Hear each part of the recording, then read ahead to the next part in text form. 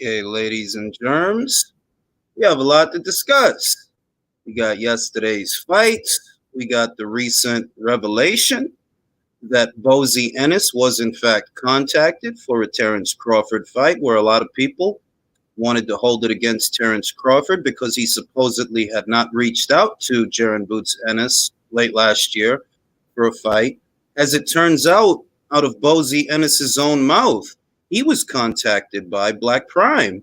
There's a bit of audio out there that's been doing the rounds on social media, damning audio because it's Bozy Ennis mostly, more than Jaron. It's really Bozy more than anybody, claiming that Terrence Crawford is trying to go around them, that he's trying to swerve them, that he doesn't want to fight them, yet out of his own mouth, the people at Black Prime contacted Jaron Boots Ennis for a fight late last year. And on the premise of fealty to the Showtime platform, which he says they're not even contracted to, they rejected the fight. That doesn't even make sense because, well, if you're not, if according to you, which I don't even know that I should believe, but if according to you, you didn't sign anything that makes you exclusive to Showtime, you're just loyal to them just because you're a loyal guy, you're essentially saying that you didn't pursue the fight you claim you want because you wanted Showtime to be involved. What difference does it make if Showtime is or isn't involved if you don't have a contract with them? Are you trying to dictate terms to Terrence Crawford? You know, there's a lot that's wrong with all of this different stuff. That there's just so much to have to unpack because there's so much that's wrong with it. Terrence Crawford himself made no effort to drag Jaron Boots Ennis's name in the mud or Bozy Ennis's name in the mud, but they have in their own way, because you keep claiming that this guy's avoiding you when, according to you, you were contacted about fighting him and you turned it down. That's what the audio says, man. I ain't paraphrasing. That's what he said. So we're gonna get right into that. I'm not even gonna wait, you know. Not even gonna wait. Because I want to get into this. And please, fellas, don't interrupt each other to tell a joke. If you hear somebody talking while they're talking, don't try to interject while they're talking. I get a lot of complaints about that. And people are asking me to minimize the number of people that are on the panel because it's too many guys trying to talk at the same time. So if y'all want to keep jumping on and saying your piece, don't interrupt each other, okay? We're going to get right into this thing. And like I said, I feel that there's a lot wrong with it because it's been the Ennis side making all the claims that, that Crawford's avoiding us, that Crawford doesn't want to fight us, when according to you, you were contacted about fighting Terrence Crawford, and you're the one that turned it down on the premise that Showtime wasn't involved, at the same time saying that you're not exclusive to Showtime. If you're not exclusive to Showtime, then what difference does it make?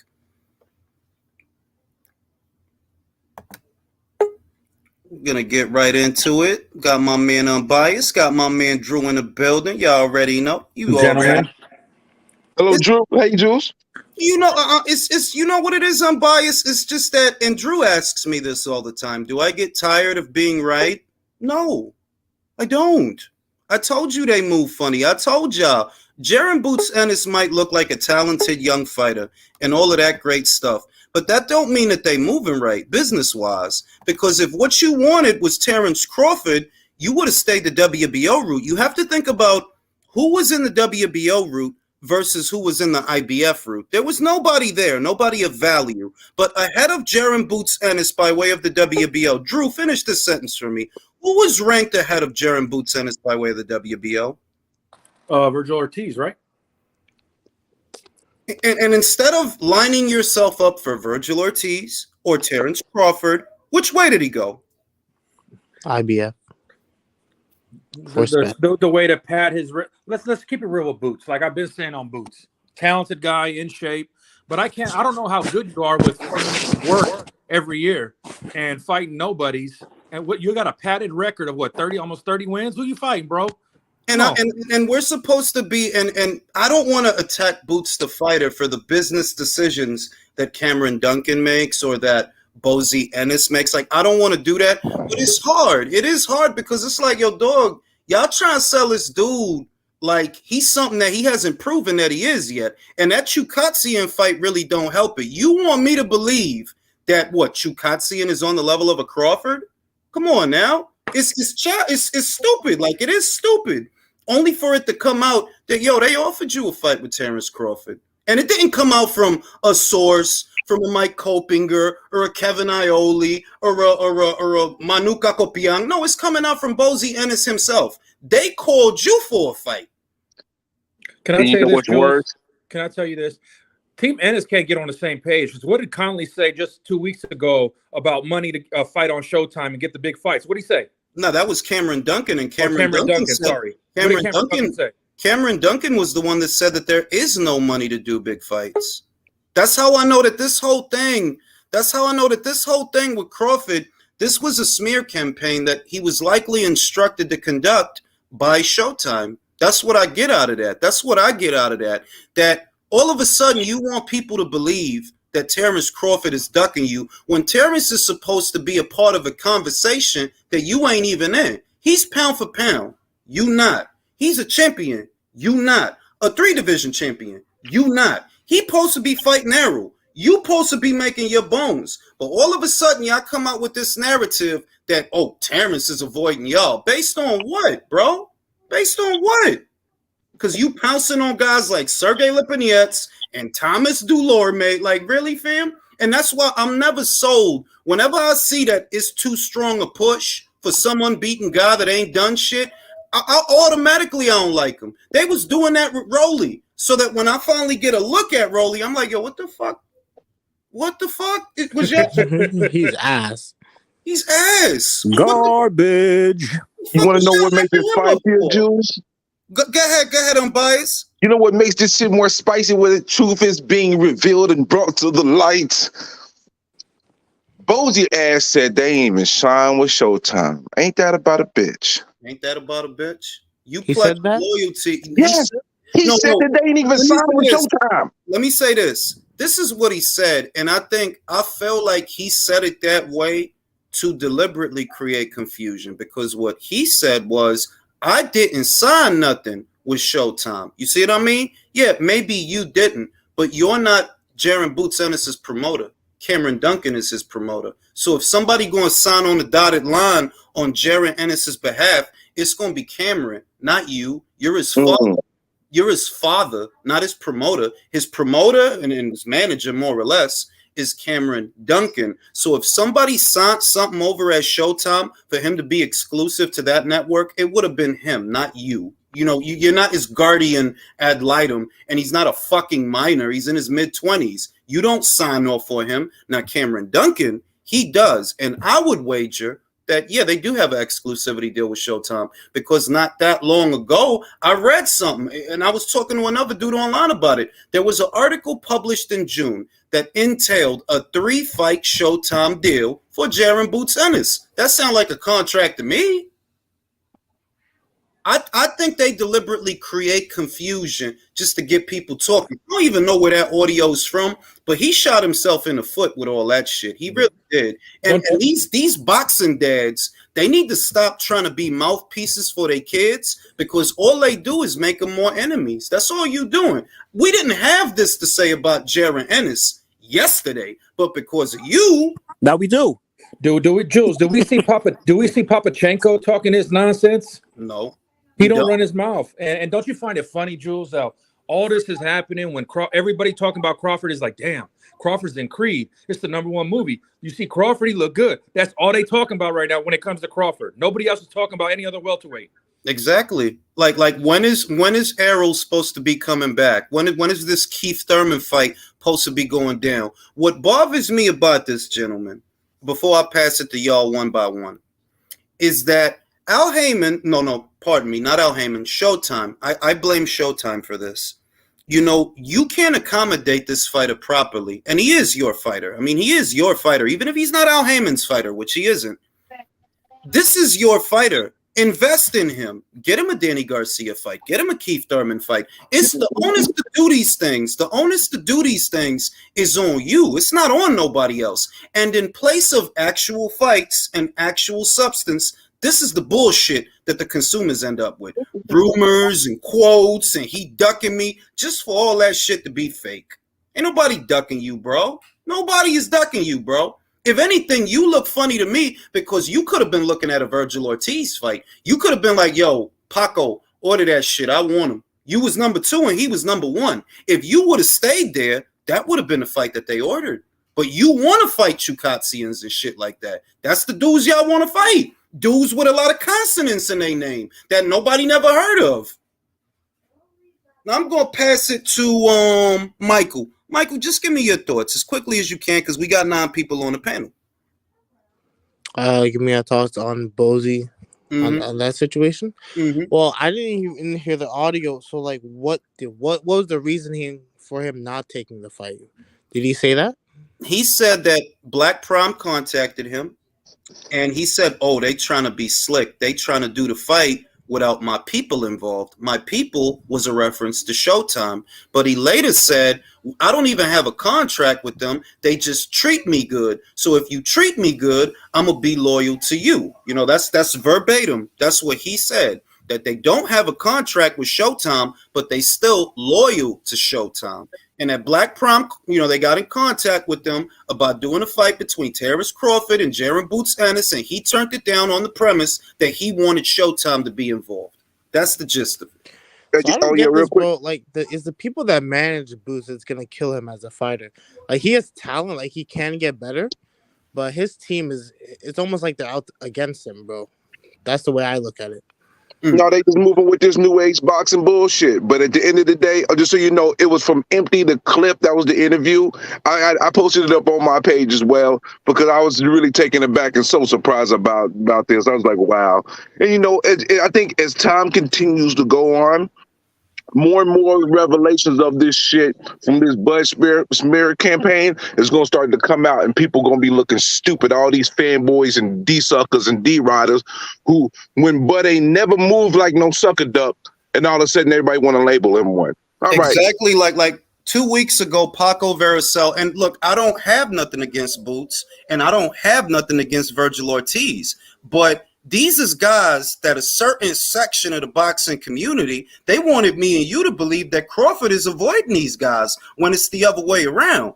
Paco Veracel came out what he said. We offered Virgil Ortiz a Crawford fight 2 times, and his side turned it down. That's facts. That's on camera. That's not me paraphrasing. That's literally what the man said. Then you look at this shit with Jaron Boots Ennis. His own father said they contacted him for a fight, and you turned it down because for some reason you need Showtime to be involved. So all these fake ass boogeymen, it's like you could only lie but so much. You could only keep the truth suppressed but for so long that not only are you running a smear campaign against Terrence Crawford, but so was the PBC. He is not avoiding none of y'all, fam.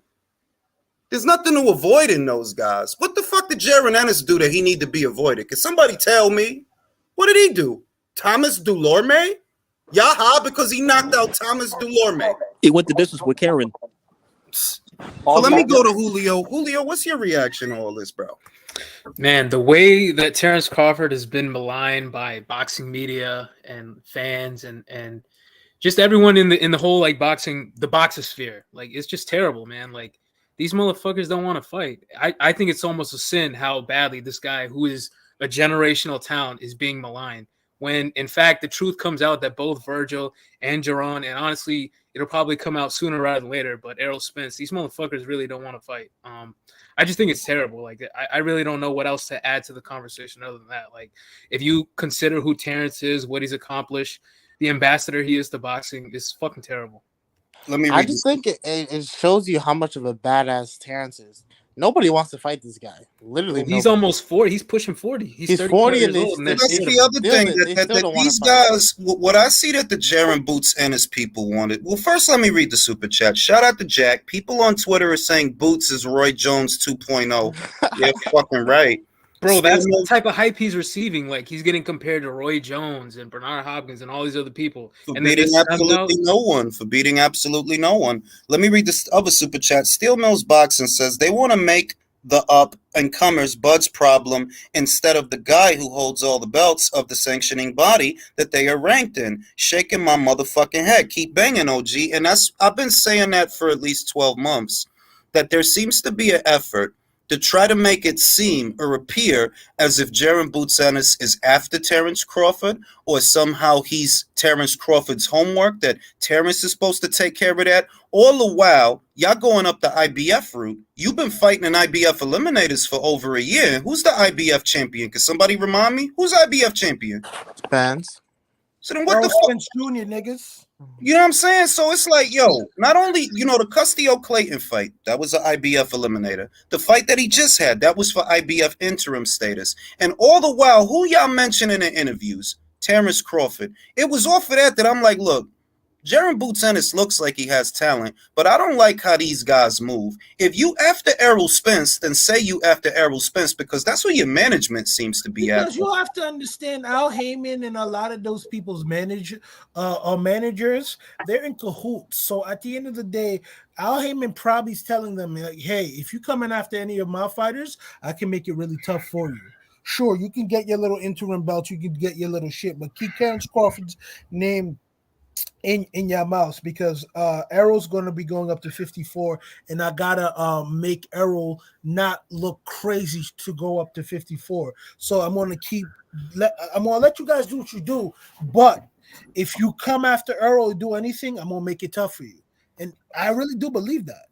I appreciate that, Boxing Gems. Boxing Gems says you didn't have to do that, but you did it, and I appreciate it. I'm going to have to go back and rewatch this one. I know it's heat. Bozy talking about pick up the phone. Real question, how would a fight be made other than Showtime calling and offering Crawford money for a fight?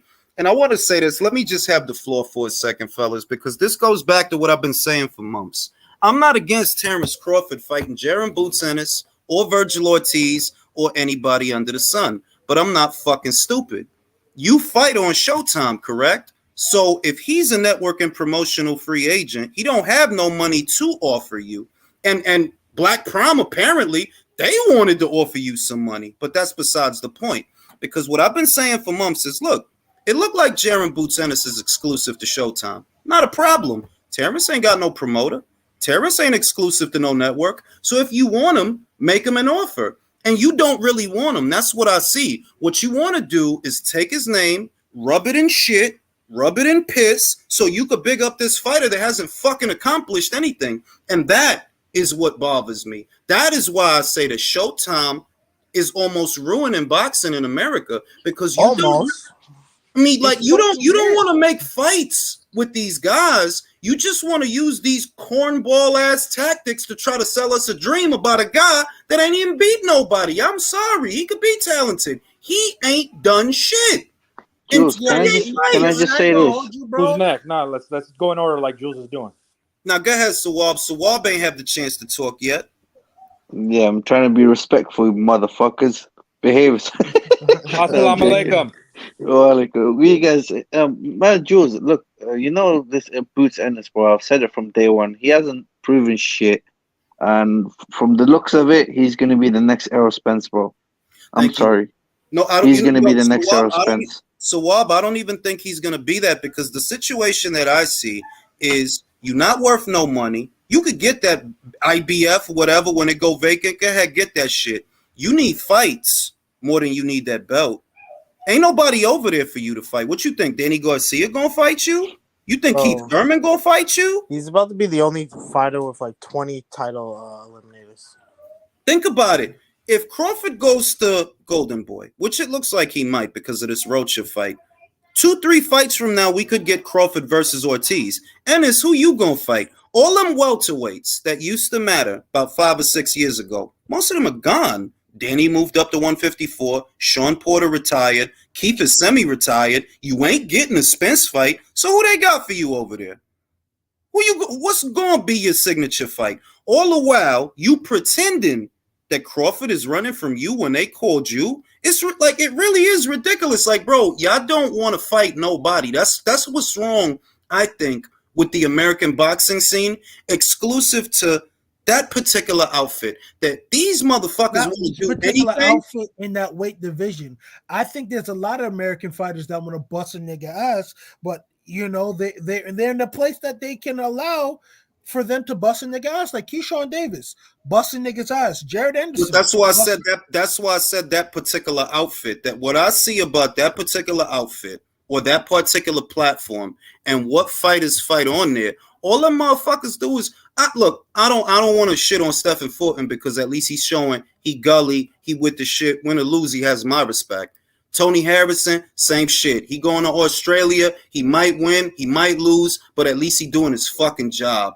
A lot of these other guys, look at Danny Garcia. I just did a video about Danny Garcia and how he's saying, oh, I don't want to fight Tony Harrison. Why the fuck not? If he win, you telling me you not going to fight him? Who the fuck do you think you are, bro? He wants $10 million fucking dollars. Him the fuck out. Tony will Bro, lay him the fuck he out. wants $10 million to do fucking what, bro? Where you gonna get that from? Who's off? Bro, when did you make $10 million? Who gonna give Danny Garcia in 2023 $10 million, bro? Who? Between one, like, bro, you could fight Charlo 10 times, you won't get $10 million.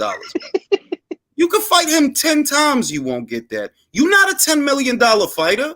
You telling me you have no time for Tony Harrison, but you have time for Jose Benavidez. You had no time for Terrence Crawford, but you got time for guys that he knocked out. And this is the clown show that boxing has become. They're like, yo, them guys over there, they want to do everything, anything and everything, but their job. Correction, Jules. It's not boxing. It's just Showtime. The PBC. It really is It's PBC. I'm not going to put that indictment on Devin. Devin is fighting Loma. That's what I always wanted. And Shakur Stevenson lining himself up for that fighter. So it ain't them. It ain't Keyshawn. It's not Jared Anderson. No, it's not Richard Torres. It's not none of them. It ain't the top-ranked fighters, and it ain't the Matchroom fighters. It's specifically the Showtime fighters. It's the Showtime fighters doing this goofy shit. Like how David Benavidez can't shut the fuck up about Canelo when all you doing is fighting guys that he beat up already. So you doing? You re-signed to Showtime so you could keep talking about Canelo? So you could fight Caleb Plant? Why didn't you just go to Matchroom? Would have been more simple. Go to Matchroom. You're closer to Canelo. Maybe you'll get him. Danny Jacobs got him. Dimitri Bivol got him. Callum Smith got him. Billy Joe Saunders got him. And where do those fighters fight? Matchroom. You just want what I see is that their method of promoting fighters is without fights. That's the easiest way I could put it, that your methodology of trying to gain a fighter's celebrity is not the conventional way based on his ability to fight and his ability to entertain. Your method of promotion is your ability to lie, your ability to brainwash people about in the pure, what is pure bullshit. Because I'm sorry, Virgil resume is head and shoulders above Boots. It is. Like, it is. You want me to be high that he knocked out Thomas Dulorme? That he beat up Sergey Lipinets? That he went 12 rounds with a guy named Karen? You know what's funny? You know what's funny? He didn't look the best against Karen, and he beat a Delorme 8 years removed from getting stretched by fucking Terrence Crawford. What the fuck is going on here, bro? Because it's getting to the point now. Us hardcore boxing fans are the only reason why these boxers are really fucking, still getting the spotlight because American boxing has become a fucking joke, bro. Let's keep it a buck. PBC fucked up 147, 150.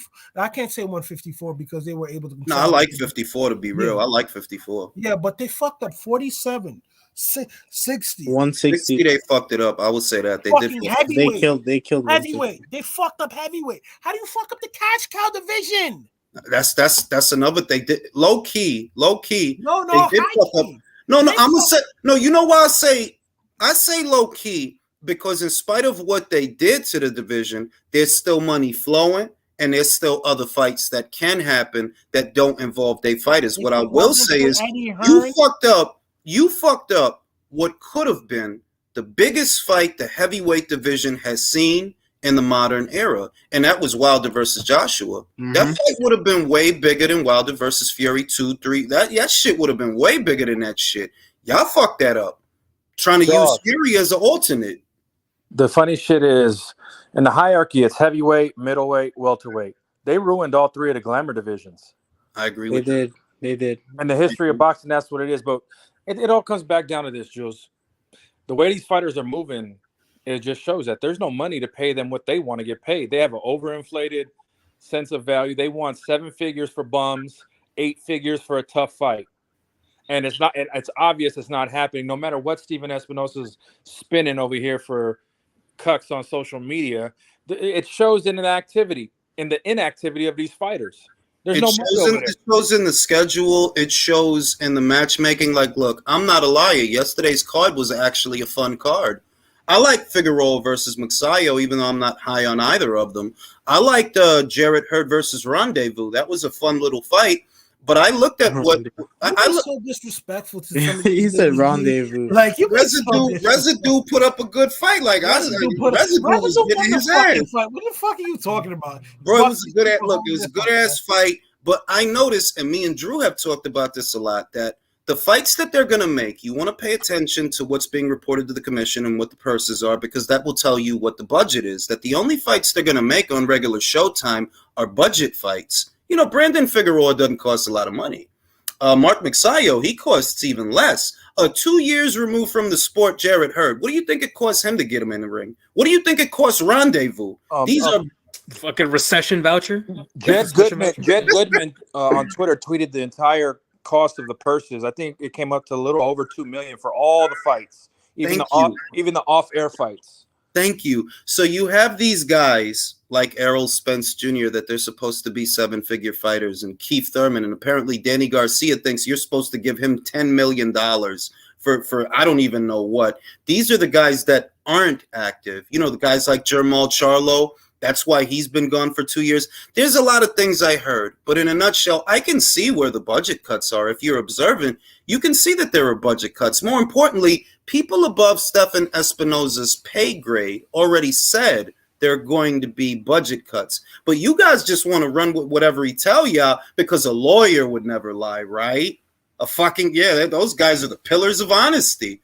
Stephen would never lie because he's going to come right out and tell you, yes, there are budget cuts, and we can't do as many shows as we were doing before, or the same kind of shows as we were doing. Any halfway decent fight, it's going to end up on pay-per-view. You expect him to tell you that. Well, you must have been born yesterday. No, he weaseled out of it. Remember, he said, well, that's up to the promoters. Exactly. The budget that comes from the network and how the money is dispersed. You expect people to believe. Well, you know what? Maybe it is that way at Showtime because you're Al Heyman's bitch. Could be that you take your marching orders from him where he's supposed to take his marching orders from you. Why? The money comes from you. It doesn't come from him. You go to a network and you have a relationship with a network. They give you a budget and you do the shows. That gives them right of first refusal to some degree to say, no, that's not going to be a pay-per-view. We're going to do that for this money or we're not going to do it. That's the way it's supposed to be. That's why when HBO was in boxing, that's why they were the preeminent force in boxing because of the right of first refusal. Because at the end of the day, the quality control back in the let's say in the 2010s was exponentially better than what the fuck we see here. Like fucking, let's keep it a buck. Gervonta Tank Davis versus Ryan Garcia, right? 2010, if they were, of that age, that is nothing. That's a boxing after dark card. That's a It regular is. fight. That's a regular fight. If we being real, it's like I don't want to be negative for the sake of being negative. Could it do well at the box office? Maybe. So long as the operational costs are low. But when you try to say, like Dan Canobio and Chris Algieri said, oh, look, the Four Kings. What Four Kings, bro? What the fuck bro, is Ryan? Still waiting on my segment. Wait. What has Ryan Garcia done in this sport that you're calling him a king? Not a fucking thing. Yo, bro, you got to understand. Boxing after dark cards had more evenly matched fights than this. You got to remember, Marco Antonio Barrera fought Kennedy fucking McKinney and not on pay-per-view. And people remember that fucking fight. Are you fucking kidding me? The four kings of old were guys like Marvin Hagler, super accomplished, Sugar Ray Leonard, Roberto Duran, Tommy Hearns. You're crowning this kid a king for what? Because he has 9 million followers on Instagram? And this goes back to the segment that I still haven't done because there's so much news that's coming out so quickly, that the pundits themselves are a part of the reason that the line between the fans and the journalists has become delineated over time. You act like a fan. You are not supposed to. You're supposed to be held to a higher standard. And at no point are you supposed to look at Ryan's track record and decide, oh, yeah, he's one of the Four Kings. King of what? Of Instagram? Not boxing. He's not the king of the lightweights, right? No, he can't. How can he be the king of the lightweights? Is he the king of the super lightweights? Julius, can I say something? Go ahead. What is this loyalty shit? Okay, I understand you're Bozy Ennis promoter. So Showtime gave you a box of juice, a tuna sandwich, and some cookies, and you're there for life. Okay, you pledge your forever loyalty to those motherfuckers. Okay, but Bozy is his father. Don't you supposed to at least consider? Let me look the offer. Let me look the money, and give the information to my son. Maybe there were offering an offer similar to the Avanesian guy. Let me cook, Leo. Nobody say nothing. Let me cook. Nobody say nothing. This is the thing. They don't want Terrence Crawford. And they know they're not getting Errol Spence Jr., right? They would have got an offer that would have been a career high purse for them because they're not worth much. I'm sorry. No, everything about you is hypothetical. You're not a draw yet. You're not. Only people that watch a lot of fucking boxing even know who you are, right? So they would have paid you what you weigh. That, look, we'll give you a career high purse, but you're going to look at that and you're going to think, no, that's not enough. That's not enough. They don't want Terrence Crawford, and they know they're not getting Errol. So what do they want? Promotion by way of name association. What you want is a vacant IBF title and to fight more guys like Chukatsian while you pretend that Crawford is avoiding you. You want to convince the fans of this because, let's be honest, Crawford's not Julio Iglesias, but he's still more well-known than you are. He is. I mean, he still is more well-known than you are. They talk about him like nobody never heard of him. He was just in fucking Creed, bro. He's just in fucking Creed, all right? I'd wager more people know about Terrence Crawford than they know about you. So you're going to attach your name to his for a fight you know you don't want, all the while you're chasing a belt, not because you think you're going to get Errol in the ring, but because you figure he's going to vacate it. And you're going to fight guys that have K's and X's and Y's and P's and Q's in their last name because that's the plan. It's not your plan to fight Errol. You never thought you were going to get Errol, but you don't really want Terrence either. You just want to drag his name in the mud to promote your son. That's the plan. And it's fucking funny, bro. So Bozy Ennis basically subconsciously dry snitched his own son by saying that he was offered a fucking fight with Terrence Crawford by Black Prime, but then he mentions he got to run it by Showtime. I don't understand. I thought Cameron Duncan was just his own boss, and you guys were your own bosses, whatever. But I thought proximity mattered. I thought you guys wanted to fight guys within your own weight class, but then you guys seem comfortable, fighting just whoever and whomever, doesn't matter the name. So I just don't understand why the fuck they have to do all this clout chasing. But to me, it's just like you're losing people. You're losing people by doing this, man. They lost me, Virtuoso. They lost me because I knew then and I know now you're the one that's going to end up fucked. Boots is the one that's going to end up fucked. Yeah, not because Virgil. And I don't understand the fans that just keep perpetuating this nonsense. It's like, so you're gonna bash Crawford for having, kind of a less than stellar run at welterweight, based on the politics that we just explained for years, right? But instead you want to give, Boost all this praise for doing practically almost nothing. Fighting these fucking, people that to me shouldn't even be in the ring with him. They're more or less like just undercard fighters. And, so it's just pointless to try to bring up Crawford's name if you have to run it by Showtime, who clearly does not want to do business with Crawford. But also, where's the loyalty from Showtime? Like, if you know he has this opportunity, why don't you just let him take it without there being any other fucking... The loyalty is fighting one time a year. I'm telling you, this is...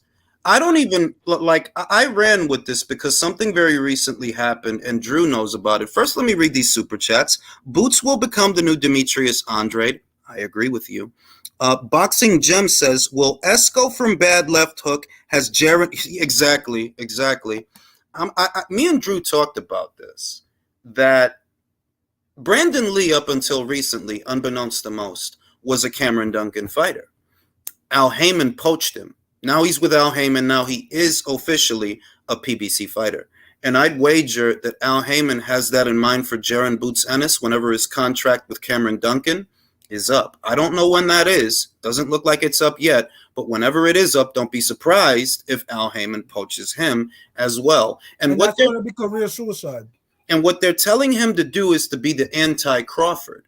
You're fighting in IBF eliminators. That is a fact. It is a well-documented fact. But you don't spend anywhere near as much time calling out Errol Spence as you do Terrence Crawford. Why is that? Because they're telling you not to. They're telling you to ease up on Spence. They want it to look like you're after Crawford when really they're lining you up for Spence's old belt, his hand-me-down belt. You know you're not going to fight him. Everybody on this panel knows that fight was never going to happen. Errol and Boots, that shit wasn't going to go down. We know that. You know that. So what is this? Play ball. We'll get you the belt. Play ball. We'll get you that belt. Call out Terrence Crawford. Drag his name in the mud. You're not going to fight him, and we aren't either. But just use him as an avenue of promotion. We'll use you as the shield to protect Errol Spence Jr. Because for months now, Spence's own fans advocated harder for Crawford versus Ennis than Crawford versus Spence. This is how short-sighted and just not smart that team is. Boots is going to be on that side doing twiddling his thumbs while Crawford goes and beats Rocha, and then he takes care of Ortiz before Boots does. And if he retires, then what? Then what? But then also, that's what it showed. Jules, how long ago was that? Like I said, how long ago was that picture at Golden Boy with Crawford? That was in January. All of a sudden, huh? All of a sudden, when he's under orders, and that's what Bob. Literally a day after the WBO order. Yeah. That's what bothers me about it. They're like, y'all really trying to drag this dude name in the mud, turn the fans against him, make him seem like a coward. When I'm going to be real with y'all, there's some cowards in here. It's y'all more than him. By the way, could I pose literally a question? days, just a couple. Hold on, just a couple days after WBO ordered that fight, Bozy Ennis is running his mouth on the internet.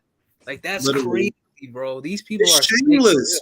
But I'm gonna tell you why it's shameless. I'm gonna tell you why they're comfortable enough to be that shameless. It's because the audience they cater to is that shameless. That's you dick riding fans. Fred Hawthorne, and I advise yo go watch the last video he did. He could say it. I can't say it without saying it. Bro. Here's why. Because at the end of the day, PBC didn't accommodate him. Once he didn't get those accommodations, once they weren't greasing his palms, he started telling the truth when he should have started telling the truth, irrespective if they were greasing his palms or not.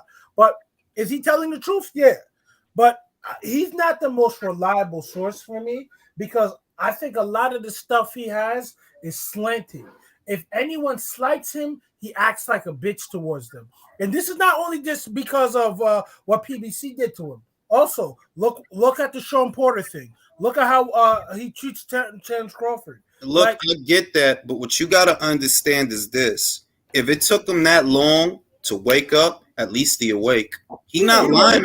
He's not lying. What I'm going to say about him, hold on, fam.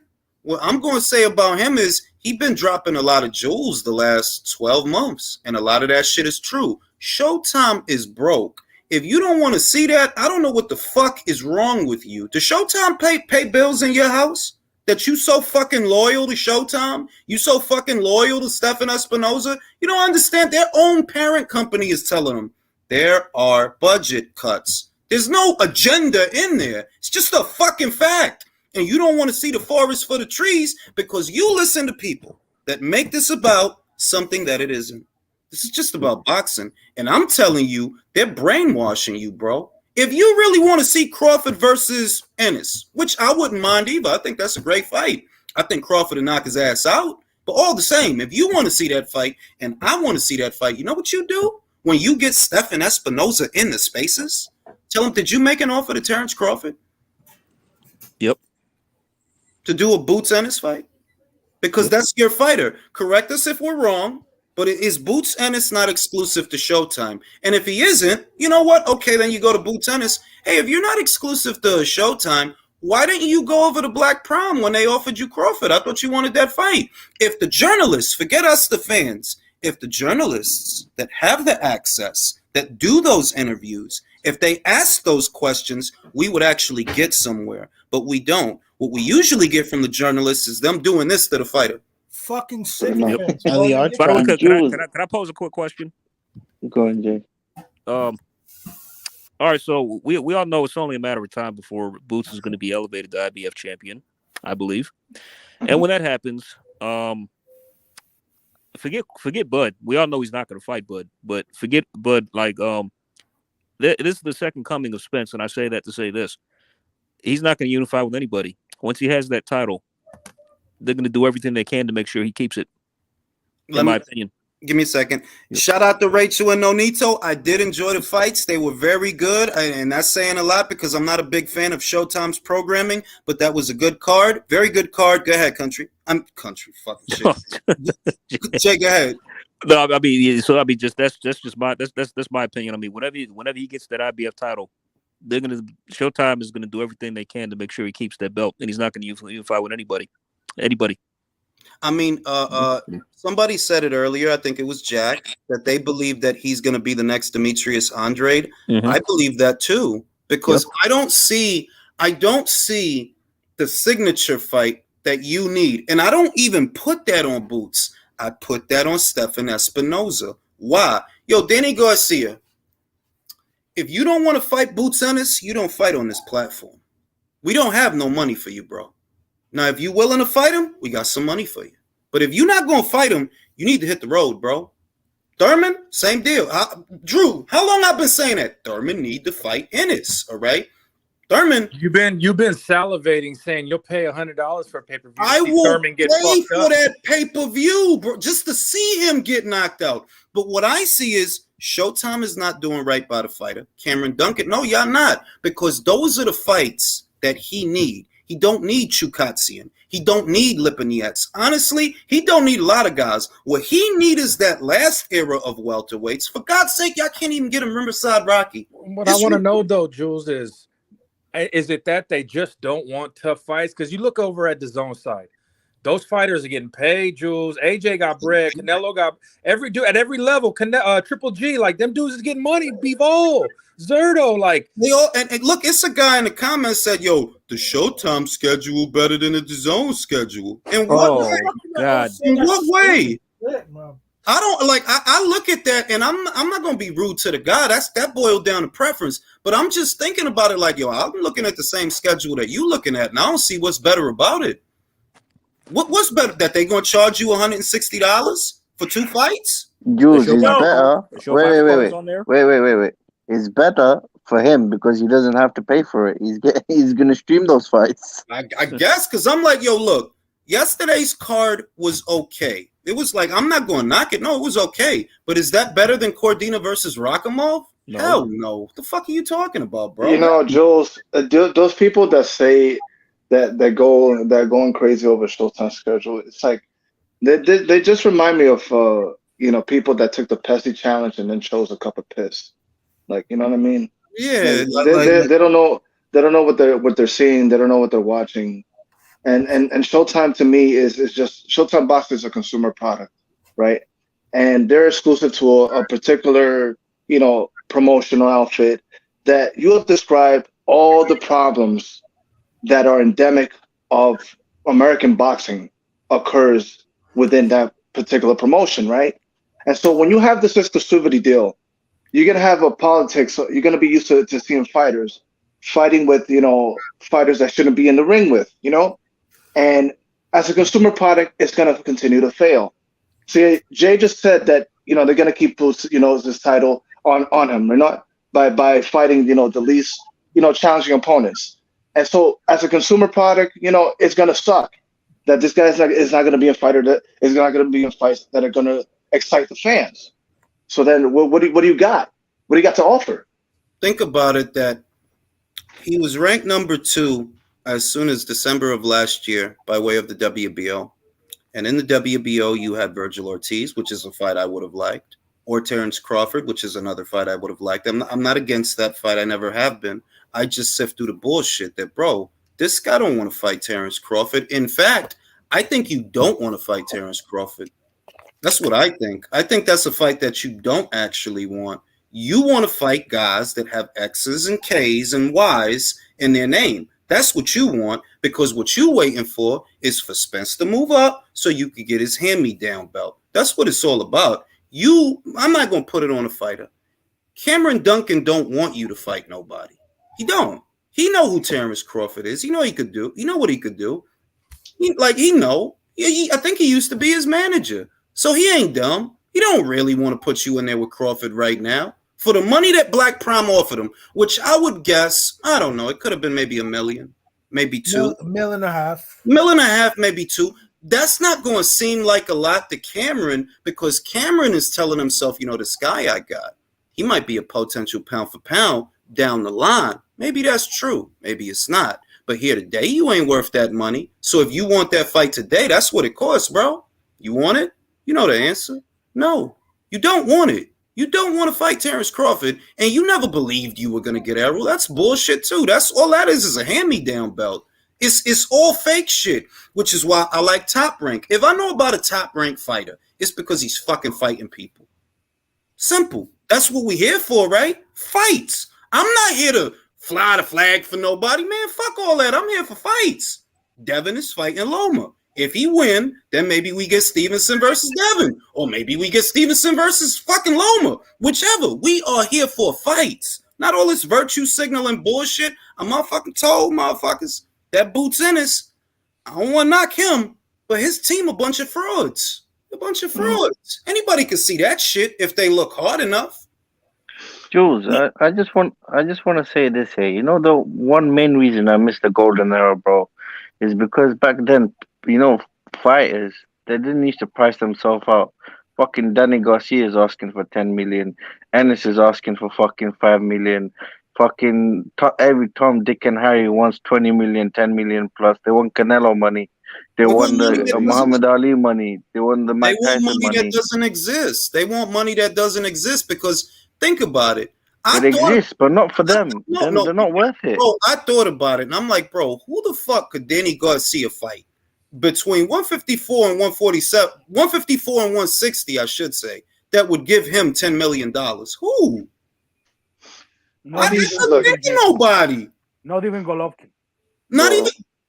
And that's the biggest name at that weight. And I'm like, if he fought Golovkin, would they give him $10 million? No. So who the fuck? Like, bro, if that's the situation, just retire. Stop wasting everybody's time, bro. The shit that made me mad is he turned his nose up at Tony Harrison, who was doing some shit that he would never do. You would never go to Australia for Tim Tszyu, and Tim Tszyu will fuck you up too. Who turned his nose up? Motherfucking Danny Garcia at Tony Harrison. What I'm gonna fight him for? That don't do nothing for me, bro. Who do you think you are? Bro, you know you've what's been skipping Well, your like you can't knockouts make this for shit a up. You really long. can't. I mean, He's been you know what it skipping is, the Julius? ass beating for a long time.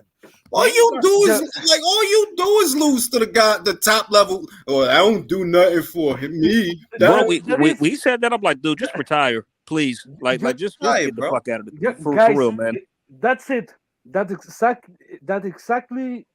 Dude, this guy is acting like he didn't lose those fights. He's For- acting like he didn't lose to Sean Porter. He didn't lose to Keith Thurman. He didn't lose to Errol Spence. He acted like a guy that is undefeated and he won all those fights. Exactly. Exactly. In I his mean, mind, he's like, because he said something in the article. He's like, oh, I made those guys pop. You made those guys popular, bro. Really? Like, bro, who do you think you are, Manny Pacquiao or some shit? Let me read this it's super not. chat. Let me read the super chat. I'm Dwayne says, I've been a boxing fan since I was a kid in the 80s, but I almost don't like the sport anymore due to the ducking and the fake call-outs. Yo, I'm telling you, it really, I do think it turns people away from boxing. Shout out to my man Bass, my Capricorn brother. I made money today, so did you. Big up the panel. Ow! I dig that. I appreciate it, Bass. You ain't had to do that, but you did it. And I'm going to drink this money. That's going straight to the Corona Fund. But, yeah, yo, it's some sucker shit. Because by all rights, the way it's supposed to go, when you have an unbeaten up-and-comer like a Jaron Boots Ennis, you're supposed to match him against the previous crop of welterweights. That's how that go. So you could gauge where he is against the former champions. And what I see is, everybody decided to haul tail, including Errol Spence Jr., including him. Because we all know Errol ain't going to fight that dude, but you are the IBF champion, aren't you? If you're not going, in other words, if you a Spence fan, right? All right, fine, whatever. It's Crawford's fault, blah, blah, blah. It's Crawford's fault. Why are you not demanding Spence versus Ennis then? Because you don't want him to fight anybody, bro. No, Julius. Terence Crawford has to fight Ennis. He has to earn the right to challenge Errol Spence by fighting Boots Ennis, Vergil Ortiz, Godzilla, Goku, they did it, and everyone else. Yeah. Why it has to fight is mandatory? What's your thoughts? He got to fight. Errol's mandatory. Like the shit is crazy. And I'm just thinking about it. I don't think and I've said this before, that I don't think those guys are boxing fans because, okay, even if you feel that everything that happened last year, all of that is Terence Crawford's fault, right? Just say that. Go with it. Fine. And now the fight is not happening. Why you not asking for Spence versus Ennis then? That's a good fight, ain't it? Don't you want to see that? No, because you scared Errol going to get his ass whooped. Because they're fan of man, bro. They're not fan of boxing. I just don't understand all the posturing, though. They want Errol to stay safe. They want him to stay safe. That's what I see. They don't want him to fight nobody. They don't understand that this division, right? It's just a fucking waiting room. It's just a welter waiting room. They're all waiting for their chance to move up in fucking on the ranking system so they can get their fucking belt without fighting anybody. Well, and that's how it is. Stay in your own lane. But now when people say, the government should take over American boxing, people are going to say, the government shouldn't be involved. Yo, bro, it's getting to the point, either you're going to have gangsters or government, because how y'all running boxing now, it's like, it's so fucked. It's like, it's a cartel. Bro, the way things are today, government and gangsters are damn near the same thing. Yeah. Look, for as much as we talk about all the potential great fights we're going to have at super lightweight, the dark truth about it is that it's unified, it's undisputed champion basically has to take those fucking belts off because of an injury, right? Whereas the unified champion in a weight class above gets to hold on to it without facing a fucking mandatory. And that's what I'm saying, that these guys, see, in other words, what I'm getting at is where you have fans of the sport, like, for example, I figured Crawford and Spence ain't going to fight, right? So can I get Crawford versus Ortiz instead? That's what a boxing fan would say. They're like, okay, well, look, that shit ain't happening. Can we move on? Let's move on. These guys don't want Errol to fight nobody. It was tremendously pointless of Boots to call out Crawford because he was not on the path to get to him anyway. It was so stupid. And then with Errol, man, I mean, he should have been fought Crawford a long time ago irregardless of whoever wants to blame who. Those two should have been fought. You know, what they like is the drum that the shit create, because they whole shit is arguing with motherfuckers. They rather argue about a fight than fucking watch one, because it's fucking bizarre. Like, okay, fine, whatever. Spence and Crawford ain't happening. You don't want to see Spence versus Ennis? Why not? That's his mandatory, ain't it? I do. Yeah, I'm saying, like, you don't want to see that. Why not? It's logical. It's the next best fight to make.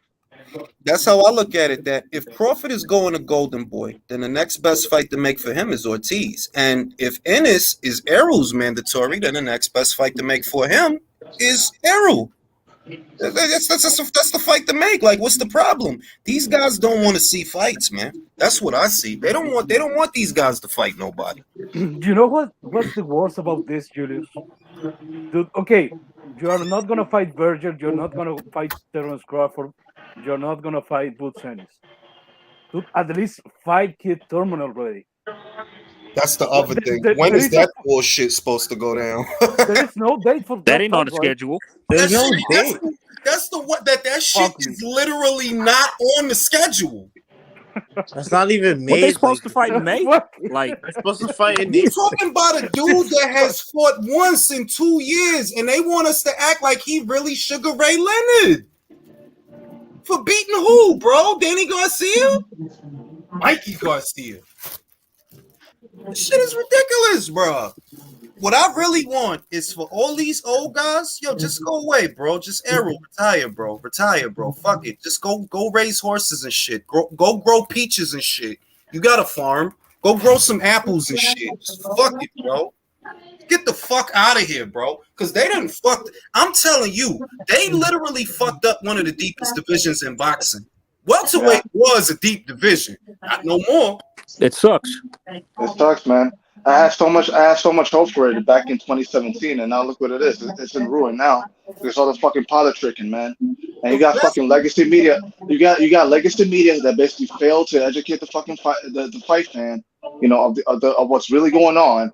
Instead, they want to be fucking casuals, like fucking like Dan Casanobio and fucking Chris Alchenny here, fucking talking about the Four Kings and shit. The fuck out of here. Like think about it like this. The best fight that we have on schedule, and this isn't a knock on the fight because it's the only fight at welterweight that I'm excited about. Virgil Ortiz and Eman Stanionis. That's a great fight. But who's giving us that? Not the guy who has the inside track on welterweight. You telling me that Golden Boy Promotions can make an exciting welterweight contest before Al Heyman?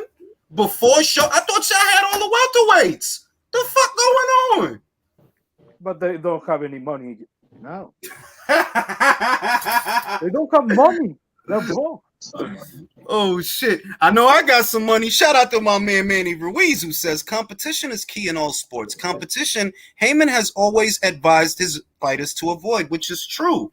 The selling point of any organized sport, irrespective of what happens behind the curtain, to the consumer, the appeal is competition. And what Al Heyman want to do is get money without competition. That's the strategy. Like, you don't worry, you ain't got to fight him. You ain't got to do that. You ain't all right, bro. Then I don't know what the fuck you trying to sell these people, bro. Being real with you, I don't know. Jared Hurd shouldn't have got his ass whooped yesterday. He shouldn't. He shouldn't. Wait, hold on, real quick. I got a question. Before that fight, how long has it been since you've been in the ring? Bro, 2 years. Ain't it been like 21 months? 21 months. My God. Yep. And he was coming No off wonder. of law school. Yep. You think? Yeah, I'm saying that's the shit. That's the reason that fighters get beat, though. Like hockey. The PBC ruins these fighters' careers based on inactivity. Yeah, literally. Yo, we got a TV on in the background. Paul ain't about to get his ass whooped. Now I'm wondering, is he about to get his ass whooped? Because the night of the fight, it will have been 2 years since he fought. But Julius, do you remember what happened to Peter Quinn, right?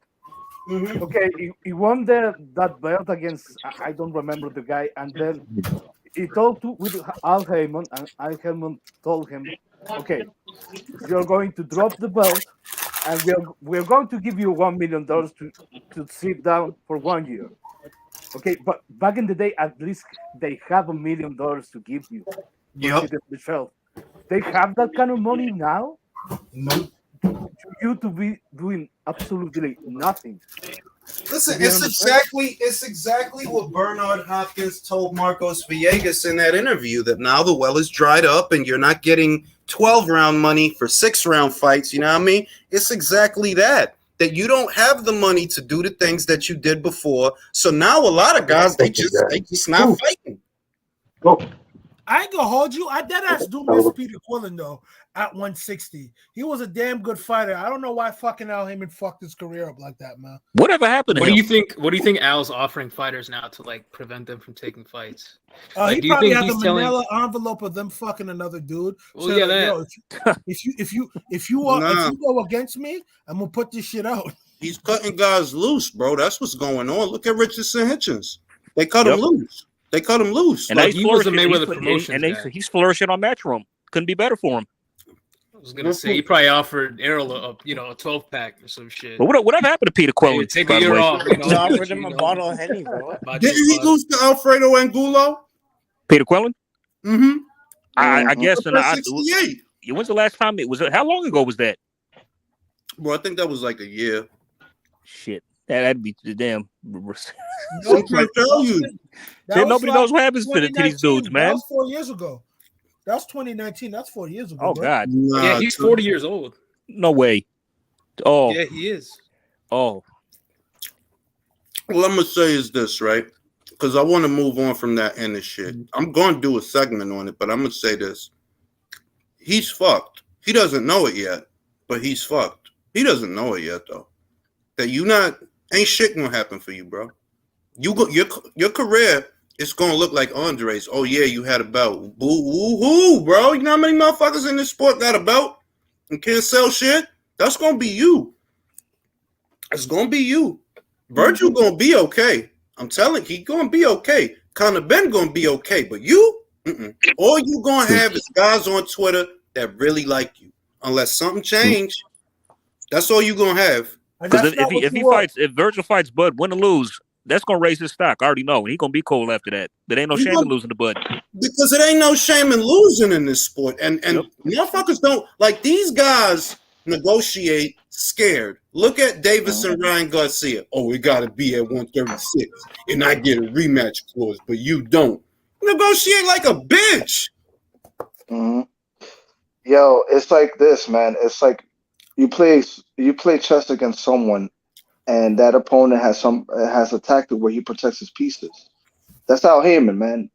And like his fighters over on his side, all they're doing is just collecting dust.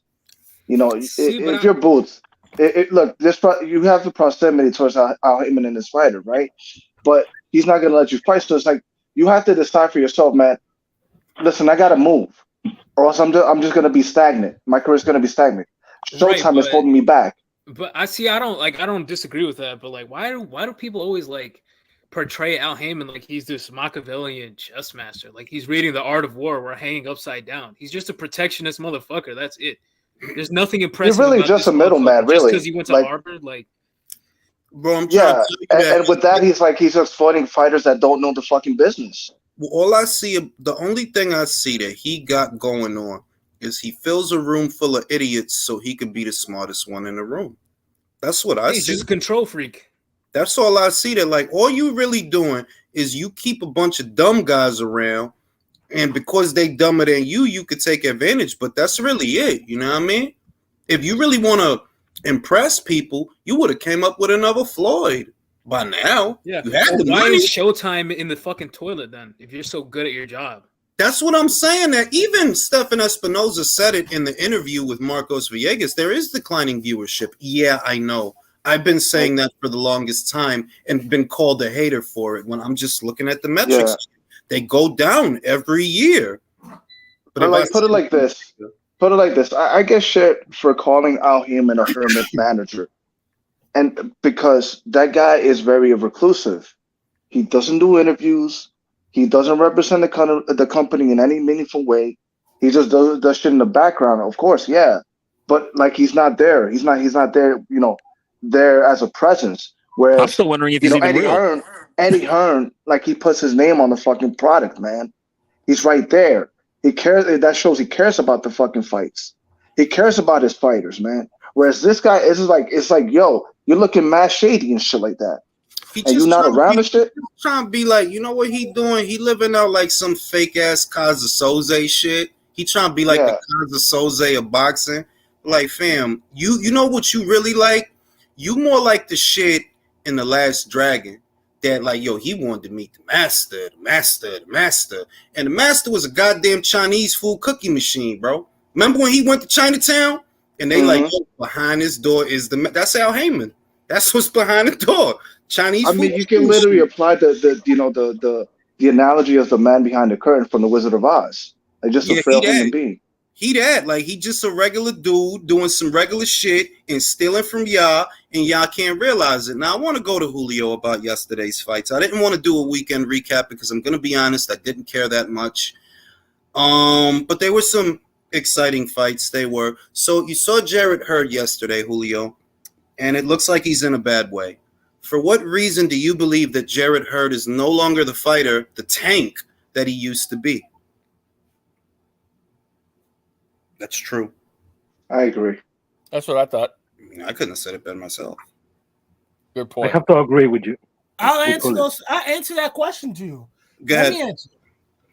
Jarrett Hurd, the first time I saw him was a slick boxer, and he could put punches together. He was defensively responsible, but you know he couldn't make 54 anymore. And the time I saw him change his style from the Frank Galarza fight to Tony Harrison was actually when he won the title was the Tony Harrison fight. Coupled with the fact that Tony Harrison was a better boxer than him, he knew that, hey, I can just use my size and walk these niggas down because I can't make this weight anymore. Mm-hmm. But now the years of weight draining himself to beat up all them little dudes at 154 has come home to roost. Sometimes you can get away with that, bro. Sometimes you can get away with being the bigger fighter than going up in weight and everything and things being fun. But then there's other times like Jarrett Hurd, you couldn't get away with that. Now he's fighting guys his size and getting punched on, dog.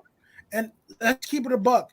Ever since he lost his skills, because I want you to watch that fight against Jarrett Hurd versus Frank Galarza. Watch that fight earlier on in his career. He was a slick boxer. He did not get touched like this. He can't make weight anymore. And mind you, when you blow up to like 170, 197, when you're supposed to fight at 54, 56, you're really supposed to be fighting at light heavyweight. He's probably cutting. He's probably can't even make 60 properly. That's how badly he was dehydrating himself and depleting himself. Did you see him at 54? He was bigger than most fucking 168s, bro. So the chickens have come home to roost. And this is what people got to understand. Like, hey, Carlos Adames got away with it because he has power. And he was able to translate that power to 160. Because, mind you, at 54, do you really think he was going to lose to Patrick Teixeira before he got knocked down all those times? No. That's what happens when you weight bully, bro. Stop weight bullying, and you're going to see this shit. Let me go to Ignacio. Ignacio, did you catch Hurd versus Rendezvous yesterday? And what did you think about it? Because it seems like Jarrett, he's just not the guy that he used to be. And why do you think that is? It's true. I never thought another great take. What a great take. You know, I shattering analysis. Listen, I never thought about it that way until I just heard it. Now, one of the fights that was good. One of the fights that was good yesterday that a lot of you guys didn't watch was Figueroa versus Estella. That was a good fight. Country, we're on Hurd. Country, we're on Hurd right now. Oh, okay. You know what? Y'all know that was the first time Hurd got stopped, right? Hurd's lip was hanging real bad, though, man. That was a good stoppage because his lip was messed up, and I mean, but he was getting pieced up. I mean, it was like in the beginning he was doing good, but it was like all of a sudden he lost his confidence. Dude was hanging in there, and he started piecing him up, man. And at the end, man, it was like, yeah, it was a wrap. Julio, why do you think Hurd looks the way that he looks these days? What's wrong with him? Why is he no longer the guy that barreled forward against Erislandy Lara? Why is he not the train that he used to be, in your opinion? Well, it's not my opinion. It's just a fact that he no longer has as much of a physical advantage over these guys anymore. Like all those big wins he had at 154, like a lot of them, he was down on the scorecards, and his power bailed him out because he was literally bigger than everyone else. And I always thought he was a very limited boxer, skill wise. Yeah, these big dudes, he's just not gonna be able to wear him down like he used to. So yeah, I never bought the hype with him. I always knew what time it was with that guy. I remember like all those years ago, people were trying to push him as like the next like middleweight sensation, like the Hagler of this era. And I'm like, man, this dude's skill wise is a chump. No disrespect. He's gonna get put over Rice by someone eventually. And Woo! Exactly what happened. I'm stealing. Julius. Okay, let me go to Jay. Jay, different kind of question. I'm not sure we're working. We know what Hurd used to be. You know, he did used to be a unified champion, right? Uh-huh. And it seems like he's just no longer that guy. Has that affected your opinion of who Jarrett was based on who he is? That it's like, your dog, the only advantage you had, which Julio mentioned, is that you were very big for a junior middleweight. Does that mean that he was never that much of a boxer? No. I mean, it's like Julio says. I was thinking the same thing. I've always had a polarized perception on Jarrett. His advantage was his size. I mean, because technically speaking, Erislandy Lara and Tony Harrison are much better boxers than him and much better fighters, but he was still able to beat them due to his size. That's it. That's the only advantage he had. I mean, it was always limited. Just he's a very crude pressure fighter, easy to outbox. It's just that like his overall size and durability is what served him well, but now that's not the case anymore because now he's moved up to middleweight and he's taking on guys who are of equal size to him or probably even bigger. So honestly, I don't see things going well for him. I think he should probably think about calling it a career, if I'm being honest. Let me go to Leo. Leo, did you catch Hurd versus Rendezvous? And just what did you think about it? You know, looking at Hurd in the state that he's in now. And look, I want to make this clear. We're not trying to kick a guy when he's down. I don't think any of us are doing that. But I'm just trying to wrap my mind around how you go from the guy who did that to Lara to, what he is today. Leo, what was your take on that fight? I think Jarrett Hurd, I don't think he's necessarily a bad boxer, but you're not going to save Charles fighting in that kind of schedule. You're not. And if there's something to say about his physical condition that maybe has been draining himself or so, yeah, maybe that's it. But when I saw Jarrett Hurd fight, even in the beginning of his career, I agree with Chris. It did look better. It did look more technical, and then he started to lean more to being a pressure fighter. And I always thought that he could go back and rely more on his boxing, but relying on your boxing is going to come across with how active you are, with your level of activity, how sharp you are. You are not going to be able to be technical, even if you never were so good, that good of a boxer. But you are never going to be at least at that level if you are fighting every 2 years. There's not possible, and you don't have your physical advantage anymore because you are closer to middleweight yet now. But wouldn't you say that the change that we saw in Jarrett started at 154 with the loss to Julian Williams, that, he was expected to win that fight? It was at 154 pounds. He was a unified champion at the time. And then all of a sudden, everything that he was evaporated. In other words, I see that he's been out for close to 2 years, and I get that. But the change that we see in Jarrett Hurd started well over 2 years ago when he was a more active fighter. Can I? Okay, but what you're saying is okay. I agree with you, but even for a prime guy that's draining himself, that kind of style is gonna hold you up for so long. And Julius Jackson, I never took him as a pound for pound fighter, but I know he can box and I know he can punch. The fact that got beat so bad against German Charlo never changed that mind. Never took him as a bad boxer. So when I saw that fight on paper against J-Rock, I thought, okay, this is gonna be a tough fight because he's no slouch, and he got found out in that fight. That's not that bad. Can I contribute something real quick? Go ahead. Okay. Go ahead. Well, I was gonna say when it comes to Julian Williams, like if you remember, Jared Hurd's style was always to walk guys down to fight him on the inside because he was so much bigger than them. J-Rock is literally an inside specialist. He's from that Philly school, so he was always better than them. So that fight to me was the fight that showed me, like, yeah, when your physical advantages don't make up for your technical flaws, you're gonna get fucked up. Yeah, and that's what happened. Yeah. Like, No, it was just a bad style matchup for him. Like Julian Williams, if he has anything, he's gonna fight on the inside. Julio, are you saying that one, because Julio's take does sound a little different? I hear stuff about the layoff. I hear stuff about cutting down in weight. Whereas what Julio is saying is, listen, this guy was never really that good. Am I right to assume that? That's a fact. All right, Chris, do you agree with that? Do you agree that Jared was just never that good? I can't believe that because I put in the private chat the highlight between Frank Galarza versus Jared Hurd. And hey, I understand at a certain level.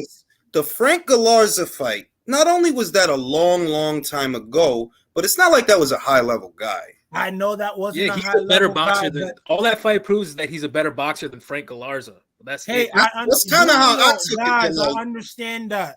You didn't let me finish, guys. I understand he wasn't a high-level guy at that time, but how he deconstructed him was not how he deconstructed everybody else. I put in the private chat how he fought him. That's a mark of a guy. If you watch that fight, that's a mark of a guy who can make 54. He's actually boxing. He's on his toes. He's doing what he needs to do. He's actually implementing skill. Irrespective of what level it is, he's implementing skill. But isn't it one of those things where what you're showing us has more to do with who you're fighting than you? Man, I can't say that because ultimately he could have done the same thing. He was bigger than Frank Galarza. He could have walked him down. He could have been on some real, let's walk this guy down and shit. No, he didn't. Because let's also look at it at that time. Frank Galarza was parking people. He was knocking people the fuck out. John Thompson, right? You remember John Thompson who fought? I gotta level with you. This is how I've always interpreted Jared Hurd. Let me give you my take. Okay. My take of Jared was when he would choose, being so much taller and so much longer than his opponents, the fact that he wasn't boxing them always alarmed me. Like, you have a height advantage, you have a reach advantage, and you're not showing them the jab to keep them out. You're jabbing your way in. Why? Because if you try to hold that range, you get hit. We saw that in the Harrison fight. So when you get close to these guys, you're trying to smother. That's what I see. He's trying to smother. He gets close to the guy so the guy can't hit him, and he could piece him up on the inside. But he is in essence selling out. Like you said, it's kind of like Brandon Figueroa, that you tall for the weight and you're long for the weight, but you don't want to box. You sell out. You get mid-range to inside, and you let him go because you really not that good a boxer. That's what I think of Jared. That's all Brandon did yesterday. Really. That's what I told Jules. That like Brandon, it's fitting that he fought on Brandon Figueroa's undercard because Brandon Figueroa, in my opinion, is going to end up the same way. Same thing like his older brother Omar. What happened to Omar against Dennis Ugas? I said, like, yo, bro, how the fuck you making 35 like that? And you know he was weight bullying. He didn't even go up to 140. He went straight up to 147. And what I see, what I've always, and it's not like I didn't like Jared Hurd. I did like Jared Hurd, and I thought that, you know what? He's not the most tactical or technical boxer, but as a pressure fighter, he's actually very formidable. So even though he looks a bit limited, you got to give it to him that Lara fight, he beat the fuck out of Lara. He did beat the fuck out of Lara, and Lara is a better technical boxer than Jared Hurd. I don't think he beat the fuck out of Lara because at the end of the day, it says. Bro, Lara don't like pressure. Lara don't like pressure, and that's what and at that time, at least by then, going into that fight, you knew exactly who Jared Hurd was. He was a pressure fighter. Like, he's going to lean on you and be close to you and stay on you and uppercut you and body shot you. By that time, he had assumed that identity as a fighter. So all I'm saying is maybe you thought that he was really skilled because of the Galarza fight, but I see that you couldn't stay in character as the boxer. At a certain point after he lost that style. I mean, he doesn't have it no more. Because no, he tried it. He did try it yesterday, but whoever that rendezvous person, bro, he fought. Yeah. He fought like this dude ran over his cat. Well, like they were saying that Rendies was actually accustomed to fighting guys at 175. That makes a lot of sense. And that that's why he was doing so well and able to take his shots and all that. It's because he was fighting bigger guys. So that made sense to me too. I was like, okay, yeah, because I mean he was hanging in there with Hurd real good, and then he started piecing him up and. Every time Jared hit that dude, he's like, "Oh, that all you got?" They just kept going. It really didn't bother him. And look, I wish Chaim was here because I know he would have fun with this. Did you see the way his head snapped back in that uppercut? I mean, damn. Oh, yeah, Jared Hurd is the quintessential example of a weight bully. I hate to say that's kind of what I was getting at. That there's two things going on here. One, this is a naturally bigger guy than the guys that you were normally fighting at 154. That's one. Two, this guy's used to dealing with 175 pounders, so you don't even mean a lot to him. Tack on the time away from the sport, which I do think it is a factor. If you're out of the sport for 21 months, yeah, that's bad. That's not good. But it's the other stuff that I'm looking at, that as soon as you had to, I guess, fight bigger guys, somewhat bigger guys, you can't even size. You can't be the same person that you were. So that kind of lends itself to what Chaim is always talking about, that if the only thing that makes you formidable is your size, kind of makes you, I'm not going to say it, but that's what he had going for him, that he was so much bigger than all the other junior middleweights. Julius. Sir Califas. Go ahead, Ignacio. I was just going to say, remember when people were saying that the matchup to watch was going to be him against Jaime Munguia at 154 back then? I was one of those people. I'm not going to lie to you. It's just because I thought it would be a great fight. Pressure fighter versus pressure fighter, bro. That's somebody going to the hospital. And you want to see that? You sick fuck? Listen, bro. At that time, I'm like, I don't want to turn it into. See, this is what I don't agree with. I'm not going to say that Jared Hurd wasn't ever any good. There was a time when I think he was really good, and that would have been a really good fight. Jaime was younger then. I remember the Takeshi Inui fight. That Takeshi had him looking crazy. The Dennis Hogan fight. A lot of people felt he lost to Dennis Hogan. He was dead at that weight, bro. He was dead at that weight. But that was at that time. Yeah, him versus Hurd would have been a great fight. Who knows who would have won that shit? Hurd would have stopped him. I I don't know, because then you look at the Williams fight and you like, bruh, that shit was sudden. Like, you just suddenly ain't shit. And it ain't because of how great Julian Williams is, because he lost right after that to the banana. So I don't know, man. Ignacio, what did you think about that fight? I agree with what a lot of the guys were saying. The biggest indictment on Jared Hurd was his inactivity.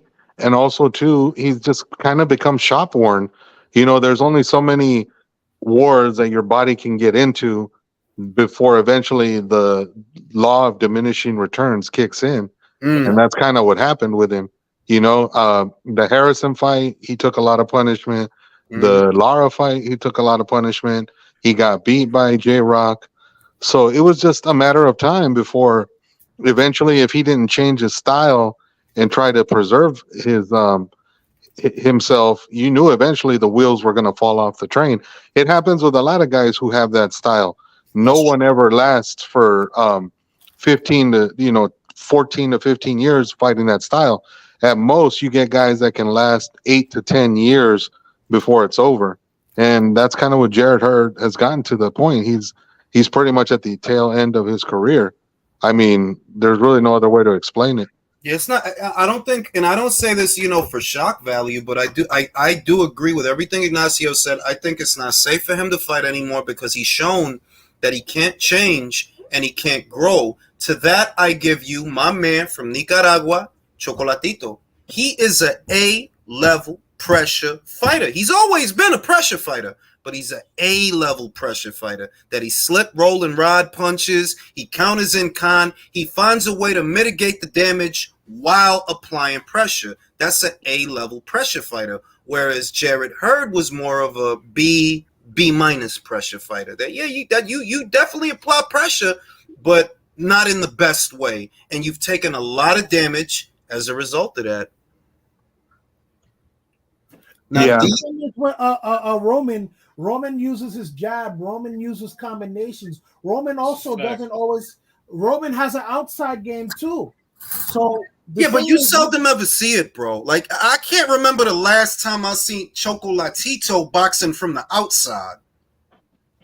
When's the last time he did it in the lower weights? When he was in the lower than he is now, he did a little bit, but he evolved. That's something that Jarrett Hurd can't do because he's one-dimensional.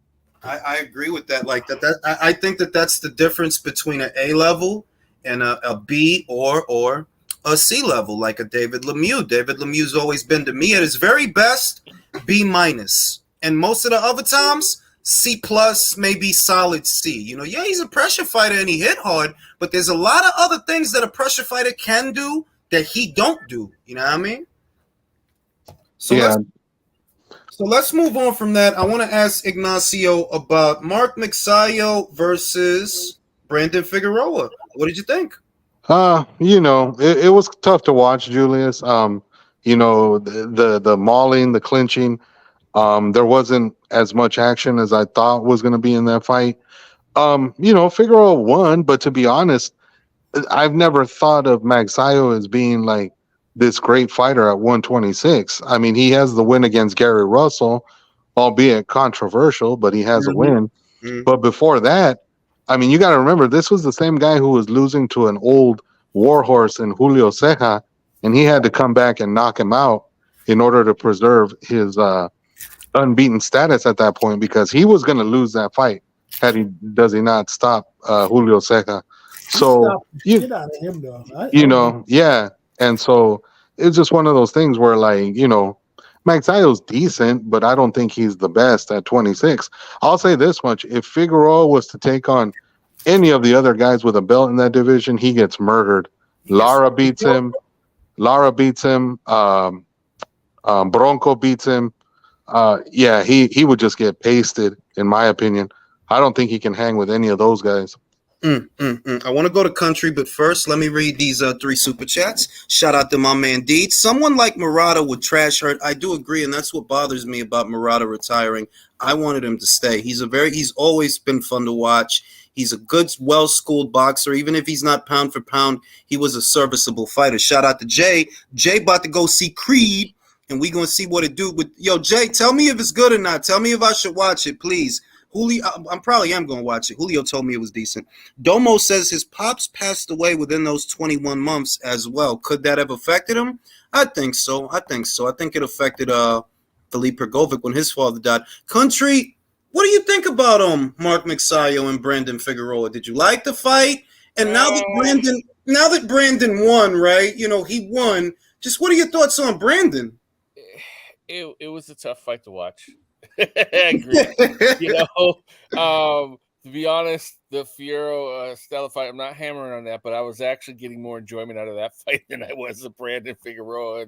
It was a hard fight to watch. You're not lying. It was. The clinching and everything, and then to top it off, the scorecards and the scores. Oh my God! I mean, yeah, Brandon won, but damn, it was way closer than that, man. I mean, they just. Home cooking was going on there, and I was like, "Oh, you got this is no, you know." But yeah, I had a feeling B-Fig was going to win, you know, but it wasn't pretty. It wasn't. I thought it was going to be more powerful. I thought there might have been a knockout, and there wasn't, and there was too much clinching. I didn't like the way Magsayo kept bending down with his head, you know, and then he kept walking into him like it just. Like smothering him, and it was like, dude, back up a little bit for Christ's sake, you know what I mean? It was not a pretty fight.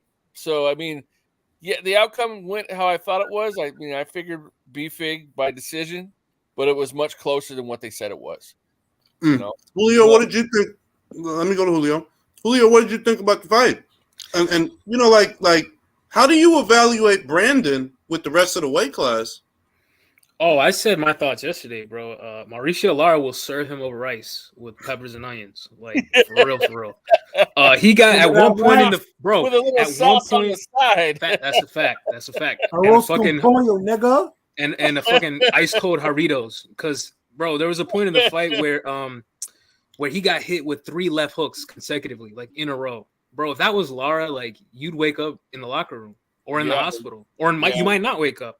But yeah, I just think that he'd get a boxing lesson from a lot of these guys. I think Raymond Ford would deconstruct him even worse than Stephen Fulton did, honestly.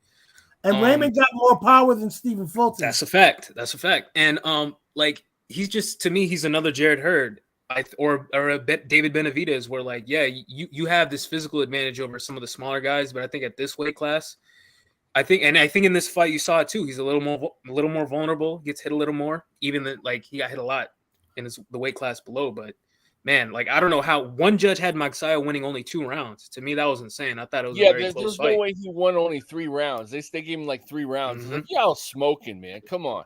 But yeah, I don't see it with Brandon. I know some people are really high on him. They think that he's. I mean, Al Bernstein on the commentary, he was like, "Oh man, this guy's a great inside fighter," and he's like getting hit with like triple left hooks. So, I don't know about that, but you know what it was? People were impressed with the Fulton fight because he was roughing Fulton up and getting inside on him a lot. But he wasn't doing that in this. Yeah, fight. but I just don't like. He's not. It's not like he's a great inside fighter. He's not. I'm gonna say it.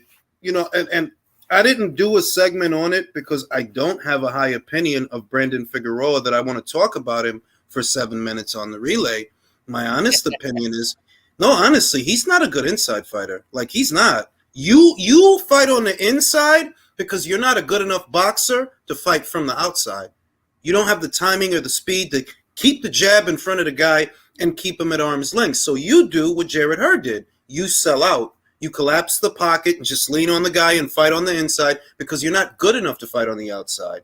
And that's going to work for a while until it don't. That's a fact. And then he's doing all this switch hitting and shit. Like, and we talked about this before, but I think switching is going to be like the next shoulder roll where it's purely for aesthetics, because this motherfucker was switching to southpaw and not doing shit. Bro, I seen that shit. I'm like, bro, you switching to fight him at the same range? You're gonna be inside anyway, my guy. Like, why even switch? Why? For what? If you was trying to set up like if you've been fighting orthodox and you conditioning him for that, you know what I mean? 4 rounds is orthodox, then you decide in the 5th, okay, now I'm gonna switch so I can hit him with this backhand, with this. I would understand there's a purpose. But you just switching to be switching, bro. Like, also, I wanted to add one more thing, because it's a little off topic, but it's related to the weight class. That guy Odebek Kalmatov, I think he's the WBA mandatory now.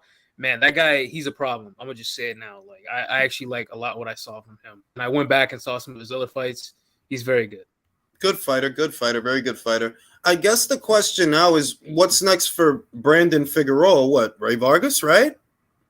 Yep. I think Didn't Ray Vargas move out to 130 though? Yeah, but he's coming back down. He got beat up there. He still got the BC at I didn't even ask Virtuoso. Virtuoso, did you watch the Jared Hurd fight? And what did you think about the Jared Hurd fight? I'll be honest, I didn't see the Jared Hurd fight. Okay, I had skip it. I'll just say this: that the inactivity, I think, might have did him in. I'll just say that about him.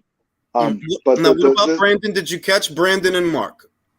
Yes, I did, and I gotta say, man, it was frustratingly boring. I'm sorry. Wow, you was bored. Yeah, because for all the action they try to do, for all the punching they try to do, it's like they're so inaccurate.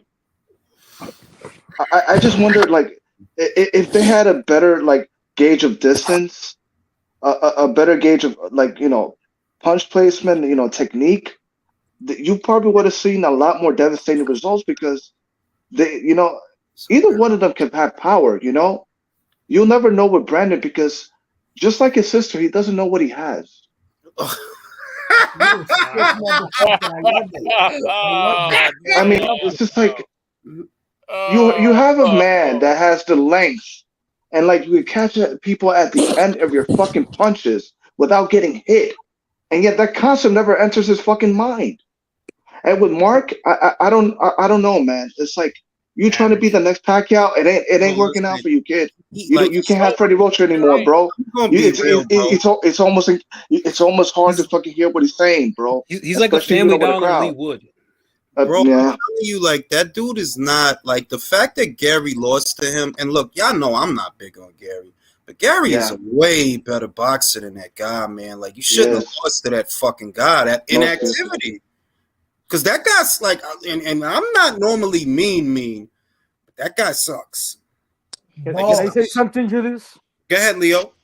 Okay, I've seen a couple of fights from Brandon Figueroa, and it amazing. It's amazing how bad he boxes.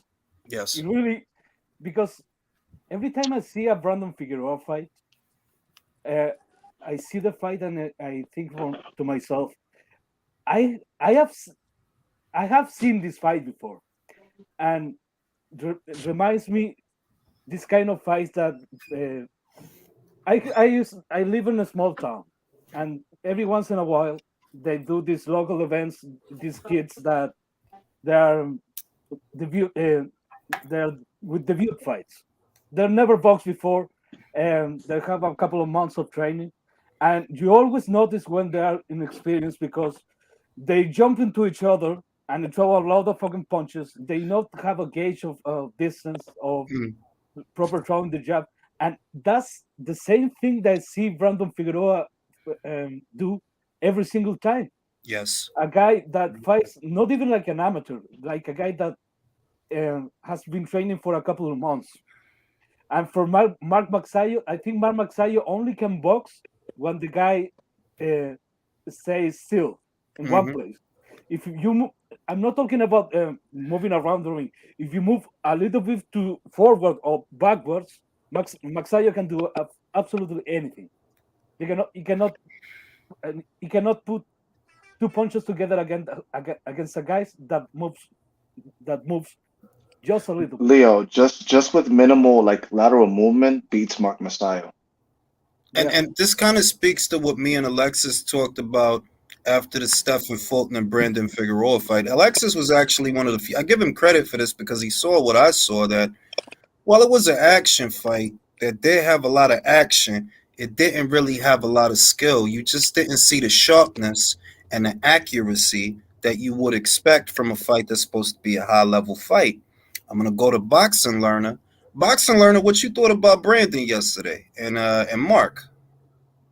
Brandon, I've been thinking the same thing you guys been thinking for a while, but I've been noticing he just makes it work. He finds a way to make it work for him, even though I think it look ugly and it doesn't look right. He just keeps on making it work. I wish he would fight better, but I don't think he's gonna do it. But he just keeps making it work for himself. As for Mark Marzial, I think he's a good counterpuncher. That's how he was winning them rounds against Gary. Gary would come towards him and he'll rip him with good counters. I think he also fights. He could be a little bit good off of the ropes. He likes to throw combinations off the rope, but he has bad footwork. He likes to bounce around. He likes to waste a lot of energy. That's probably why he tires out. Mm, that's a good But point because he did get tired. He got real tired, real Man, fast too. he got real tired. But I still think those guys are. I think in terms of well, you guys were talking about Lee Wood and guys like that. Man, I don't really rate Lee Wood like that. I think those guys are way tougher than Lee Wood. I honestly, I'm going to disagree on that one. What I see, Lee Wood knows his distance a lot better than the both of them. He does. When he want to land a certain punch, it gets there. With Brandon, what I see is Brandon's advantage is the same as Jared Hurd's advantage. That you're big for the weight, you seem to have a decent engine, and you seem to take a decent punch. That's what's working for him. That things is going to get in, punches is going to land, but at least right now he could take them, and that's the kind of thing that take years off you because one day yeah, you're trying to do that same shit, and you're gonna get knocked the fuck out. I agree. I agree. But this isn't. I don't think this ain't gonna be the weight. Maybe at super featherweight, but not right. I don't Do you think think he beats Ray Vargas? Ray Vargas. I don't know. Ray Ray Vargas has Vargas more of would a beat the sinker shit out style. of Brandon Figueroa. Chris, Yeah. you think Ray? Because that's next, bro. He the mandatory for that belt. Ray gonna beat the shit out of him. You think you standing on that? Ray gonna beat him. Yeah, I'm standing on that. Ray got skills. Yeah, I think Ray will outbox him. You think because this is the only caveat. Ray Vargas has always been very big for his weight himself, but he never abused it. Like, he has boxing skill. He has a good jab, good movement. He knows how to keep a guy out and slow a fight down.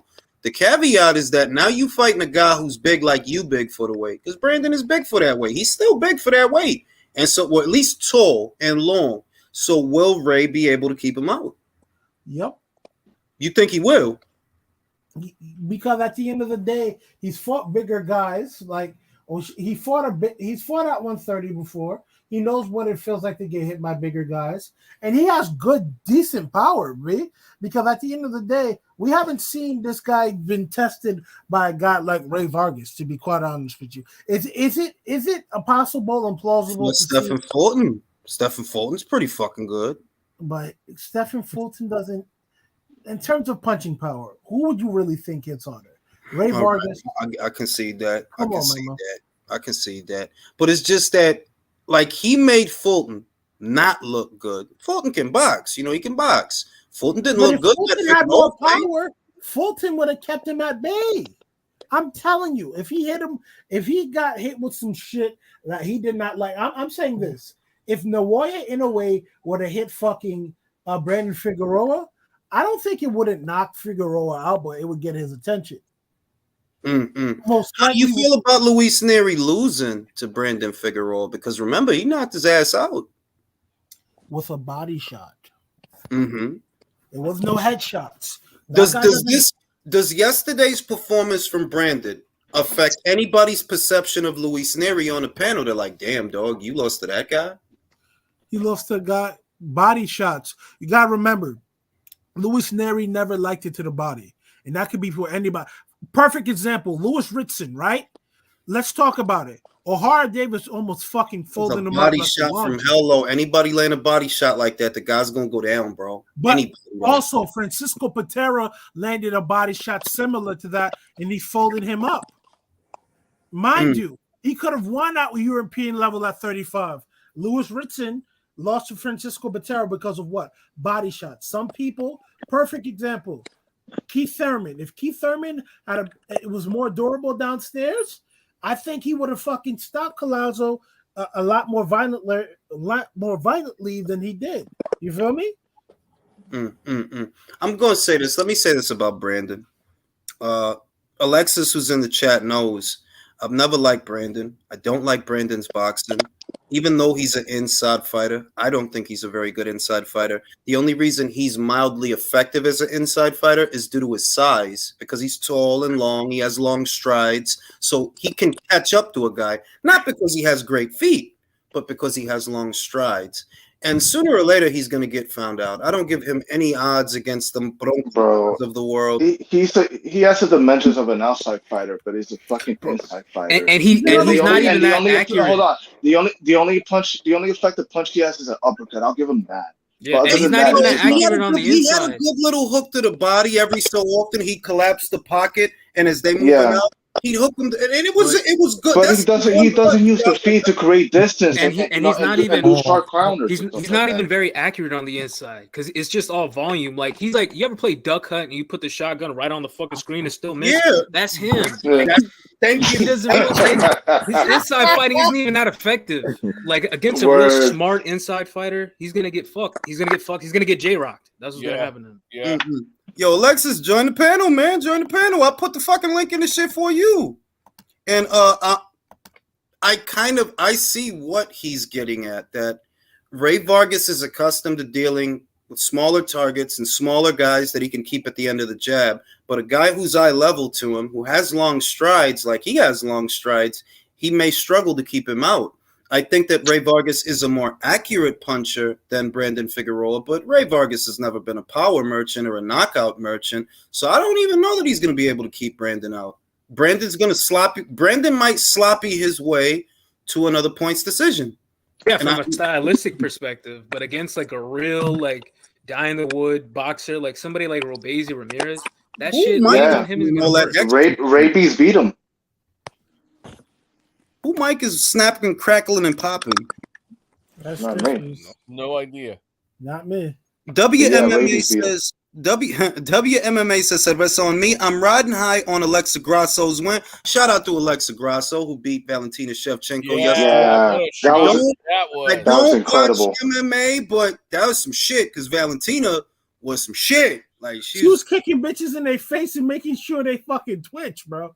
and Valentina, dancing after man. the shit, doing that shit, that Yep. Russian She shit. got caught and got choked out, man. Her face went almost purple, dude. And she Bro, that tapped. shit is crazy, bro. She probably gonna win the rematch though, low key. Probably. Yo, Yeah, she bro, was mad. John Jones is that dude. I don't care Yeah. what He you is. say. Oh, that was no. Come on, man. But That can I, was no, lame. can I be real with you? Look, John beating that guy is John beating that guy. I don't watch a lot of MMA, so I'm just gonna say this: the fight that I don't want John versus Step. I want John versus Ngannou, bro. I need to see Yep. that. That's what I want to Call him see. Stip. Dude, That's See that, hilarious. bro. Like, Dana got to pay up though. Dude, that you gotta big pay to French- play, Hey, Dana. Like, hey, I need like. And I that don't big- even watch UFC, but for that fight, I'm telling you, I will buy that. And not only 4 will I million buys, buy it, bro. I'll 4 million buys. Jules, that big French dude capitulated. He didn't even try, man. He Yeah, had a- but I mean, like the thing is, look, I could see why it happened the way it happened. Like if somebody puts you in a hole, you feel it real motherfucking fast. Yeah, you better stop because they gonna break your shit. So I get that. They're like, yo, he put him in that shit. Just like, yo, you you better fuck tap, bro. I'll break your shit. I dig that. It's just that when a promotional company invests as much money as they have in, say, a Francis Ngannou, I'm still high on that product. You know, I know he just left, but I am still high on that product. And that's one fight in the UFC that I have always wanted to see, John Jones versus that guy. And for us to just capitulate how you just said that, well, look, we ain't going to get it. Well, that's some bullshit. Something need to happen. Pay it. I don't care what you got to do. You need to make that fight. I need to see that. I need to see that. Probably not go, though, but it sucks. So, yeah. It's some oil money. That was the UFC portion of the show. LDBC says, de lo mío, que lo que. Can we get a tournament at 126? In all likelihood, we won't. In all likelihood. 126 is divided by politics right now. Yeah, I mean, I think that, who is it? Robeisy Ramirez about to fight Isaac Lope for the WBO, for the BO. Cordina, he's on the Matchroom side of things. He's going to fight for the IBF. Wait, do I go? I always get Cordina's in the 130. What? Yeah, I confuse him too. I knew I was going off base. I'm like, BF at 2-6 is Lopez. Luis Lopez. He's about to fight Conlon. I do think Conlon's gonna beat him. I think Conlon's gonna win a points decision. It's divided, bro. Like the only unification match I can see is the winner of Conlon versus Lopez versus the winner of Dogbay versus Ramirez. That I can see happening either at the end of this year or early next year. But other than that, Brandon ain't gonna be a part of that, which is good for him, though. It's good for him because he don't beat them guys. He do not beat them guys. All them guys is better than him. He got to protect that CW11 face.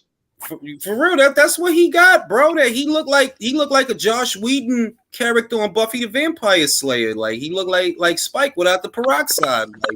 Like, I don't know. Looking ass. Nah, but Lara versus Otabek would be a decent like consolation fight if we don't see him unify against someone. Because that dude Otabek, man, like he's one of those Eastern European guys, man. Really good angles, but the only problem is that he keeps his hands low, and I already know what's gonna happen if he fights. you know Lara. what's gonna happen, bro. You know what's gonna That happen. left hook, man.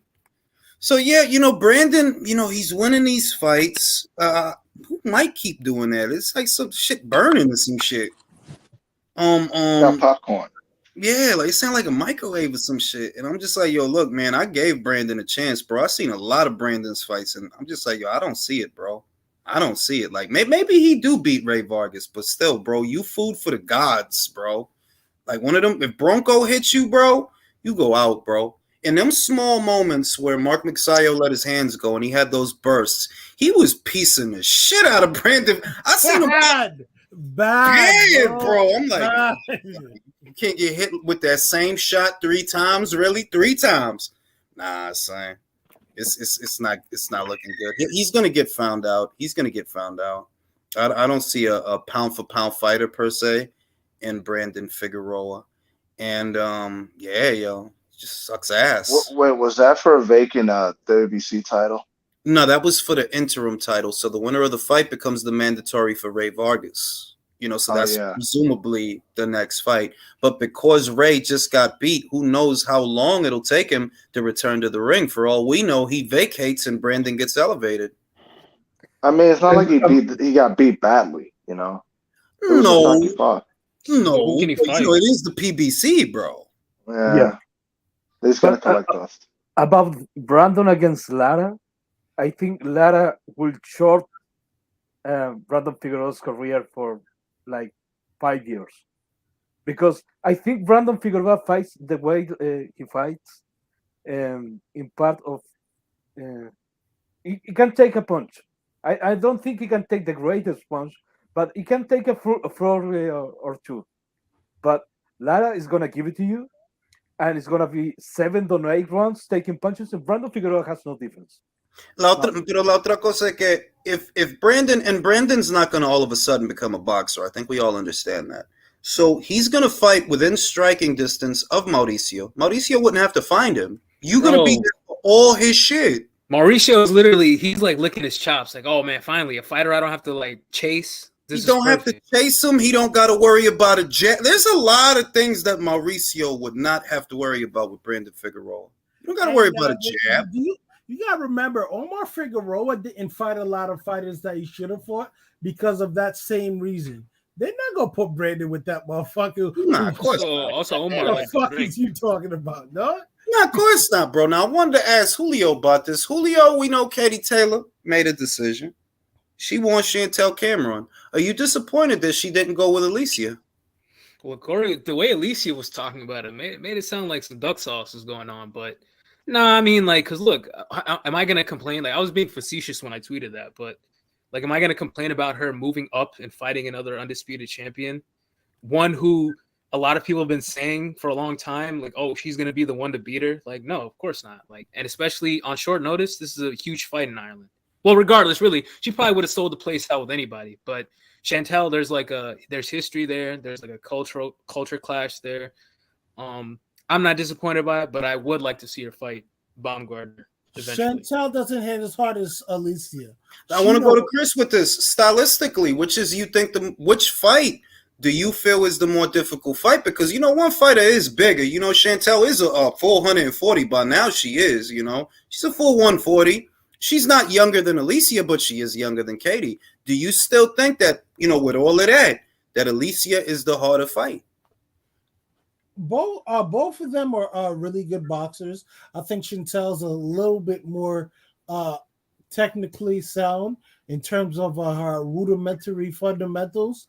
But one thing about Alicia is that girl can fucking crack. Yeah. And that level of power that she has, I don't care if it's 35. If she's at 40, I think it will be more accentuated. Yeah. She's the real deal. She's the real deal. Well, so I do think it's a tougher fight for if she would have fought Baumgartner. But yeah, I agree. Also, just to add on that is that Baumgartner has better legs than Chantel. Where like all those angles that Katie likes to take, you're not going to have that flat out advantage. It's not. I'm not going to say they both got legs. What I think Alicia has that I don't see. Alicia got legs though. Nah. Alicia changed levels better than Chantel is what I see. That I was talking about aesthetics, Negro. Oh well, at least you got yams. Let's keep. I'm gonna be professional. Y'all pervert, but like y'all pervert motherfuckers can do what the fuck y'all want. But I'm gonna be professional. I'm gonna say that what I see that Alicia has a little better than Chantel is her torso. It's more fluid.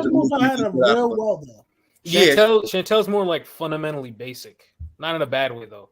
Not textbook, I would say. Not basic. Yeah, correct. Textbook. That what you see. It's like it's fundamentally sound. It's all good. It's not as nuanced as what you get from Alicia. That she changes levels. She could fight on a swivel. She do a lot of things just with her torso alone. Right, but also the speed. Like I don't think Chantel Cameron's faster than Alicia Baumgartner. No, I don't think that. I agree with that. I don't think that. So, do you feel that Chantel is an easier fight? See, because it's like I'm being dishonest if I say that because it's an undisputed champion. Like, but I do think that Katie will have less trouble against her than she would someone like Baumgartner. I'll put it that way. Country, you agree with that? You think that Chantel is the easier fight compared to Alicia? No, I don't. I think they're both difficult fights. I like Alicia. I think she can hit, but I don't think she's like this super devastating knockout artist. Because if she was, she would have knocked out Mare, and she didn't. So spicy talk. She's not this like super huge freaking Mugabe style puncher. Okay, it's just not happening. You have to conjure up John Mugabe, bro. Because he had power, man. He was a knockout artist. He destroyed people. Alicia's you remember when Terry slumped Mugabe like that, bro? He slumped Mugabe shit bad. Mark, if you want to jump on, talk about the shit, man. I got a link here for you. But I think I hop off if Mark wants to hop on. No, it's plenty of room. That's why I'm shooting him the link. I think Cameron is a very, very tough, good choice. I'm not disappointed at all. I look at them both, her and Alicia, as both great choices. Each has their own difficulties and their own way to work the match. But I put them both at. I'm not saying they're equal fighters, but both at equally hard challenges is how I would put it. Virtuoso, you agree with that, or do you feel that one fight is safer than the other? And if so, which? See, I'm gonna defer, to that. Like, I don't. It's not my place to really know because, like, I haven't watched much of Chantel Cameron. Oh, Heyman got him. Gauge her, she is the undisputed champion. Yeah, credit to her. But yeah, I'd probably say that she probably wants to avoid Alicia for what she has. But Chantel Cameron, I guess, is not a bad fighter at all. I mean, to me, like, this conversation, it kind of reinforces the whole, oh, she's ducking her, but then she's fighting a champion. She's fighting an undisputed champion, and I don't want it to kind of devolve into that.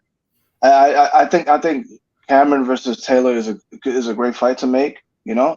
Either fight is great in my opinion. I don't knock it.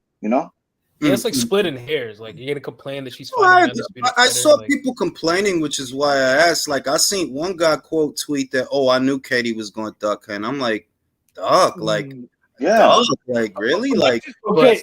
But real quick, if I could respond to Country, like, okay, she didn't knock out Michaela Mayer, but there is a moment in the second round, towards the end of the second round. Everyone should go watch this, where she cracks Michaela while going backwards, and Michaela literally has to stumble into her to falls into her to clinch her up because she knew what was coming right after that. Like, I think I think Katie recognized. Yeah, I think Katie recognizes that. That's the only asset that I think might be Let me finish that sentence. Go ahead. What does she recognize, you motherfucker? She has real power. Like, you fake girl ass motherfucker. Something. I'm not saying that she can't punch at all, but I'm just saying she's just not this really huge knockout puncher. That's what I'm saying. Well, let me say this motherfucking shit. All right. I love either fight. I'm a fan of both fighters, so I don't think less of either one. But what I will say is interesting is it's not a lot of pure boxers at them weights. What you usually end up with is a boxer puncher like Chantel, right, or a pressure fighter like Delphine. Alicia is one of very few pure boxers at that weight. And I've been watching Katie Taylor whole career. She's not a boxer puncher. She's not a boxer. I'm telling you, she's not a boxer puncher. She's not that. She's a pure boxer. And she's just like Tony. Even though she a boxer puncher and she could move and she could fight on the balls of her feet, she hit hard than a summer bitch. That's not usual for a pure boxer. And I have never seen Katie Taylor in there with a pure boxer. Mostly because it wasn't one around till Alicia got here. Right. So can I say something, Julius? Go ahead. I think Katie had a good run. I'm not saying this to dismiss her. I'm not saying that everyone is going to have a field trip with her. Not at all. What I am saying is this. If Katie Taylor now realizes she cannot bang with these young girls, she cannot actually go toe-to-toe with the fucking thing she did with Amanda Serrano. She stays behind her job. I think she beats Alicia and Chantel. I'm going to tell you the truth, bro. I've been a Katie Taylor fan for 45 years. You know what I'm saying? I hate you, 25 but years. I tell I ya, be wait, hating nobody you. say nothing. Nobody say nothing, because I got nobody say nothing. So Been you were a Katy fan Perry of her when fan. she was still in the womb? I was a fan. I was a fan, and I love. Yo, Let me say this: I love what she did for the sport because she's literally the reason I started watching. So I'm a big fan of her. But I am kind of with Leo in the sense that you at a point right now where it's still as dangerous as it always was, but you not getting any younger. So it ain't going to get easier. You know what I mean? I'm not going to shade her for not fighting Alicia because Chantel might fuck around and get you, and that's the truth. She might. She might get you in Ireland. You know what I mean? Amanda might still get her. Alicia might get her to like that's where you at. You know what I mean? That's where you at. That you done been in a lot of wars. You done did it all. You done been there and done that with some of the best fighters in the sport the last couple of years. But it don't get easier from here, you know? So just the fact that she fighting Chantel, that like, damn, one big fight fell apart and you didn't go the easy route. You didn't say, well, let me go fight a mandatory. You saying, nah, I want Chantel and fuck it, Chantel, stay talking about me. Let's get this. I appreciate it, man, because she didn't have to do that shit. And Now, the other thing, Julius, about Alicia versus Katie Taylor, I can see a venue when Katie Taylor beats her because I saw the Michaela Mayer fight. I saw that fight. I saw what Michaela's jab was doing to you. I'm talking about Alicia. I saw she being able to wrap some rounds doing that shit, and I'm telling you now, Katie Taylor have better in and out game than fucking Michaela May. yes, but let me tell you this. Michaela has a longer stick, a longer jab than Katie. Katie jab is a very wait, man. Katie jab is a short jab. If you watch it, it's almost like it ain't even there. She's just touching you with it. It's a different kind of jab than what Michaela got. Michaela got like a step jab, a textbook step jab, step to the jab. Katie jab is shorter. So what I see, I could see Katie beating her, but I could also see her countering Katie on the way in and putting her out. I could see that as when Katie bounce out and then try to get back in, that's it. That's all she wrote. Counter right hand. I could see, and y'all know I love Katie Taylor, but I'm just telling y'all, yeah, can Alicia beat her? Yeah, I can see how. Now I want to go to Alexis because he's one of the few people that dislikes Brandon Figueroa as much as I do. I can't stand him. And did you see that shit yesterday? And what were your thoughts? Brandon Figueroa. Actually, I fell asleep on it. You know what I mean? He's got a special way of shitting on some shit, man. Special way. So, Brandon Figueroa, who he fight? Oh, Maxiah. It wasn't going to be much of a fight anyway. Both of them are kind of like C-class fighters. But I think that I would shade Figueroa to beat Vargas, though. Because Figueroa is going to make Vargas fight at a pace he doesn't like fighting. That is true. And Vargas doesn't have, he's a good boxer or whatever when he's doing what he wants to do in the ring, keeping you outside, doing the length thing.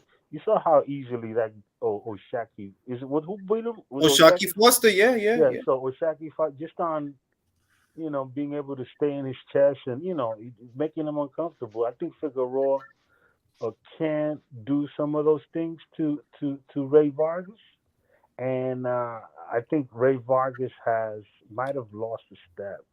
I'm not sure. Not that he could be the climb, bro. It could be the climb because while the climb to 126 was a little bit more gradual, the climb to 130 was sudden.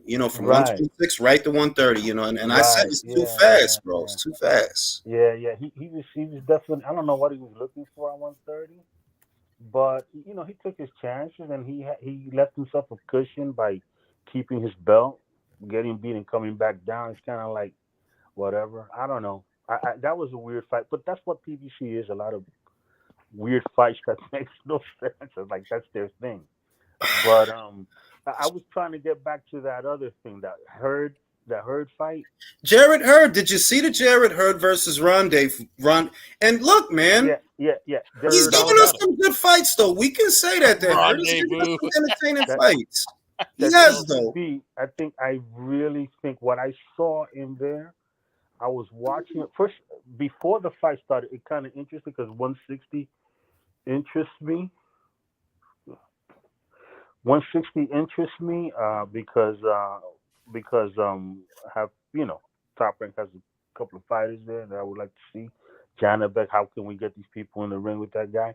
Anyway, but the thing with the Hurd fight, what I saw, and this TGB from TGB made that fight, right? They're old school.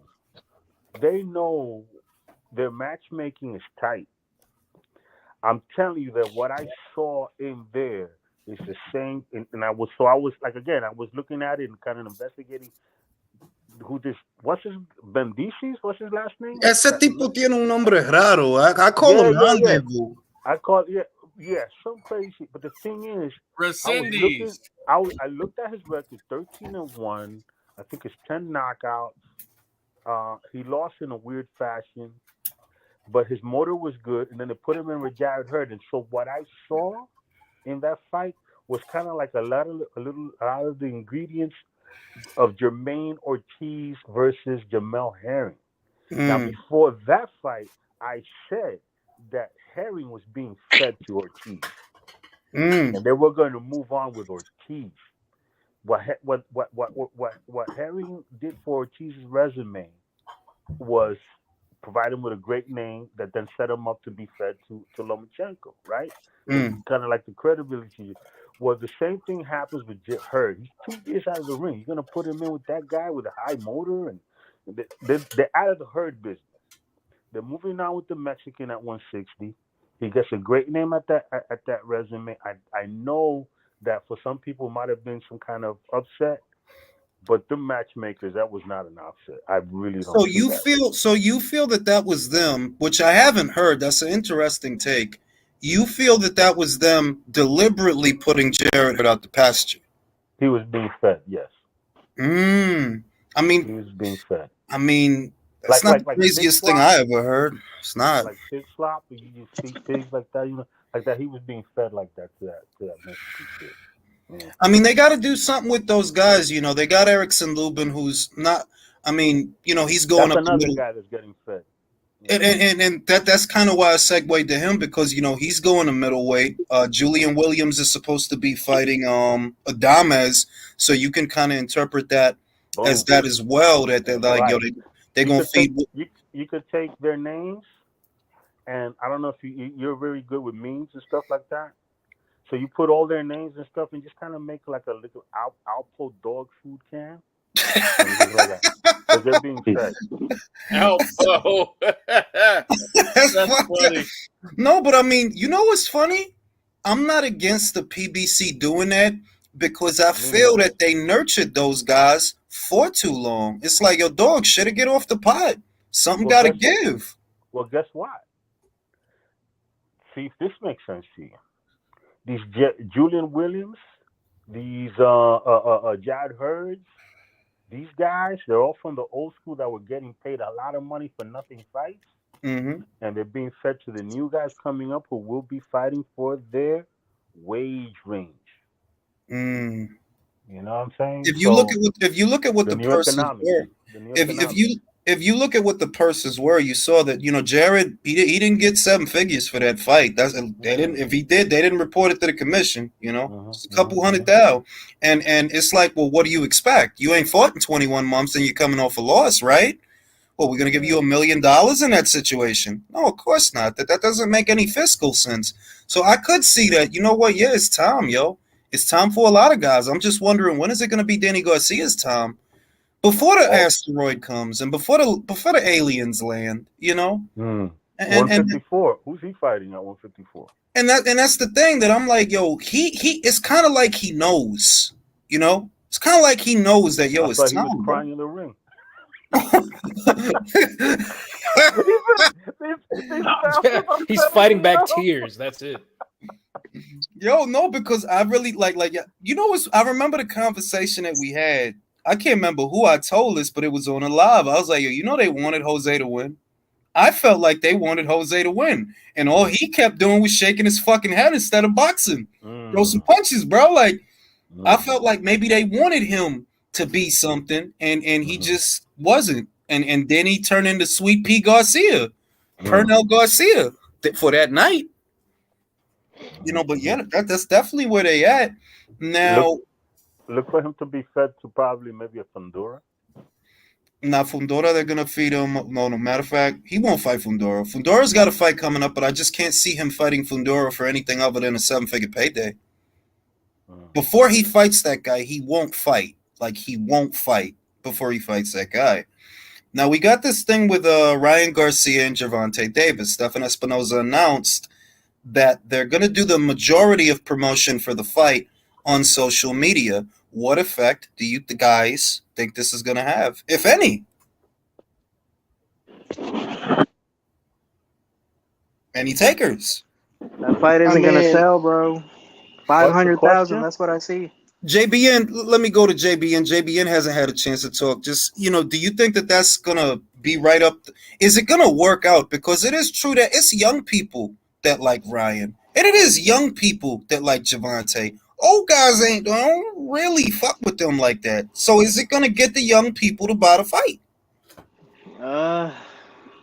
Not really, man. I mean, they know how to stream fights, bro, and when you know how to get something for free, you're not gonna just pay for it.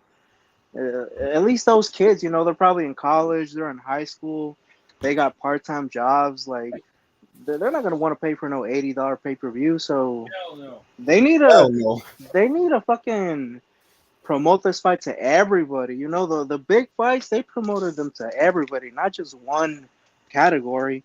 So that's why I don't see really this fight doing that much. I see 500 to maybe 600,000, which is not that bad. It's not bad, but it ain't what they saying it is. They saying it's 2 million pay-per-views. They saying it's gonna break records. They acting like this is Mayweather de la Hoya. Like, no, this is nothing close to Mayweather de la Hoya. Hell no. Let me go to Ignacio. Ignacio, you agree with that? Do you think this shit is gonna do like only 500,000, 600,000? You don't think this shit gonna do 1 million?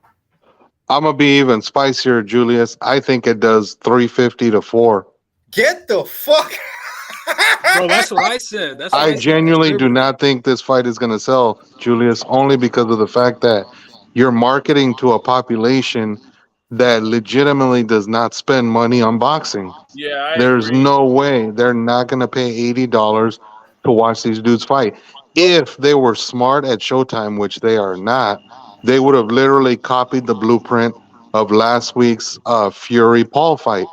Put that shit on for $50, and then at that point you have a realistic shot of selling a lot of pay-per-views. But if you're gonna bleed the consumer at $80, these kids are not gonna purchase that shit. I'm sorry. Right. Because Alexis, they're not. Oh, go ahead.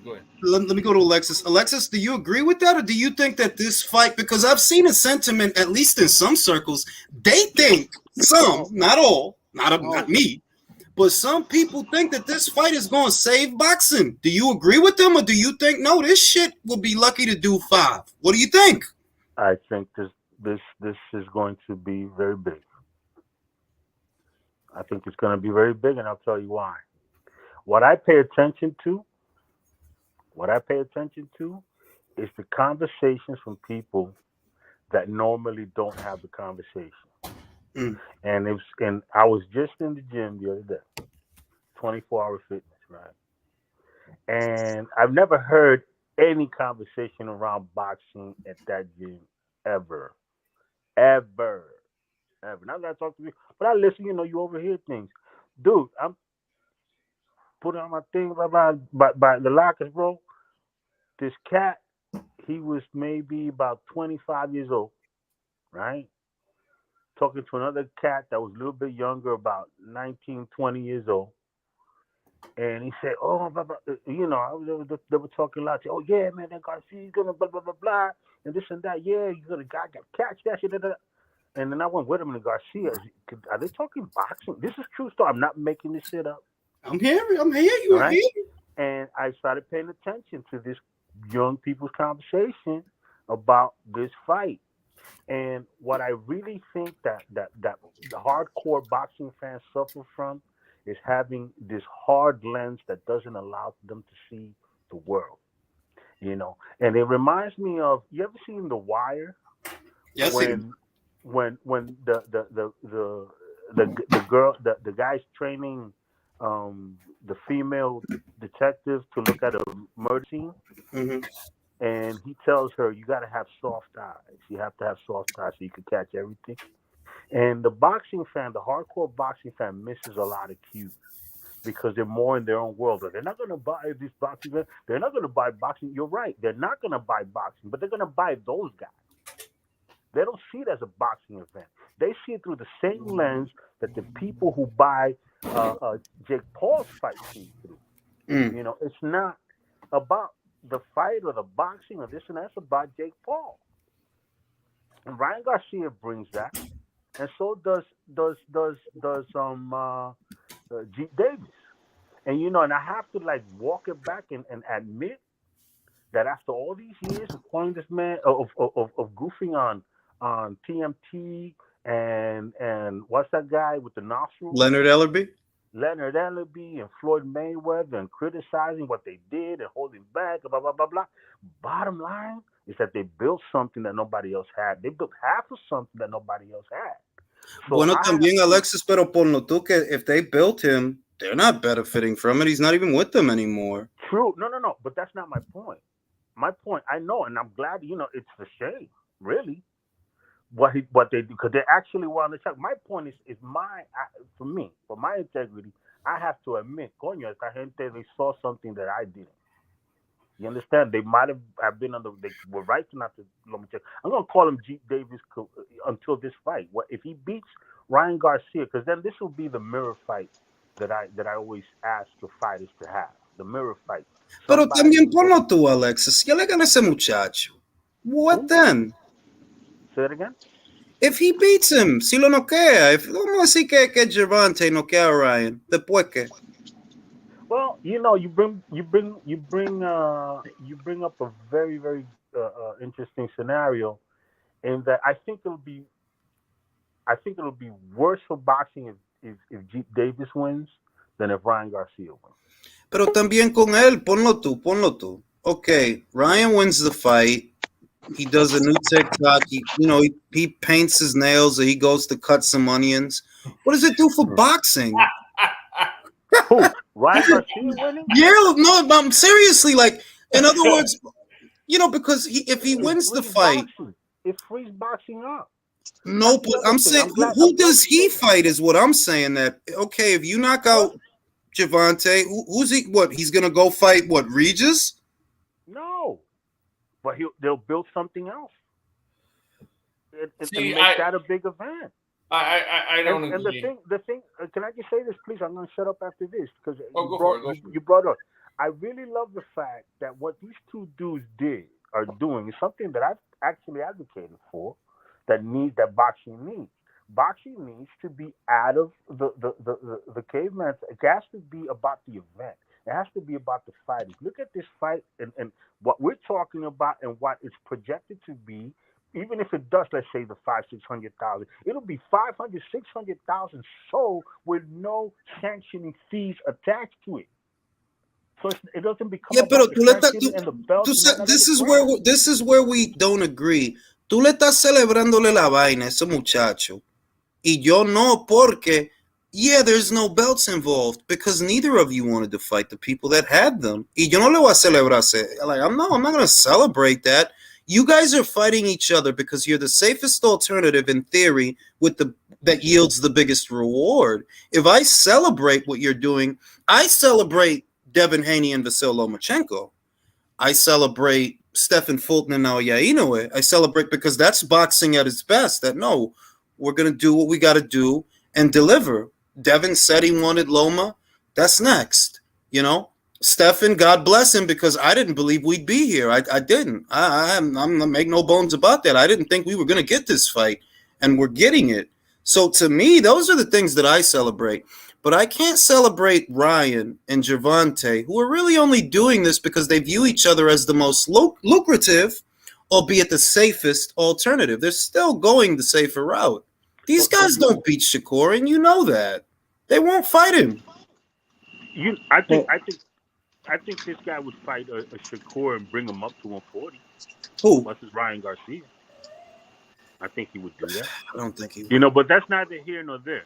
The point is, to me, if it's about growing the sport, then it's about bringing up those numbers to a wider audience, and then hoping that some of those audience siphon off and say, "Oh, let me see this other event. Let me see this other fighter. Let me see what other name is connected to this victor." You know what I'm saying? And I think that boxing needed that. It needed a breath of fresh air. That's all I'm saying. Let me go to Country. Country, you agree with that? Do you like, what do you think it's going to do? And do you agree that the fight is beneficial in some way to the sport? Well, yes and no. I mean, as far as what it's going to do, it could be big due to their popularity on Instagram or whatever, but a lot of them kids ain't going to buy the fight because they don't normally buy fights. They're going to pirate it and steal it, you know? They'll see it, but they're not going to pay for it, you know, because they're not, you know, yeah, okay, maybe hardcores are a little different. Maybe you may feel we're a little narrow-sided, whatever, but they don't do what we do, you know? And I think it's going to be a good fight. It is going to attract a lot of attention, but I say about 500 to 600, if that. And I think that, you know, as far as is it good for boxing? Yes, it is to a point, but after it's done, what? Like you said, that's where it goes stale at. It's like, okay, now what? Yeah, and, I mean, no matter who wins, are they gonna are either one of them gonna stick to doing what they've been doing all along and not fight anybody in the elite weight? That's how I look at it. That I'm like, yo, irrespective of who wins, it's gonna be a worse version of what we've already been seeing. That like, well, now because I was in this pay-per-view that sold all this shit, I don't have to fucking do. Well, then don't fucking do anything then, bro. But that's what I'm saying. What they'll do is that they will fight. At least I believe in Ryan Garcia. I believe that Ryan Garcia would fight whomever, but then he would be able to claim these or ask for a ridiculous purse splits. I think that's the route. 70-30 splits moving forward, no matter who he fights or how many belts they got. So that's what I see. The thing is, you think Bob is gonna go for that shit? Huh? And you think Bob is gonna go for that shit? Well, he would have to be in. He would be in position to. But you know why Bob would not go into that? Why? He doesn't have to, Alexis, because all the belts is there. He don't need Ryan. You know why he possibly wouldn't do that? Why he would hold out for more? Because of ESPN's outreach. That's what it'll be. It'll be my spider is bringing ESPN's outreach and their what do you call it, delivery system. Didn't work with Errol. I hear you, and I agree that that's a. It's like, yeah, I see that, but it didn't work with Errol and them. Let me add something. But you talking PBC, nothing works with. That's why I said Ryan and not Tan. Can I add something? I think there's a potential wild card here.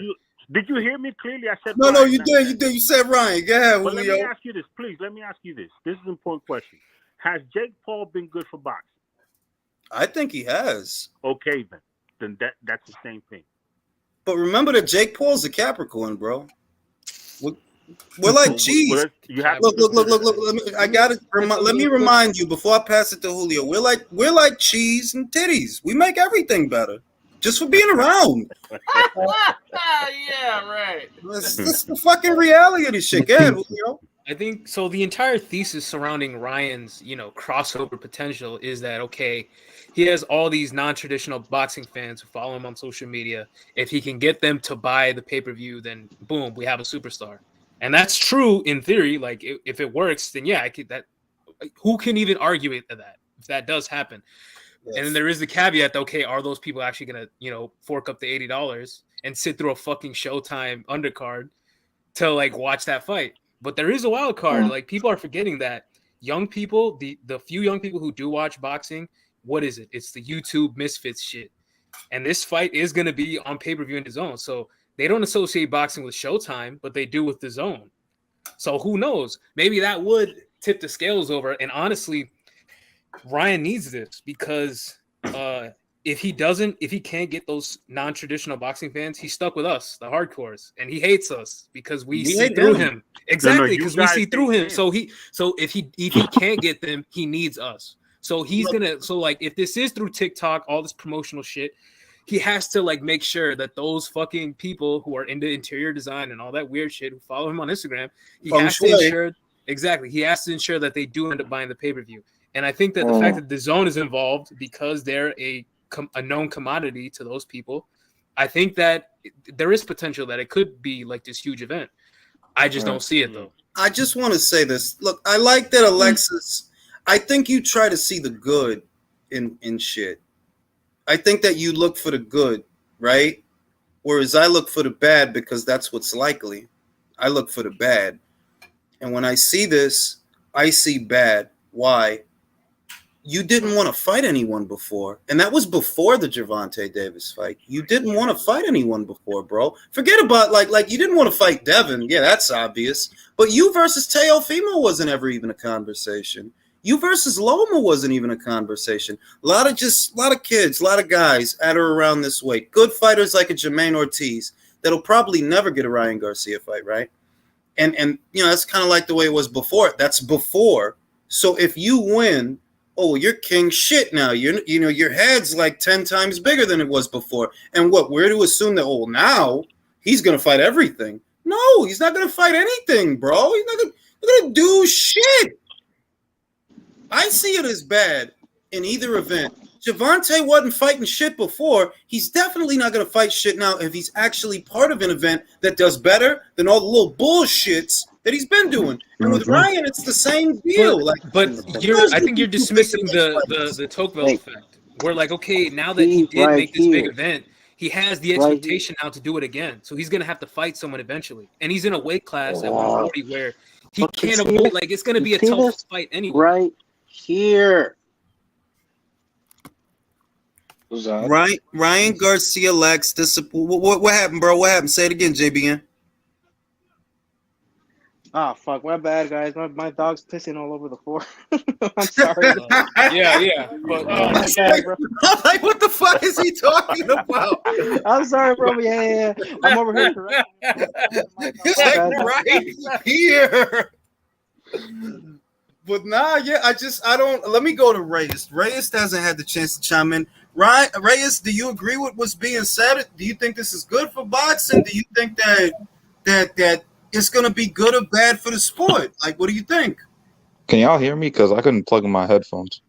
No, I can't hear you. You can't? No. Damn. I can. How are you responding? Okay. Bro. Oh, no. You can't? No, I can't. Asshole. Ay, Yo, el que se perdió ahí fui yo.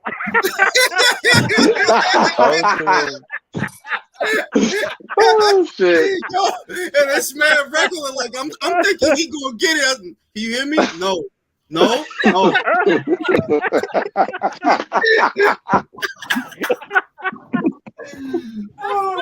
but not just what do you think about it? No, seriously, like, do you think? Some people think, let me lay it out for you. Some people think that this fight might be a fight that's very beneficial to boxing because of the casual appeal. And some people don't think it actually has that appeal because the younger crowd, they don't pay for boxing and they're very tech savvy. They know how to steal shit. So what do you think this fight is going to do? And is it good for boxing? I actually spoke about something Alexis said a while ago, where people that weren't really talking about boxing are talking about this fight, but this is not the first time that's happened. That also happened with Wilder v. Fury. Mm-hmm. In that fight, it was big, but it wasn't like $1-2 million. It was an 800K fight, and that was even with pretty damn good promotion. I don't know if this fight's gonna have that level of promotion. Yeah, if I'm being completely honest. Yeah, because they said that they're going to focus on social media to promote the show. That there is a press conference for those that don't know. Well, I think it's New York and LA this Wednesday and Thursday. But other than that, they said they're going to focus on social media. So do you think this shit going to sell if that's how they go? I think it could do 600, maybe. Yeah, I could say 600 at best. You know the 600 where it's coming from? When you guys keep saying 500, 600? That 500, 600 is coming from the fact that y'all know that it's gonna get a lot of hardcores in it. Yeah. No, I'm not putting hardcores in that for the most part. Nah, if it was just hardcores, it'd be like 300, 350. Yeah, honestly. I would say all less. hardcore 300, 350? Yeah, I wouldn't put a lot. Yeah, honestly. All right. See, but honestly, if Showtime and like Golden Boy, if they thought this fight could do 2 million buys, why are they going worldwide with it? Why are they not doing press conferences in fucking London? Look at what they did for Mayweather and Mayweather and McGregor. They went to Toronto. They went to Dublin. They went to London. They went to New York. They went all over because they knew this is a big ass fight. We need a big ass promotion. What I see is when you tell me you're going to do TikTok videos about the fight, oh, you clipping coupons, my guy. You clipping coupons. This is a big fight in America, not in the world.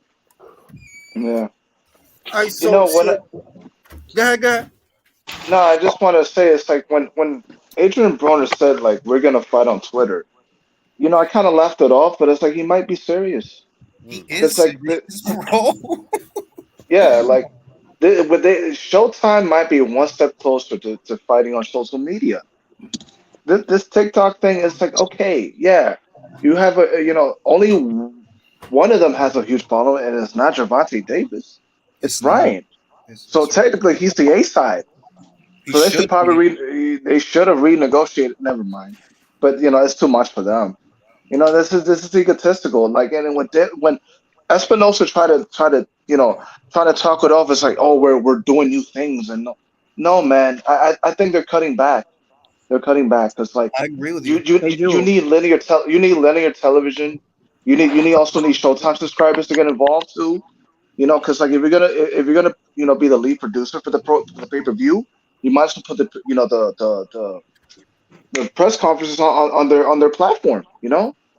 This whole TikTok thing, I don't even know if it's true or not, but like it sounds really fake. Can I say that I would feel more confident that this fight would do 1 million pay-per-view buys if it were Oscar and Eric promoting it? Then I would say yes, there's a very good chance that this fight does 1 million or more if it were Oscar promoting it. But it's not Oscar, you understand that Golden Boy is not in control of the show. And I'll go as far as saying, because of the point, I think it was it was Julio that raised it, which is a valid point. Alternative boxing for the love and hip hop crowd, right? That the kids who really don't give a shit about boxing, they just like seeing celebrities fight. Well, DAZN caters to that market more than Showtime. Showtime tried to with Jake Paul, and he ended up going to ESPN and selling a bunch of fucking pay-per-views on ESPN. I literally forgot about that. They fucked that up. They fucked that up. Wow. So when you tell me that, like who's the promoter? Tom Brown? Who's promoting this? Like, who's the lead? That's the thing, Ring. It's like, remember when I said that Heyman is a fucking hermit promoter? I fucking meant it, bro. They don't have a fucking front man. Tom Brown, you barely hear fucking words from him. They don't even have Leonard. They don't even have Leonard standing on camera with his shades to gloat and talk about it and big it up. They don't have that. Who you gonna get this old guy that has a huge liver spot on the side of his face. For those that don't know what Tom Brown looked like, he's got a huge liver spot or something. Something is there. And what are you gonna do? You're gonna get him on camera to tell you about how great this fight is? But you're saying that Oscar can't promote it at all? No, I'm saying that he's not. I'm not saying that he can. I'm saying that he's not the lead promoter. Don't you see how everything is leveraged? Everything is leveraged towards Gervonta Davis. So that tells me that, okay, well, I guess the Showtime people are the ones in control. It's kind of like they fight. Like, yeah, the zone helping you distribute it, but it's not a Golden Boy promotion show. Now, if you told me, no, this is a Golden Boy show, and they're going to do it how they do it. You know, every one of those little shows that they've done, all these little shows the last couple of weekends, they sold all those tickets. They sold all that shit. They know what they're doing, and more importantly, they've been here before with Canelo. They've been, like, they know what they're doing, but they're not the ones in charge of this shit. Yeah, the last time Showtime had a pay-per-view of this magnitude was when they had a matchroom fighter on their card, which is Canelo. The Canelo Triple G3 fight had pretty good promotion. I like the promotion for that fight. They knew how to promote that fight well. No, it's more like, does Tom Brown because I'm assuming that Tom Brown is the one that's the lead because he did Gervonta's last fight. For those that don't know, it wasn't Leonard Ellaby, it was Tom Brown that promoted the Hector Garcia fight. And I'm like, bro, you'd have been better off letting that shit go to Oscar. Oscar would have knew what the fuck Eric Gomez and them, they would have known what the fuck to do. They know how to sell a big ass fight because they sold big ass fights before. Tom Brown is the one, like, yeah, I'm gonna make sure everybody get the flyers and the bags of peanuts and all the shit. Really, like, just fucking McDonald's manager energy, man. Like he looked like he work at a Rite Aid. Yes, we don't have no asthma pumps today. It's like you got a fucking weasel promoting it. And then Espinosa's dumbass exposed that Gervonta hasn't even done over 200,000. So, like, see, that's the one thing I Marquise did a brilliant job in that article. The only thing I didn't agree with is that both Gervonta and Ryan are like huge draws. It's like I kind of pull back on based on what. So like, forget Ryan. Like, we don't really know his pay-per-view potential, but with Showtime, we know that they never do those types of numbers. So let's say both of them are good for 150,000 each. They're both of them extending that could reach 500 to 600,000. So that's why I'm saying 5 to 6. Because if they're each good for 150, then together they can extend it to like 5 or 6. Everybody, throw out your number. Alexis, when you say you feel that this could be big, what's big to you? Pause. What's a big number to you? Unpause.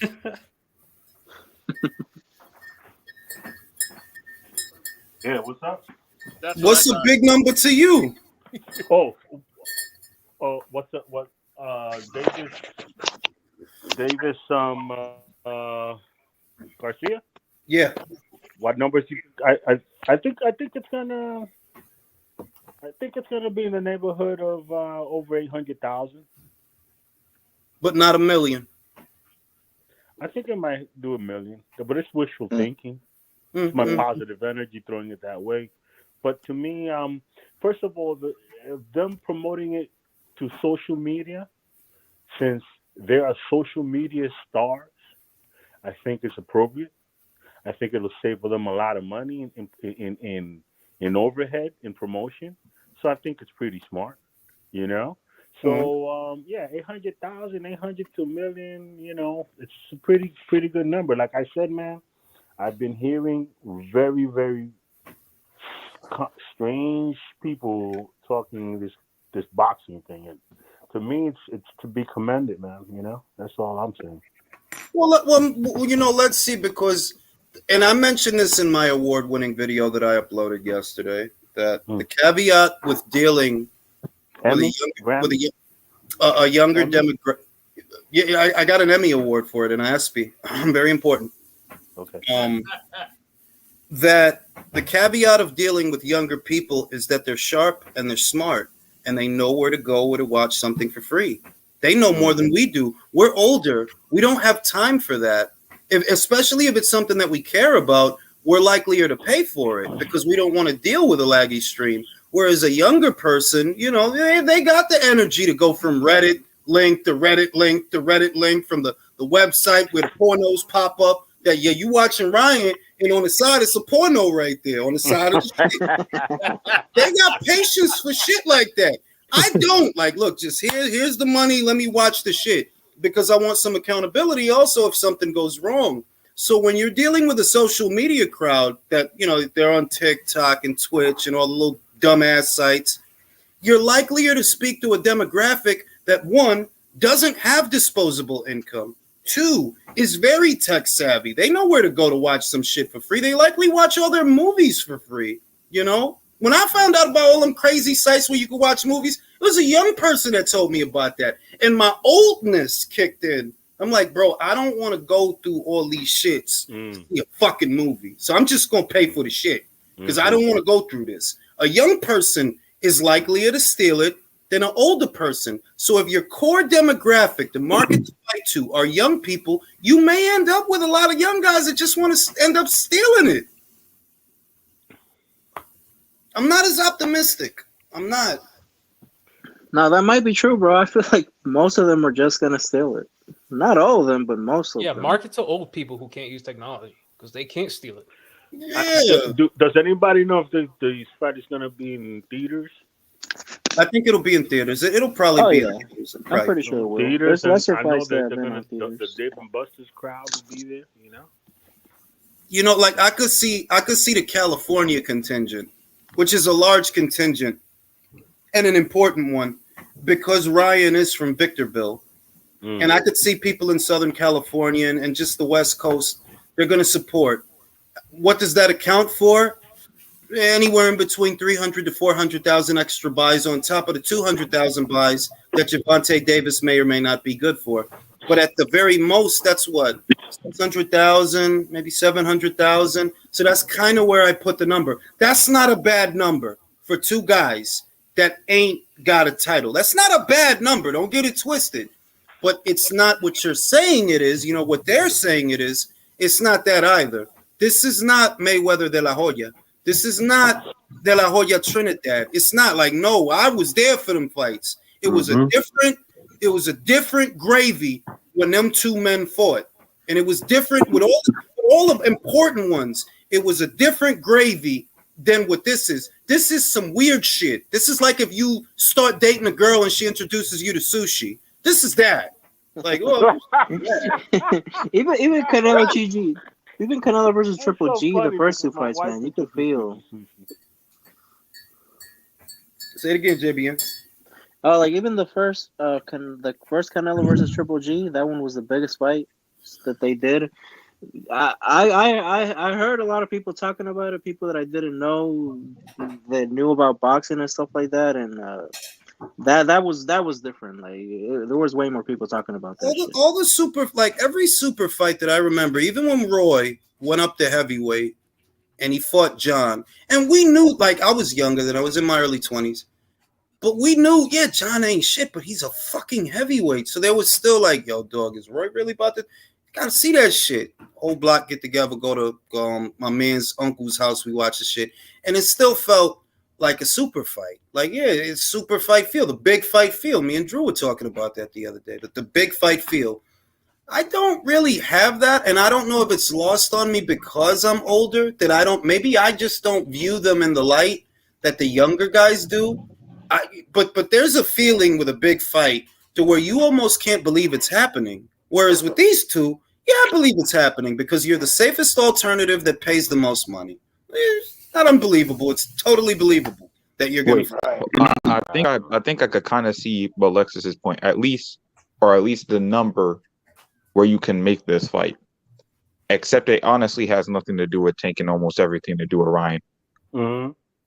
Yeah, like no offense to Tank, but realistically, all he's bringing to this fight is at best 150K, and maybe if you get some of the real pro black LDBC dudes to buy it, maybe you can bring that up to like 300. Yeah, right.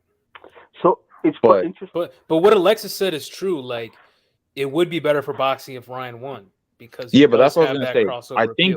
Nah, Ryan is what you should do to promote this fight, and I think Steven Espinoza knows it. That's why he's going with this TikTok shit first. Because really, I don't think there's a lot of Tank fans on that shit. listen, They're right. you can't It have might be Ryan damn win the close to fight. zero. He's gonna have bantamweights using featherweight bathrooms. He's gonna have welterweights with pronouns. But It's how just could they? What terrible. would be the equivalent? Okay, so for Ryan, to his point, they're promoting Ryan. They're using TikTok for the Ryan angle.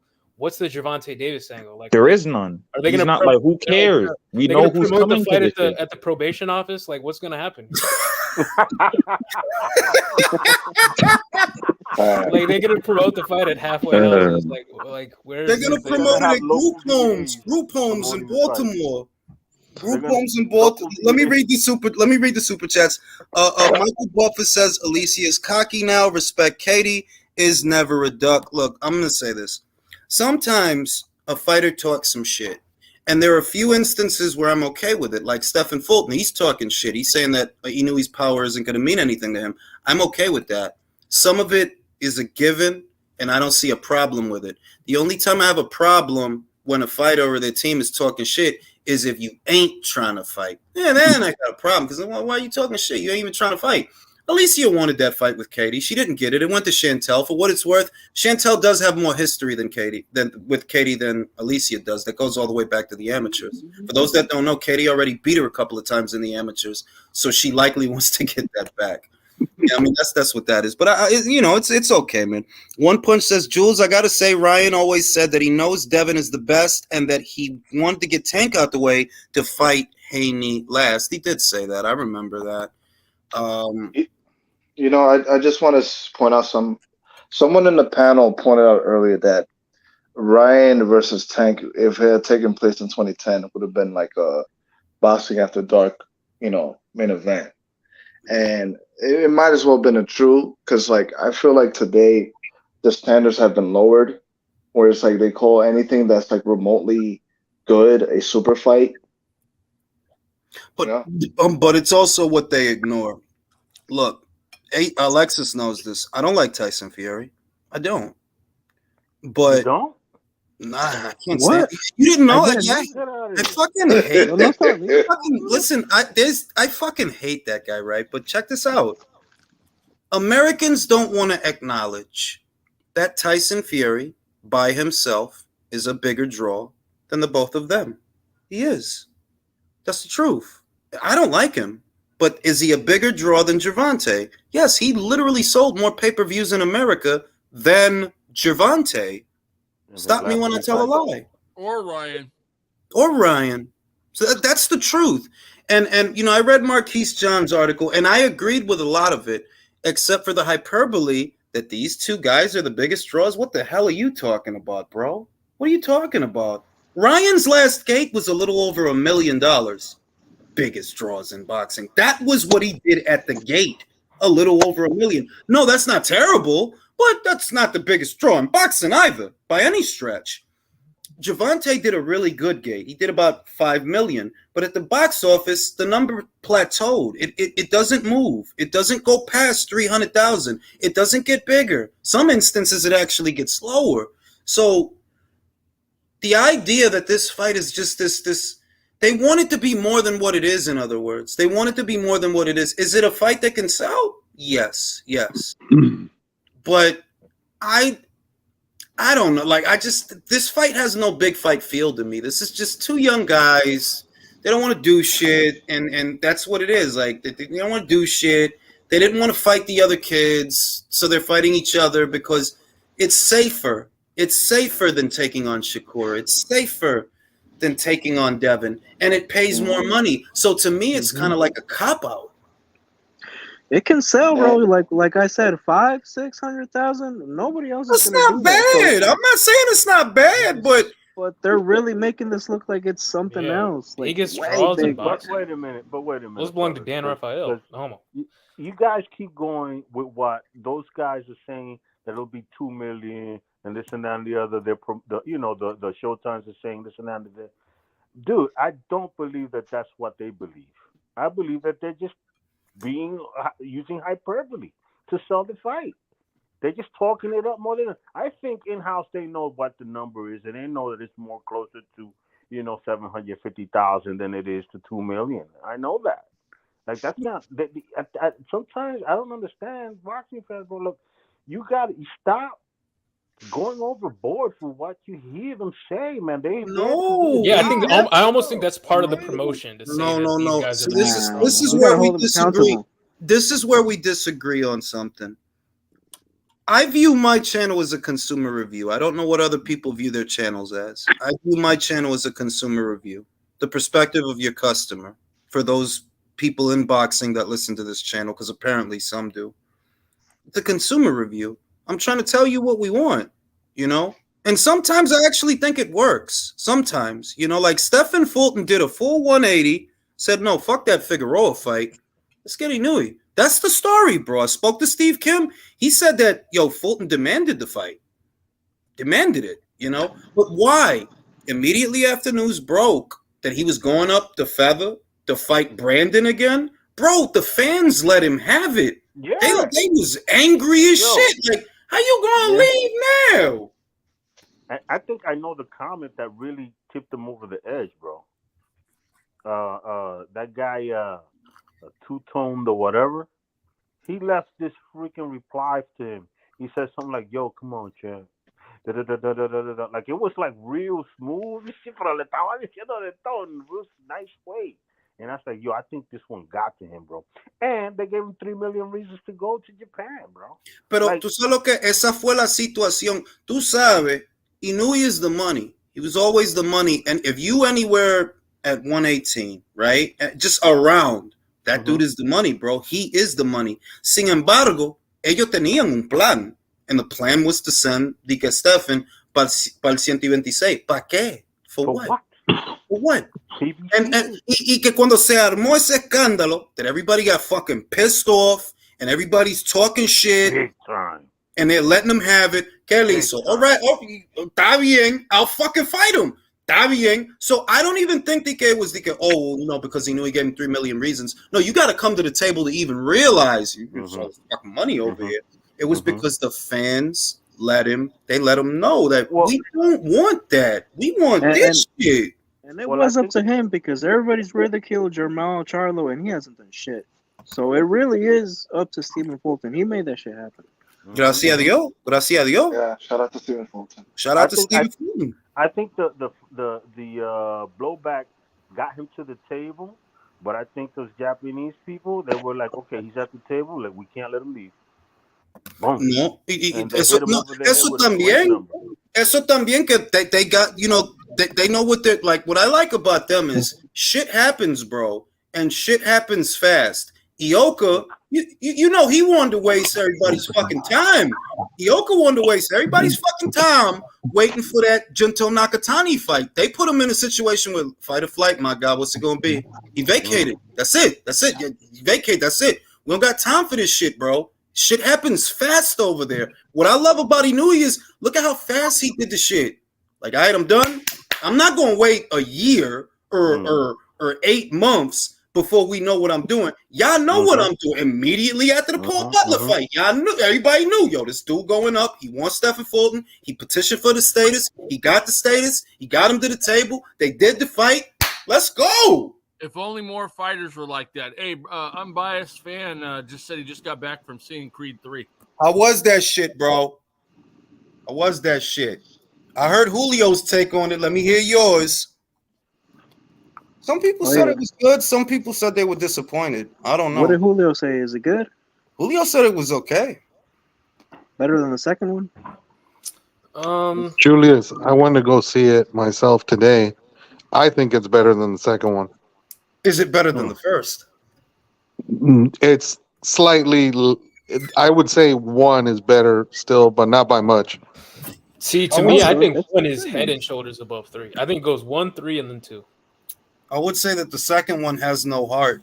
And that's, they try to make you feel it, and I'm big on movies, bro. I love movies. I didn't feel it. It felt like for me to feel it, this movie would need like another 45 minutes for me to feel it. Because right now, shit happening too fast. And you're not going to tell me that Adonis Creed and this big lumbering motherfucker, they in the same weight class? Okay, I Jules, know, bro. if you have an issue with that, like the pacing and then the realism aspect, I don't think you're gonna like this one. Then Probably won't, because somebody stop me. Adonis Creed was not a fucking heavyweight in the first movie. He wasn't. he's a light heavyweight in this It's a movie. light again. heavyweight. That shit with the Serbian, he was a heavyweight in that movie, bro. Dude, He's a light heavyweight fucking again in this big. movie, so he's cutting back down from heavyweight. He's doing the Roy Jones. So what it doing, Bias? Like, was Yeah, it? I just got to watching Creed. I enjoyed it. I mean, even though Jose Benavidez was a heavyweight, got me all the way fucked up. But Jose Benavidez. he a little bitty ass. He fighting 150 damn 4 now. You know what I'm saying? But they did a good job of masking him being smaller. But you can clearly see. But he probably was like what, about 175 for this movie. Bruh, why? I don't understand. Why they Jose trying to make these Benavidez guys is in there? heavy? Yeah, he's in there. He's in that shit. Terrence Crawford is a sparring partner. Jessica McCaskill is a commentator. Fucking Canelo is. That's how big Canelo is. He's not playing a character. He's literally playing Canelo. Playing himself. He played himself. Oh, Yeah. Oh shit! Bro, I need to see that movie just because of Canelo, bro. You can thank All right, listen, calm down. You get too gooey over Canelo now. You get too gooey. And he's only in it for like 5 seconds. It's 5 seconds of Canelo, bro. It was 5 seconds of Canelo. You getting all gooey for Canelo. Can you put your hands on 1 second? No, I told you. Julius, the funniest part about it was they advertised Benavidez fighting Anderson on Showtime pay-per-view. I couldn't stop laughing when I saw that shit. Bro, but that's what I said. Like, that's the most Showtime shit. Like, they gave a dude who just did a 20 ball in the joint a heavyweight title shot in his debut on Showtime. We can say That's this. some BBC shit. We can say this. Stallone is a small man. Like, he's not a big man. He's a stocky man. He's not a tall man, right? But remember, he was supposed to be a late 70s, early 80s heavyweight. So he still had the right dimensions. You see what I mean? And they got it right with the Drago shit, because it is true. When the wall came down in the Soviet Union, you started seeing Eastern European fighters. Notice, these motherfuckers is mad big. Like, why is they so big? So that stuff was accurate. But you're not going to tell me that Adonis Creed, that Michael B. Jordan is a heavyweight in 2020, bro. He was probably like 200. He was probably like your old school heavyweight. I mean, he was like looked like he was about a good solid 200, 205 pounds. He looked. It must not be no Tyson Furies and Deontay Wilders in this universe. Then. Bro, listen. Usyk if Fury decides to be the big dog and take his little nuts out, Usyk can show us that, because Usyk is the size of Michael B. Jordan. Michael B. Jordan, 6'3", 227. Nah, Usyk is bigger. Oh no, how tall is Michael B. Jordan? Nah, he's 6 foot. He's 6 foot, so 6 foot, 210 pounds. That ain't too big of a difference, bro. Come on, man, you being too hard. All right, I ain't going to do that shit. It's just a whole day Benavidez though being a heavyweight though. Yeah, man, you got Jules stuttering now, man. Come on. Let me just tell you this shit. Can I tell you this shit? Look, man, I love a good fight scene, right? I really do, because a good fight scene, a good one, done right, is the best storytelling mechanism. Like it was in They Live when Roddy Piper fought Keith David in that alley. That was great, because that was like Keith trying to hold on to reality. He trying to tell him, yo, it's going down. He don't want to believe him because he's a fucking maniac. He just shot up a bank. It was a great storytelling mechanism. What I hate in movies is stylized, gratuitous violence. And that's what Creed 2 was. Bro, stop. You said Creed 2 or Creed 3? Creed 2. I didn't see Creed 3. I seen Creed 2. I'm like, bro, you're not going to 2 wasn't that good. 2 wasn't that good compared to the first one. Yeah. Like, bro, that shit was just some bullshit. Like, bro, come on with this bullshit. They throwing these college frat boy punches. Motherfucker just turned like, come on with this shit. Like, that shit don't even look like y'all boxing. It look like some other shit. Like, you know what I mean? Like the best boxing match in a Rocky film, honest to God, was 3. That was boxing. Like they had a plan and all that shit. Use your jab, slip the punches, slip and counter, roll and counter. They had a plan. That shit in Creed 2 was like, nah, I don't think you're gonna like this movie then. Yeah, the thing with Creed 2 is like Creed 2 was trying to be like Rocky 4. Yeah. Copy the same, the same like progression storytelling. But Like, can we say that Rocky yeah. Four's So the fight scenes are good. wait, Rocky Four's fight scene, even though there's no boxing in it, in this 15-round boxing match, the reason that worked was because it wasn't supposed to be a boxing match. Apollo came for a boxing match and he died. So the storytelling mechanism in Rocky versus Drago in their fight scene is we ain't boxing, we fighting. That's why it worked. I think it worked for the montage. I ain't gonna tell you because you haven't seen it yet. But at the end, when them two are fighting, there's a part that happens, and it made me appreciate it because it took it to where it needed to take in regards to their relationship amongst each other in regards to the fight. I'm gonna take your word. I'm still gonna watch the shit. I mean, it's the only thing that's funny though is that he 1-0 and he the unified champion. Well, that's and actually, you know what? It's a good father-daughter movie, so I think you'll appreciate that part of it. All right, Yeah, because he definitely was getting his maximum girl dad on to the fullest. Then I'm gonna like that because that's why I like Mortal Kombat. He was a family guy, and he got the sweater vest of power when the family was in danger. Y'all remember the cardigan around him, and then he could take all the shit. Weak when you just mentioned that. Hey yo, Julius. Yeah. You're a movie guy. Did you ever see the movie? I haven't seen it. I'm just wondering if you recommend it. This movie with the guy from the lawyer. What's his name? From it's Better Call Saul. The movie he did called Nobody or something like that. I did watch it, but you know what the shit is? I fell asleep. Not because it's not good. I fell asleep. It was late, but I did. Netflix, it was right? It looked alright. Like the bits I seen, like it looked alright. It's just I fell asleep. I gotta sit there. Is that on Netflix? That's on. I think that's on HBO Max. That's where I seen it. HBO Max. Oh, okay. All right. But it's just that it's like the one that the only movie that I've seen in recent memory that I really felt like I was there. I was uncomfortable. It's cold outside, and I fucking hate cold weather. It's Northman, bro. Like that, I really felt like I was uncomfortable and all that. Looking at these dirty ass Vikings playing touch football. I felt like I was there, like because it's so. They use the blue filter, which I hate blue. I love orange. My favorite time of day is dusk. They use the blue filter. It's cold and shit. Everybody dirty as shit. And the mom is slut. Ooh, that shit. That was a wild ass. Listen, man, you need to see that shit.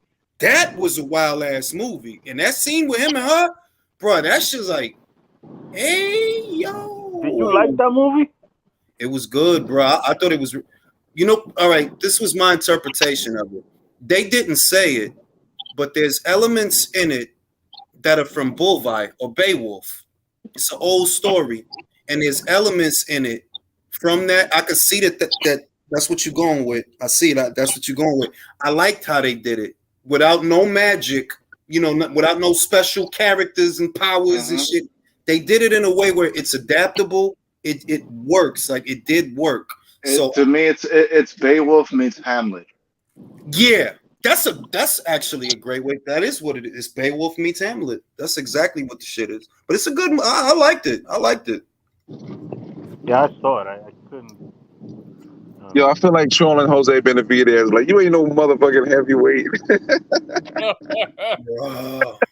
How you gonna make Jose Benavidez? Yo, you got guys out here. You got Dimitri. You got Artur. You couldn't give a part to the young. Because he had a lot more speaking parts though. So I guess it required somebody who could be able to do the acting aspect. And he did it. David, he's bigger than Jose. For that his ugly ass brother. Who did you say? David, bro. That's true, but David might have been busy. Yeah, David got to get ready for Caleb Pottery plan. I told y'all that. I ain't gonna be the unanimous decision. I'm calling. Listen, bro, I've never seen Caleb Plant and Jorge Masvidal in the same room. I think Caleb is just Jorge with a better barber. Yeah, Jorge Masvidal, the UFC guy. They don't look alike. Give Jorge a Caesar and Fuck yeah, trim they that. do, bro. Shit, how do you notice these things? I'm trained. I'm trained to find patterns. It's part of his Capricorn powers, man. I'm trained to find patterns. I'm like, yo, that's the same guy. He just got a haircut. That's all. He balding like One is the just from same Tennessee. guy. The other one's You talking about the UFC Masvidal? Yeah, Look bro. like Caleb Plant. He looked like give Jorge a Caesar, right? He got the same bald spots and all that as Caleb. Same No, shit. we don't. I gotta double take this because I don't know, man. I don't know yet. No, yeah.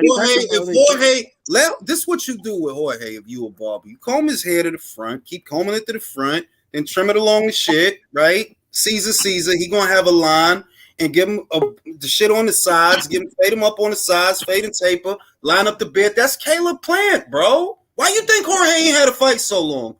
Caleb? You stupid. Because trying to he's Caleb Plant, because it's the same person. Caleb Plant, bro, I'm trying to tell you. When he put on that disguise, he put that wig on and shit, start bugging out, start talking about all that shit. That's Caleb Plant, bro. Caleb did used to fight only once a year too. Oh, yo, Jules, do you know who they should have had instead of Jose Benavidez, bro? They should have had Berlanga, to be honest. Yeah. Come on, Berlanga, bro. He probably can't act. He probably can't even act. Again, he had a lot more. He probably had at least 600 words. Now listen, the reason they didn't cast him is because they needed somebody who could box. Speaking of Berlanga, What a shot to Berlanga. Hey, you want to hear something funny? Speaking of Berlanga, he called Jaime Munguia one-dimensional. Oh, I did a video on that. The irony. Oh, wow. Exactly. Well, we're gonna see if Berlanga got anything. If he can beat Danny Jacobs, then maybe we'll consider him for real. He's fighting Danny Jacobs? Yeah, but be real unbiased. Yeah, he's about to fight Danny Jacobs. If he go in there with today's Danny Jacobs and he beats him, does that turn things around for you? No, it just makes me say, okay, now what's next? Now I'm not gonna just write him off. It just makes me say, okay, what's next there, brother? I would say he's a little bit more ready now if that was to happen. Your face says everything. Your face, I feel your face. He's ready or that Danny's ready to go. Ready to go out. You know what I mean? Like, is it that he's getting better or he's getting worse? Hey, you know what might happen to Berlanga? He's fighting Danny Jacobs. Danny Jacobs in Puerto Rico, right? I heard it was New York. No, What? Puerto Rico. I think they said that. I heard that it was Puerto Rico. It's not. I thought it was MSG. I heard it was Puerto Rico. No, sodium glutamate. I thought it was MSG. Hey, Jules. Ben Adams is asking you if you think Sonny Edwards can beat Bam. It's a good question because I think that Sonny and Bam have the best 2 feet, the best feet at flyweight. They both have them. Bam has the one thing that Sonny doesn't necessarily have, and that's real pop. He can punch, but because to me, look, I'll be real. That's a 50-50 fight. People don't think so, but I think of it as a 50-50 fight. Yeah, Bam has pop, but have you fought a target like this one? This is not Sorun Visai, it's not, bro. This is not Carlos Cuadras. Those are offensively minded fighters that you don't have to look for them. You have to look for Sonny. You have to find him. He's not going to just stand in front of you. You have to find him. He's gonna have to cut the ring off and set traps in order to beat him. If anyone at that weight can beat Bam, it is Sonny. And I think that he showed wrinkles to his game in his last fight because he was fighting on the inside really good. But like Sonny answered the questions. Like, I have questions for Bam. I have no more questions for Sonny. You have no more questions? Because of the fight that he just had. What was this fucking guy, man? This fucking Felix Alvarado, I think, or something. Yeah, Felix Alvarado. I couldn't remember the name either. Good job. That guy's got a lot of knockouts. He hits hard. He's experienced. Punches in bunches. And Sonny he stayed Sonny with that guy. With Bam, I seen 2 fights where I was like, 2 fights. I was like, you know what I mean? I'm not saying he's bad or nothing. I'm just saying that he's kind of staying in character. and sometimes he doesn't, you know. So I don't know if maybe it's just that he thought it was going to be easy, you know, because it's not a high profile fight like a Cuadras fight or a Rumvisai fight. Remember, he did stop Saul, so maybe he don't get out of bed for them other guys the same way he might get out of bed. It's like, all right, this is a unification match. I'm fighting a champion. It's a big fight.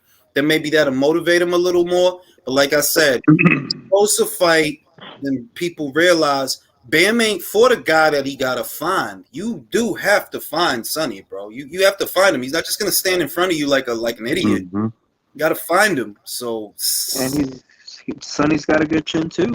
He puts some punches. Did Jose Benavidez Jr. do any menacing nodding in the movie? Well, I mean, who's the next guy? Someone needs to. Let's just say this much: he was in the hospital in this movie. Maybe he nodded too much. He got put in the hospital. Now I'm gonna say this.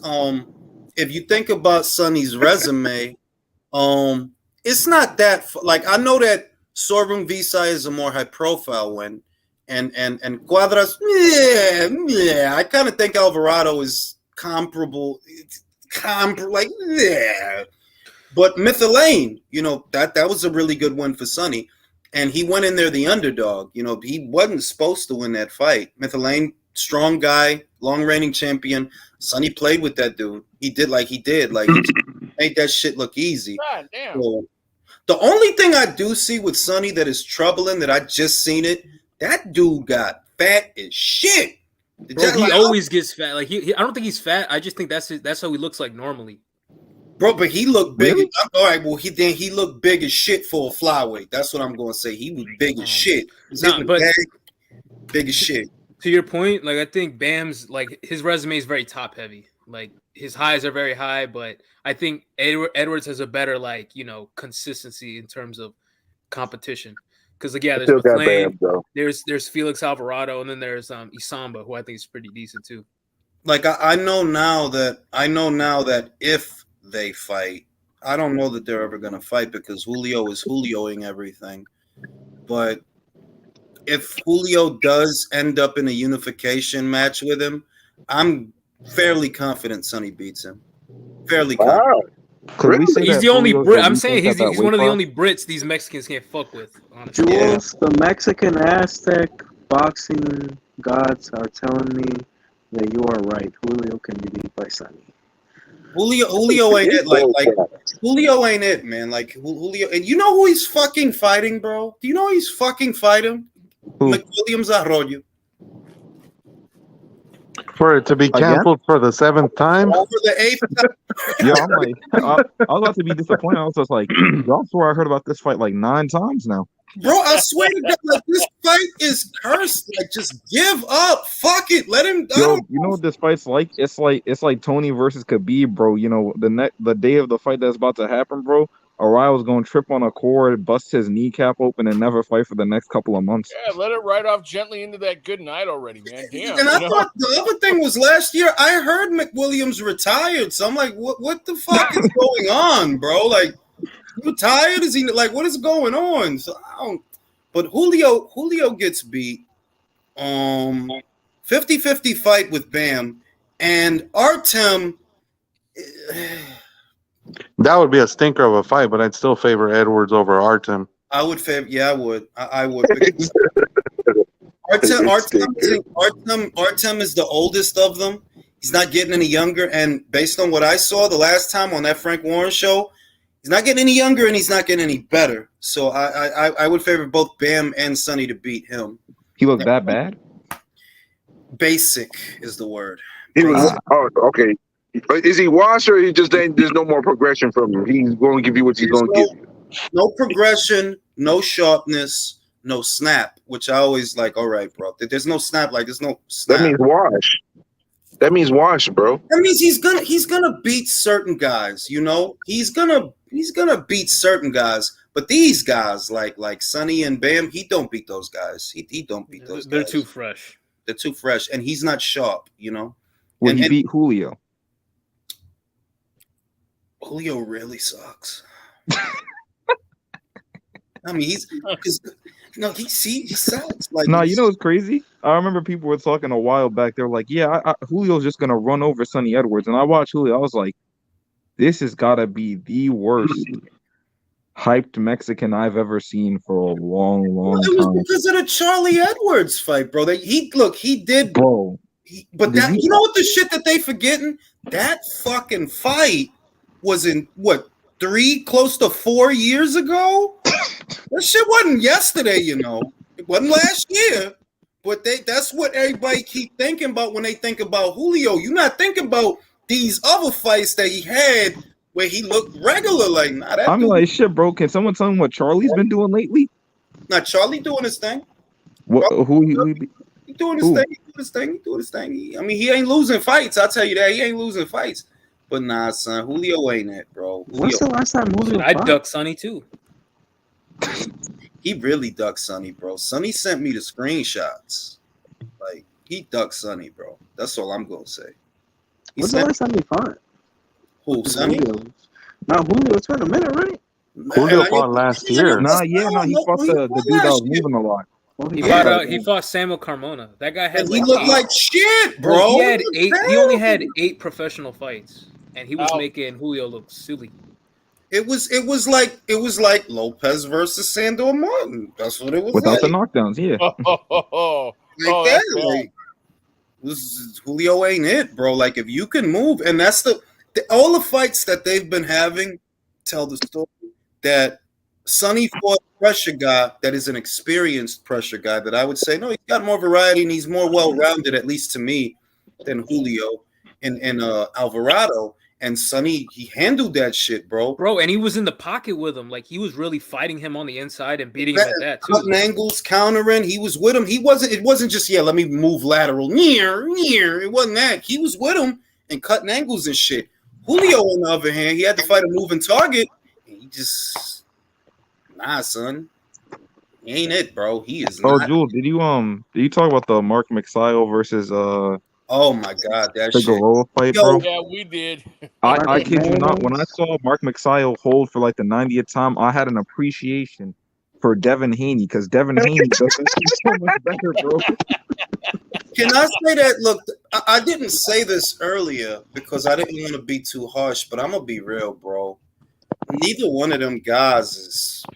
Bro, that dude was ready to go for like 3-4. He was ready to be put down. His legs was gone. His legs was gone. His gas tank done. He was finished.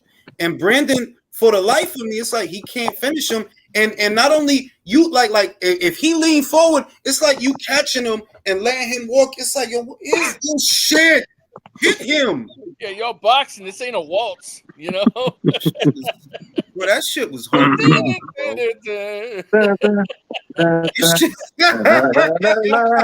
waltz. 1, 2, 3. I can't listen, B. I can't deal with Brandon no more, bro. Like nah.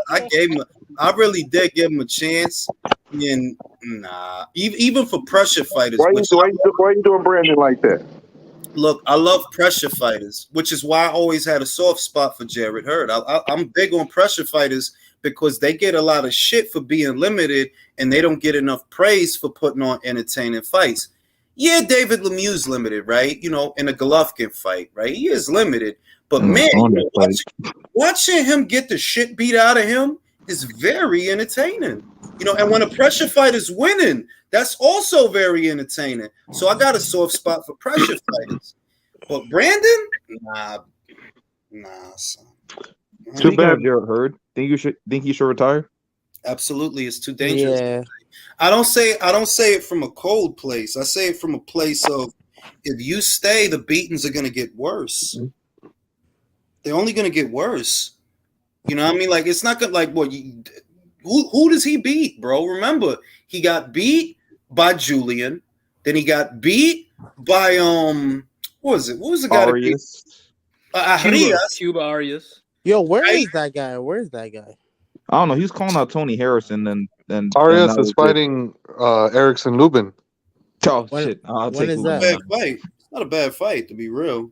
It's not a bad fight, but it's like, yo, it's a wrap, bro. Like, really though, like it's a wrap for Jared Hurd. Like, if you stick around, the beatings ain't gonna get easier; they're gonna get worse. Mm-hmm. Go beat a CDL test. I feel bad for Jared Hurd though, Say that, bro. because I think some of his prime years got wasted, man. Some of his prime years got wasted. No, I never thought he was it, man. I thought he overachieved for his Yeah, level. that's what it is. Like, I remember people are like, "Oh, his career was so promising." I'm like, "No, the hell it wasn't." I think he did pretty good for what he did. To me, he You think overachieved. so? He was I always think- limited. He always had to rely on his physical gifts. Like, he was never very like. He was But never can an we elite say fighter. my thing is this: if he would have moved up when he needed to move up, maybe he would have lasted a little longer. Because what I think did him, what I think did him in is, bro, you walking around like 200 pounds and cutting down to 54. But it's not just the weight cut though; it's the skill. It's the skill level. Like back then, 160 had a lot of dogs Okay, but in hold it. up. Like, How many fights has he had in the last 4 years? Bro, probably like 3. Yeah, I'm gonna say 3. About 3. It's a combination of it all, bro. That's why I feel like his potential, he might have not reached his full potential because he wasn't fighting enough. He wasn't fighting enough, but Well, whose fault also is that? they kept him at 54 too long, bro. Like, seriously, That like depleted him.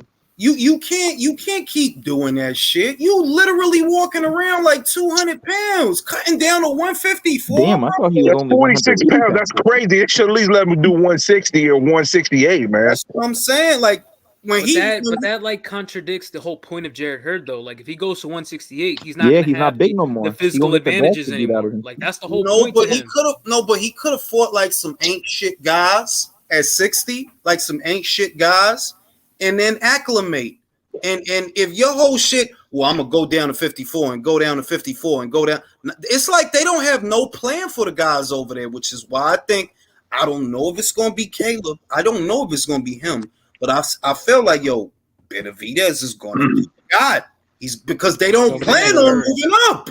Benavidez is the next Jared Hurd, man. As soon as he gets to light heavyweight, all that shit is out the window. Now we get the real That shit's out the window in 20 days. What the hell are you talking about? Man, you more optimistic than me, bro. Yeah, I'm telling you. Yeah, no, I think Plans gonna box circles around him. It's gonna be like when Jared Hurd beat Lara. That's how I see it going. Oh, okay. That's an interesting analogy. But I just think Plant is I think Plant is more focused than ever. And I think the loss of Canelo only helped his career. It may I have. see Billy Joe Saunders, David Lemieux. Look, I just want him to use all the pads that the snack You can't compare him to them. have to offer, all the pads that the snack offices have to offer, because nothing will make me laugh more than if that dude lose, bro. Nothing. Like, Give him the experimental steroids they're giving Joe Biden right now. Like, You're let's see stupid. the real Caleb plan. You know what though? I think it is too. I think it is to me. I see some fundamental flaws in Benavidez's game. Period. I think it can be taken advantage of. he has those flaws, but while he's still fresh enough to throw that many combinations and force the guy to work, look, he's formidable in his own way. It's not the most impressive way, but the best thing you have going for you is that you're physically imposing and you can throw punches in bunches. That's what he's got going for him. But what I see is you're gonna end up like Jared. You are though. You are. That's a given because your team seems to have no plan for you to ever move up. Ever. But wouldn't we say the same about Jaime Munguia too? Because he can't make one. Jaime moves up and down, and Jaime did move up. He went up from 54 to 60, then from 64 to 65, back down to 60, probably go back up to 60. Yeah, I'm saying like he move around. Do you I agree got a question for you guys. Puncher David has fought? Who? Do you agree that I think that Caleb Plant is the strongest puncher David would have fought? I think Caleb Plant is a stronger puncher than any of the guys he's fought. No, Lemieux was a stronger puncher. Nah, Lemieux. No, he Nah. wasn't. No, Not at that Lemieux's point. not. No. I'm telling you, Lemieux's not a stronger puncher than Caleb. He's not. Really? If honestly, he's not. Not at that weight. Not at that weight. Not at that. He lost everything that he had at 60. The sharpness, the explosivity. He was none of those things as a super middleweight. So I would say Caleb is a stronger puncher than him. That's saying that if Caleb hit David the way he hit Anthony, he'll put David to sleep, bro. I feel like he could, bro. I got a And I question for mean, y'all. Even though I hope I ain't jumping the gun too soon for you, Jules, because I know you're probably gonna be talking about this later in the week. But Harrison and Tim Zoo. Oh yeah, that's this week. I forgot about that. man, that's a That's really We a good gotta good get fight. fucking Mirage fight. in here, man. And it's on a Sunday. Perfect, bro. Oh It's no. perfect. It's Well, on I a think Sunday. Yeah. I think if Yeah, this is Harrison Australia. don't get emotional and get over cocky, I think he wins the fight. I really hope Harrison wins. Harrison has a legitimate look. Tony has a legitimate chance to win that fight, right? He does. Don't get it twisted. Like I see. I think somebody told me that the odds makers have it wide for Tim Zoo. Tony I has a wouldn't be mad. legitimate. Tony has a legitimate chance of winning that fight, but I'm kind of leaning towards Tim because of the pace of the fight. That unless we're banking on Tony knocking Tim out, which is possible. Don't get it twisted. Yeah. Can he get a decision? I could see Tim if he's smart and he catch and shoot. I could see Tim knocking Tony out. Bro, Tim, like, even if Tim loses this fight, I really like Tim Zoo in this division, man. Like, I think that's how Tim Zoo will win. I see it as a Tim 50. Zoo's winning that fight because you got Tim's green. You know, he's very green still. You know, even though he's had some fights and stuff, he's still green in comparison. Harrison's got the experience, but he doesn't like the pressure. So I mean, it's intriguing because I think this fight's going to be closer than we think. Yeah, and I think Tim is a lot smarter than people give him credit for, man. Like, he does a lot of smart shit with like the guard. Like he does a lot of good shit with like guard manipulation and that type of shit. Like really underrated. Like, and I like his variety of punches. He's some things. Maybe you can chalk that up to ring IQ, pun intended. But if you watch him, once he's in his groove and he's letting his hands go, he has really good shot selection. Like he really knows where to put his punches, and that's with Tony. Yeah, that's important. That if there's some body shots there, take shots because that'll take the air out of the tires. If there's a hole in the guard in the middle, split the guard with an uppercut. If you catch and shoot, counter the jab with the right hand. It's shot selection is very important, which is what neither of yesterday's fighters have. Brandon ain't got no shot selection, bro. He just throwing whatever, bro. Whatever bullshit. Like Brandon, what he is just the equivalent like of a button masher. Like I don't know. I'm not gonna lie, bro. I think I've had enough of Mark, bro. After yesterday, I think Tim Zoo is the opposite of Brandon Figueroa, where like he's a pressure fighter who's actually really smart, in my opinion. Yeah. Yes. Yeah, absolutely. Okay, Tim, maybe I'll disagree with me on this. I think if Tim Zoo wins, it's gonna have to be by knockout. But he can. But you know that he can, though. That's the thing that all Tony's losses. And don't get it twisted. I'm a fan of Tony's boxing. He's one of the better pure boxers that are around these weights. Like he'll play with all them little guys from 147. Oh, he'll play with them. Like Danny, talk that shit, Danny. You know what'll happen if you fight Tony. But the problem with Tony is all his losses is knockout losses. The one to Willie Nelson, the one to Jared Hurd, the one at Germán Charlo, and it seems to be a gas tank issue. That's what it seems to be. That he'll be doing all right. They get tired. Once that ninth round hits, it's all downhill. You know what? I just rewatched that Charlo at the second fight, and I don't think it was a gas tank issue. He just got his ass caught. He got cocky. Because literally a minute after he blocked a lot of Charlo's punches, he stuck his hands up in the air and he was like, "That ain't do shit." He got a little too cocky, bro, and he got his ass caught. And after he got caught, he was done for. Wasn't it kind of a premature stoppage? Don't y'all think it was kind of?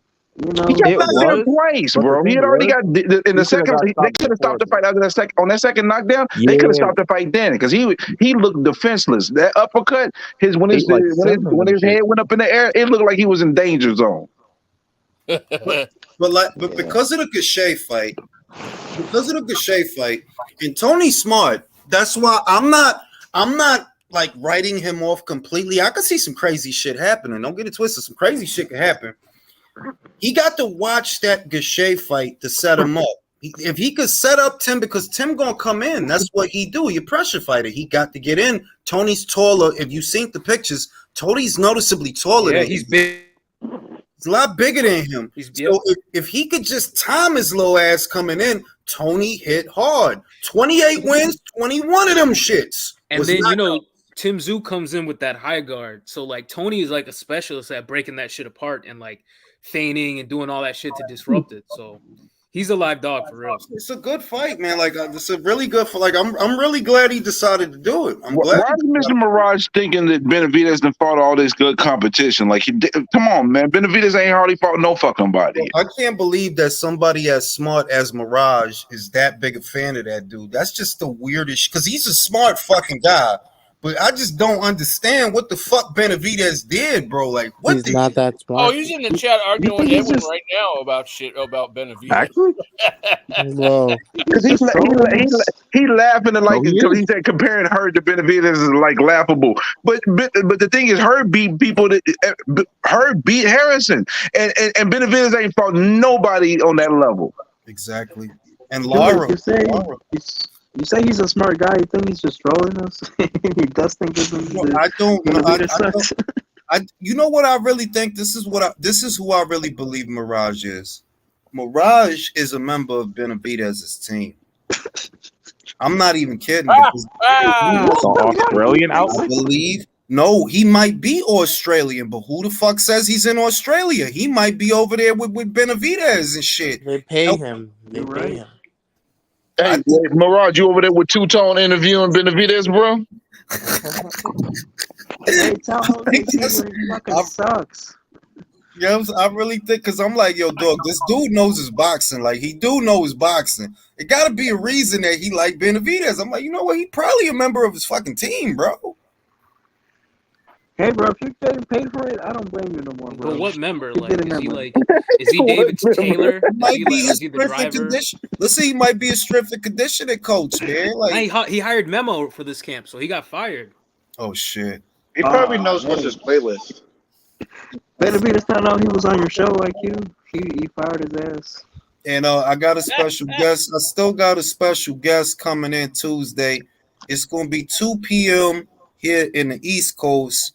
It'll be I think 1 p.m. in Houston. Who is it? Oh, I ain't gonna say nothing yet. I don't want to give it away. Is it a guy? Is it a They in male fighter or Houston, female though. fighter? They in Houston, male fighters, champion. Shakur Stevenson. Ain't Shakur Stevenson, man. Oh, he trains in Houston. It ain't Does him. he? He trains in New Is York. it Anthony Joshua?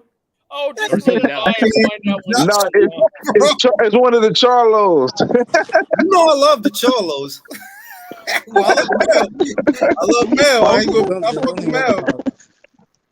Oh, I know who it is. Is it Regis? Bro, why you got to fuck everything up, bro? Like, No, it is. you can't let nobody have a fucking surprise and fuck everything. Bro, just don't say it on Twitter. No one will have to know. I ain't gonna say nothing. But that was easy. As soon as you said Houston, like, oh, I already know. I didn't know he trains in Houston. Well, man, Yeah. y'all should have just let it lie until it happened, man. I mean, Yeah, fuck it. Bro, we spoiled the entirety of Creed 3 on this show, but revealing No, we that didn't. Regis No, we Prograis is gonna didn't. be on No, the we show didn't. too much. movie, man. Let's go. All right, let me read the super chat. One Punch said, and he said Haney having the belts matter. Yeah. Mirage, the honorary Benavidez fluffer.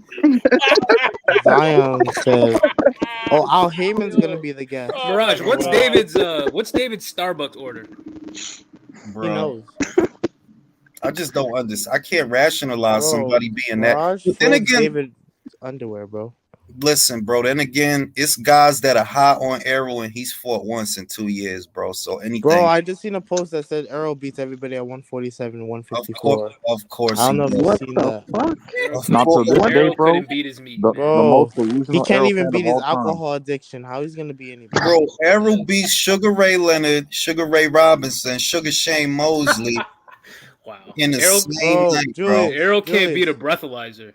Why this man trying to tell me? Listen, you guys, y'all, okay, hold on. When y'all do that, y'all dogging the Arrow out too much. Because the thing is, when he get at the end of the day, when he gets in the ring, he does a good job. When he gets in the ring, He do, but I don't think he is what they say he is. That's all I'm saying. My argument, look, if you listen to me a lot of the time, right, I say this. Errol is a good fighter. He is, but I don't think he's A-level. I don't think that. I see a B+ boxer puncher, maybe a solid B+, which is not bad because most of the good fighters on TV, they're not A-levels. A-levels is Floyd, bro. Crawford. Boy, Yeah. Do that job against Crawford, and I'll really respect you. yeah, like A levels is very few A levels. Like most of the good fighters, the good ones that they're worth watching, they're B, and there's nothing wrong with that because that A list, that's a very short list. Bro, I would say that at least half of the pound for pound list is only B plus fighters. I agree with that. That's a credible Okay, argument. so let's try to list the A level because there's probably only like 6 or 7 A level fighters right now. So Usyk in a way. Yeah, Usyk in a way, Crawford, A Canelo. level. Yeah, Usyk in a way, Crawford, Canelo, and that's it. I would say so. Yeah, the other guys, okay, like so anyway, Jermel, who I'm very, I like Jermel. I consider Jermel a B plus. He's a B plus boxer puncher. He's a very good boxer puncher. Don't get it twisted. He's shown he can learn, adapt, and fix what need fixing. He's shown that in the Castano rematch, in the Tony Harrison rematch. Even though he was getting beat, he found the knockout. It wasn't looking good, but he found the motherfucker. In the John Jackson fight, he wasn't looking good in that fight, but he found the fucking knockout. He's a good boxer. He's a good, to me, B plus boxer puncher. A plus? I would say he's A. Bivol? Yeah, because there's a big question. There's still a glaring question in his division, which is better B. Bivol is an A minus. Bivol is an A minus. Where's Lomachenko? I'd still say Lomachenko's an A. I don't know that right now. No, Not right now, he but might went down to a B now. Now there you go, because that's kind of where. It was an A. Can I say this? Devin looked like an A. He looked like an A. Beat Lomachenko, you were A. Yeah, because coming into the Kambosos fight, he was I would say he was a high B because he still had things to learn and he still had the deficiencies. So we're gonna find out if he's fixed those deficiencies, and then I guess you can give him an A. Is Shakira A? I would say Shakira's an A plus. I'm going to say he's not on my list right now because he don't have a belt. That's the rule. But when he get a belt, yes, that kid is an A. He is an A. Because to me, like if Devin beats Lomachenko in the same way he beats everyone, then I wouldn't put him. In my opinion, I wouldn't put him as an A plus because like you're still not showing me your whole. A plus is the highest. A plus is like there's virtually A plus. Like I do it in 3 tiers: A minus, A plus. Floyd is like a plus, bro. Like that dude is just retarded. Like, bro, this dude's ridiculous, bro. Like, and y'all know people say we joke on Floyd and the dumb shit, but on some boxing shit, that dude was A plus, bro. Like, okay, I got 2 more for you now: Stephen Fulton and Tank Davis. Give me your grades. B plus, B and B plus. B is not, and B does not mean bad, by the way. But when I B see means Javante, high grade. yes, B is a high grade. But when I look at Javante, you're not a B plus, you a B. For you to show me that you a B plus, you need to be that boxer puncher that creates opportunities. I've only seen him do that once, and I got to give him credit for that. That was in a Hector Luis Garcia fight. I saw that instead of trying to jab his way in and get the jab counted, he stopped doing that. He started changing levels and coming forward to get him to throw, and then he countered what he threw. He was baiting him to throw. That's what I'm talking about. Like, create opportunities, because if you're just waiting for the other guy to make a mistake, well, he might not make one. And like if you in there with a Shakur, you're gonna have to get him to give you something. You have to pressure him to give you something because he ain't gonna give you much as it is. Jules, you're gonna kick my ass when I say this. Check this out. Stephen Fulton is a high B, close to B plus. I would say that. Yeah, I would say that. Yeah. No, but no, that ain't what you mad at. You're gonna be mad at me. Listen to this. Tank Davis is a held back A minus. Nah, he's not an A minus. I'm gonna tell you, he gonna show you. He gonna show you better than he can tell you. The only person I think he can beat him is Shakur Stevenson right now. He's not. He's been held back, but he's an A minus. Me that an A minus was getting out jabbed by Rolando. That was all a setup, though. You see, the thing is, you're not understanding that was all a setup. He was intentionally, he was being patient for a reason because he knew Rolly was going to make a mistake. So why run up in there and do all that? Because the one thing Rolly can do is punch. So why I got to run up in there and do all that when I can just let him get away, let him get comfortable, lull him to sleep, and then pow. That's what happened. And the lead Can I say something? He could have Steve been Kim A told me minus. something. Steve Kim said something great, and it was about Loma too. So don't think it's just an attack on Tank. That whole downloading the information shit and waiting and setting shit up is bullshit. What I Mhm. call that is losing fucking rounds. Mhm. That's all it is. No, wait a minute. You And know it's what? nullified at the end of the day Nah, when they nah, go nah. I'm night, not. night, night, Quill. Look. It's a thin line. I feel you. Because I feel like when people say that, it's just some like, come on, man, get off his dick. Like that's no, for real though. Like when people, I'm like, all right, bro, he's fucking. But the thing is, it is true that elite boxers, in them first rounds, the really, really good ones, they are filling you out. They trying to see, the speed on the punches, how the punches feel. If I do this, what he gonna do? They off like Crawford does that. He'll chill the first 2 rounds, like, all right, and then after round 3, he'll start fucking you up. So downloading information, and there's fighters that do Yeah, that. but what's it called? Canelo I and feel like Floyd did it. there's that, and there's I'm gonna let you push me around a bit for 2 to 3 rounds. Like that's crazy to me. Like Crawford's He not getting push you pushed around. around by Sean Quarter for rounds. Who Tank you was dead talking ass about holding pushing around though? Who you talking about? The shit with Tank Loma, you know what the shit with and Loma Loma. was? The shit with Loma is it's like when a song come out and motherfucker keep playing it like he's downloading the information. Like, all right, bro. What the fuck? Downloading the all right, bro. Like you said that in the last fight. Okay, Now Jules, I'll listen put it to this it. Stop way. downloading and listen to it now, right? If Loma is downloading the information against Haney, he could then download another loss on his record. I agree with that because he has to be aggressive against Haney. He has to force the action because you can't let Haney get comfortable because Haney got the size and the speed. He has the size and the length advantage by a long shot. So if he lets Haney get comfortable and able to time him and be able to keep that distance, it's a wrap. He can't wait till the Haney fifth, can't sixth beat him round with to his do that. hands. Haney can't beat him with his hands. Haney's best weapon in that fight is his strides and his feet. That's how he wins the fight. It's not with his hands. If you I was try gonna to say that it's like no, I it's feel his feet, giving. bro. Turn with him. When he pivot, turn with him, pop him. But it's your feet that's gonna win you the fight, not your hands. With Loma, it's your hands that are gonna win you the fight. It's the reverse. You got to outwork this guy, force him to work, because you know he struggles to make this weight. You don't. You little as shit. Push the pace, get him tired, start piecing him up. Whereas with Devin, you don't want this to turn into a clinch fest, and you don't want him to get close enough to start landing punches on you. So how do you do that? Manage the distance with your feet. That's how you beat him. That's the best thing Lopez did, is turn with this little motherfucker when he pivots. If you turn with him, he gets spooked. He don't want to come in. That's how you beat him. But if you try to punch with him, you lose that. Yeah, you lose that. You don't got the power for this guy. You don't. Okay, that leads into a question, Jules, and this is for everybody. This is why I feel like Loma has to put the pressure on because he can't afford to lose rounds. And the reason why is I don't think Loma has enough power to put Haney out. Does anybody disagree with Yes, me? he does. Yes, he Crazy? does. Yeah, yo, that's Loma's. Look, Loma has power. I'm not a Loma. I'm not the Loma church god guy, bro. Like I'm not. I respect him, but I'm not the Loma church god guy. I'm just telling you, do I think he can hurt Devin? Oh yes, that's Yeah, and it's I not think he about can, that but- one punch power because he's not the type of guy. It's the speed, the timing, and the accuracy that this motherfucker lets off. No, I see what he's saying though. It needs to happen early. If he's not breaking him down early, But that also, I knockout think- is not Yeah, happening. but it's Bro, all right. like, look, I'm look, going shot on- selection. Shot selection. It's not a debate. Loma has better shot selection than Devin. He does.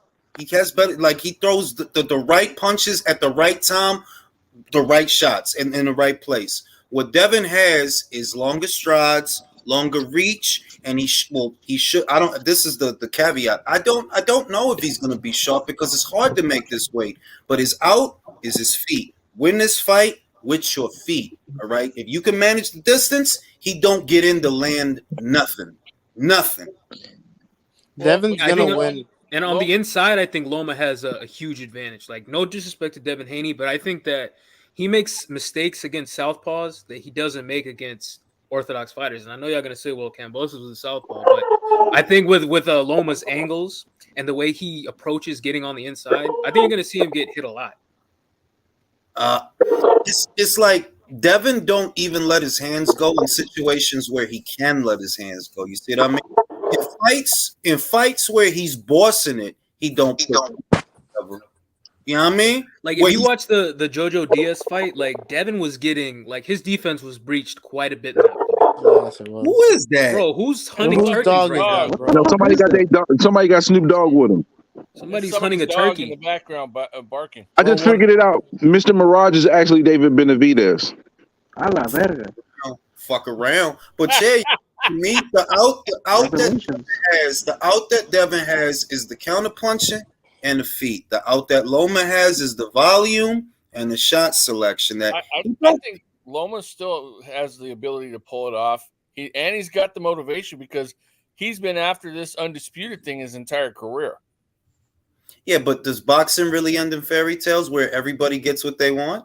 No, but Not to be fair, I don't not think always. American Not boxing always. That's what I'm is like saying. that. Hey, That'll be some nice special shit that he finally did it. But do that really happen in this fucked up sport? And who else? It Who happened else in can be a Creed 3.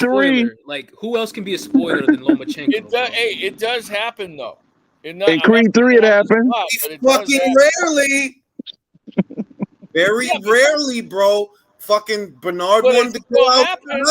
and he got knocked the fuck out the ring. Cotto dislocated his shoulder and lost to Saddam Hussein. What? Remember Saddam Ali. Saddam Hussein? The same night as McGregor Mayweather, he fought Saddam Hussein and his fucking shoulder got dislocated and he lost a goddamn fight. Nobody thought he was going to lose to this dude, bro. And he, what What I'm happened? saying is that there is a good shot. There is a chance that Loma can pull it off. Yeah, I agree. I'm not going to sit here and be like, oh, it's a foregone conclusion. That's why I want to see the fight so much because I don't know what's going to happen. It's a 50-50 fight. Yeah. To me, it's 53-47. It's the perfect look. It's the perfect. The only I'll be an ass, okay? The only fight that is more perfect, honest to God, which is I love this fight. The only fight that is more perfect than Haney versus Loma is Fulton versus Inoue. Yeah. That's a true 50-50 fight. That's the fight that excites me the most. That is fucking perfection. That you're unbeaten, I'm unbeaten. You're in your prime, I'm in my prime. I'm the motherfucking shit, but you the motherfucking. You got a style that I ain't never even seen before. We're both champions. That's perfect, bro. It's perfect. Like it's real. It's real questions. Like dog. Like I like Inoue, but have you actually fought a defensive specialist? No, you haven't. That's facts. Like no, you haven't. You haven't fought a guy that can manage the distance like him. What you fought in Paul Butler, for example, that's not a guy that's managing the distance. That's a guy that's keeping distance. He is doing. It's called save me. I don't want to go out. That's a negative fight. That when the guy's just moving around and he don't want to throw, don't want to engage. All right, you fighting negative. You fighting half a fight. It's only defense, no offense. This guy got both. He can manage this. He's bigger and he's durable, bro. Man, I think Inoue's gonna win unanimously. Bro, it's not that I'm doubting him. It's that there's questions. It's not for certain. Now, in fights that suck, like Benavidez versus Lemieux, did you have any fucking questions? No. Yo, we finally have a fight where there's a question. He's fighting his first fight where there's a question mark. Exactly. And Mr. Mirage, I'll take an autograph of Benavidez if he knocks Plan out. You know what I'm saying? Like the fights that suck, or the fights that don't have questions. Like, well, you know what the fuck is going. Like Wilder versus Hellenius, bro. You knew what the fuck was going to happen. Hellenius knew what the fuck was going to happen. He knew I'm probably going to get knocked out. Probably. You know, just keep an ice bucket ready because I'm probably going to get knocked out. Shit, man, Mirage is going to carry Benavidez's water bucket to the ring. Bro, he's going to carry his belts to the ring. Don't be surprised. Jockstrap to the ring. Jules, just guess what? Another thing too, based on what we just said. Everybody talking about all the illegal downloading and watching of the fight. See, the reason why you're getting so much more of that is because there's so many fights that we already know what's going to happen before it ends. If they give a lot more of the 50-50 fights, people are going to pay to watch the fight. I think that is actually true. When the fight is good enough that there's going to be people that say, nah, I don't want to deal with I need to see this. I need to see this. You know what I mean? You're going to get that. But when it's Davis versus the Dominican Barber in Washington Heights, Nah, my guy, like really? The Dominican Yeah, barber. I'm on my bullshit, but hold up. Ben Adams said Creed 3 was disappointing. I don't think it was disappointing. It was pretty damn good. And then Mirage, no, Crawford and Evanesian was not a 50-50 fight. We knew it was going to happen before then, but the man needed to fight for 2022. The man said he wanted to fight for 2022. In the story. All the Crawford detractors act like motherfuckers like the Crawford fans was hyped for that. No, we knew what it was, but it was a necessary evil. That's all anybody's saying. That if the Spence fight was not gonna happen last year, why should he waste the whole year? And he still has not fought yet, bro. And we got new information. We done found out that Boots had a chance to fight him, but we see the pump faking in the front and going on. So you can talk about this Crawford Rocha. Don't talk about Crawford Rocha when Virgil Ortiz and Boots could have been that person in this fight. Don't argue with him, because remember, he knows the same way we do now that we all just found out. They tried to get fucking Ennis. They didn't want to do it. And you still trying to make that Crawford fault. Like, it's one of them guys that ain't no point in talking to you about it, because you just got some other shit going on in your brain. Bozy literally said they called him to try to do the Crawford fight. They the ones that said no. Let me run it down. Paco of the WBO already said, yo, we offered Virgil Crawford 2 times. They refused. And you still sitting here acting weird. At that point, it ain't no point even talking to you, fam. Like, it ain't no point. Yeah, Mr. Mirage, just go to my channel, man. Just listen to the video what Bozy Ennis said. Listen, the cat's out the bag, and as time goes by, all these chips are gonna fall, and all this Crawford duck and Crawford all this is gonna be just all getting mushed up and tossed in the trash can. All I can say is I've read this book before. I have read this book before, and I know that in the near future, it's not gonna end well for Errol. It really isn't. It's not going to end. He's going to become. Right now, he's a part-time alcoholic. He's going to become a full-time alcoholic. Like all this. Don't say that, man. Don't wish that for all that, this man. goofy shit. Because at this point, and that's what's weird about the shit, that the shit could be out there. It's not like what I'm telling you is an opinion. I'm telling you a fact, and you don't want to process it. That like, yo, Bozy said they offered him to fight. Why are you mad at Crawford?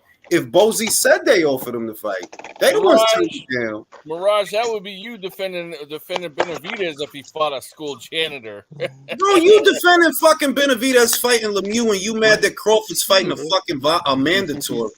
Bro, Mirage is on David's box rank, bro. And the mandatory that is fighting could have been Ortiz or Boots. Neither one wanted him. But more importantly, Spence does still not have a fight. We are March, and he doesn't have a fight. I still believe that Spence don't want. Spence really does not want to fight Thurman. I think that he's trying to force them. I think he's trying to force them to make the Crawford fight. I think he's trying to. I don't think he's going to be successful, but I think he might be trying to force them. What makes you believe that though? Like, have you heard anything? Fellas, one at a time. No. Listen. Honestly, who is that? That's dude's wife yelling at his girlfriend. That ain't me. She'll yell at me later. I'm gonna say that. Look, the shit is, it's possible that Errol doing that, but at the same time, remember, you talking about a fighter that in the last 2 years fought once. Why is he getting this massive vote of confidence? I just don't get it with this guy. Like, the vote of confidence, he's been getting this vote of confidence. Let me tell y'all a story. Ring Magazine in 2017. I think this was before the Kell Brook fight. They put him in a pound for pound. They said it in the article that he don't have the resume to be ranked as a pound for pound fighter, but we believe in him. That's the gist of the article. I remember it because I was like, this is ridiculous. You're supposed to rank fighters for what they do, not what you think they'll do. And he's just been getting this vote of confidence after vote of confidence after vote of confidence. It's like, bro, what the hell is any of this based on? Beating Kell Brook? What? No, bro. It's based off of beating Porter. It's based off of Ring Magazine being owned by Golden Promotions. Not because he wasn't with Golden Boy at that time, bro. Not per se, but he was their fighter when it started out in 2013, right? Yeah, I mean, it's in other words, I haven't seen you talk about hype jobs. I don't like to categorize him as a hype job per se because he can fight. But it's like, yo, why y'all trying to make him something that he ain't? And who Mike is that? Not mine. Not me. What I don't understand. What is this desperate need to make people look at Errol in this crazy ass light? The man has fought once in 2 years, bruh. He has 3 belts. Y'all literally letting this guy hold up the whole division. Bro, if he goes to 154, Brian Castano would do him bad, bro. For real? I'm like, I don't think Brian Castano will do him bad. I think Brian Castano can win the fight, but I don't think he's going to do him bad. That's not a guarantee. Fedor was doing bad. Nah, you know who came out and you know definitely won't do Spence bad. Stop it. You know who was saying his name recently? And I'm scared that this is going to happen, but disagree. Bro, Erickson Lubin has been saying Errol's name. And Nah, I'm I think nervous we're Errol going to has a get good that chance shit of winning next. that I got Errol in that one, probably. Yeah. Yeah, Lubin ain't got no chin, bro. No, I'm not saying he's going to win. I'm saying I think that might be one of his next opponents. Possibly, but I'll just say that somebody posted it on Twitter that they think Spence and Thurman ain't fighting. They're going to come back in separate bouts over the summer. But then who is Spence fighting then? It's a shit. All I'm saying, look at what this man. He's trying to force it, man. I really think Spence wants to. You're giving him too much fanboying credit, right bro. I'm not fanboying. I'm just saying it just the optics look that way. If look, check it out. We talked about Thurman and Spence over a month ago. There's no announcement of the fight. There's got to be some pushback going on right now. I don't think Spence wants to fight him. I think he wants to fight. He wants to fight Crawford. Let me say this. This is my. Let me make my case that I'm kind of sick of Errol. You got most of the belts and most of the mandatories, and you not fighting none of them. They're all good fights. Virgil Ortiz is a good fight. Ennis is a good fight. Or well, Stanionis would have been a good fight. Ennis is a good fight. You got 3 of the belts. When you got all them belts and you not fighting, the division not moving, bro. Nothing is moving because of you. And it's dumb shit. And it's like, well, okay, you ain't fighting Crawford. Can you at least fight Ennis then? Because that is your mandatory. It's not Crawford's mandatory. It's your mandatory. And you know what's fucking weird? It has come out. Even though that's not Crawford's mandatory, he was trying to fight him. But you not. You tied up with Keith Thurman. This dude is a hype Thurman. man. Yeah, it's like, nah, man. Like, something got to get. That guy got to go, man. Like, just get the fuck out of welterweight. Yeah, he's got to go, bro. That guy got to go. Like, a whole damn division stagnates because of you. Like, you doing what Golovkin doing, except you young. You ain't got no excuse. You just hanging around, just not fucking doing nothing. That's the same shit Golovkin was doing, but at least he's fucking 40. He another one like you need to go, bro. You need to just give it up. Golovkin needs go. Just give it up, bro. Give up that belt. I don't care who Lara fight for. Let him fight Sergio Martinez. I don't care. You need to go. If you're not gonna fight him, go, man. Get out of here. Shit, do you like your hairline and disappear? For real. Everybody know when Golovkin start to sweat, the comb over get all messed up. You can see that, that shit, hairline going away, bro. As soon as he start to sweat, you can see like, oh, that's a comb over. You been bald. I dig it. Nah, that's Jake Paul, bro. Yeah, yo. Jake is bald, bro. Yo, Jake Paul is more active than Errol Spence. That's crazy. That is crazy, though. Bro, but Floyd you know is what? more active. Floyd Mayweather is more. You want to know something, though, guys? I feel good about my position because when people tell me that I'm a fanboy for Spence and people tell me I'm fanboying for Bud in the same day, that lets me know that I'm living up to my name. No, I don't think you're a fanboy. I'm like wondering. Okay, let's hold on. Let's decompartmentalize this. Like, what's making you believe that? Okay, behind the scenes, Errol's really demanding this fight and XYZ. Okay, I don't believe it per se, but the optics that is giving me the fact that there has not been an announcement of the Thurman and Spence fight, right? Then he But does there this. has been Now talks for again, he could be pump faking. He could be doing shit for likes. But the fact that he puts out that spin that block. He's letting it without him saying much. He's letting it be known that fuck that Thurman fight, bro. I don't want to fight this motherfucker. So I think I would be proud of him to finally show his nuts. You know, like he's like a cat that everybody thought he was a girl, but now he shows his nuts because we know he's a boy cat. That's what I need him to do with his promotional company and his team. He needs to show his nuts and force their hand. Nobody say that. Let me say never this. do that. Let me say this. Let me say this. Let me say this. This is the real shit, right? We talking about a guy who has Crawford's number, right? He literally has his phone number.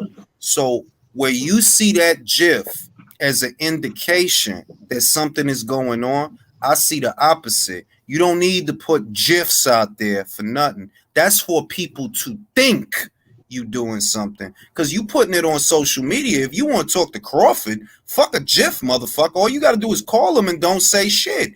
That's a pump fake. That's what I see. Okay, listen, and that's what I personally, unfortunately, is leaning towards.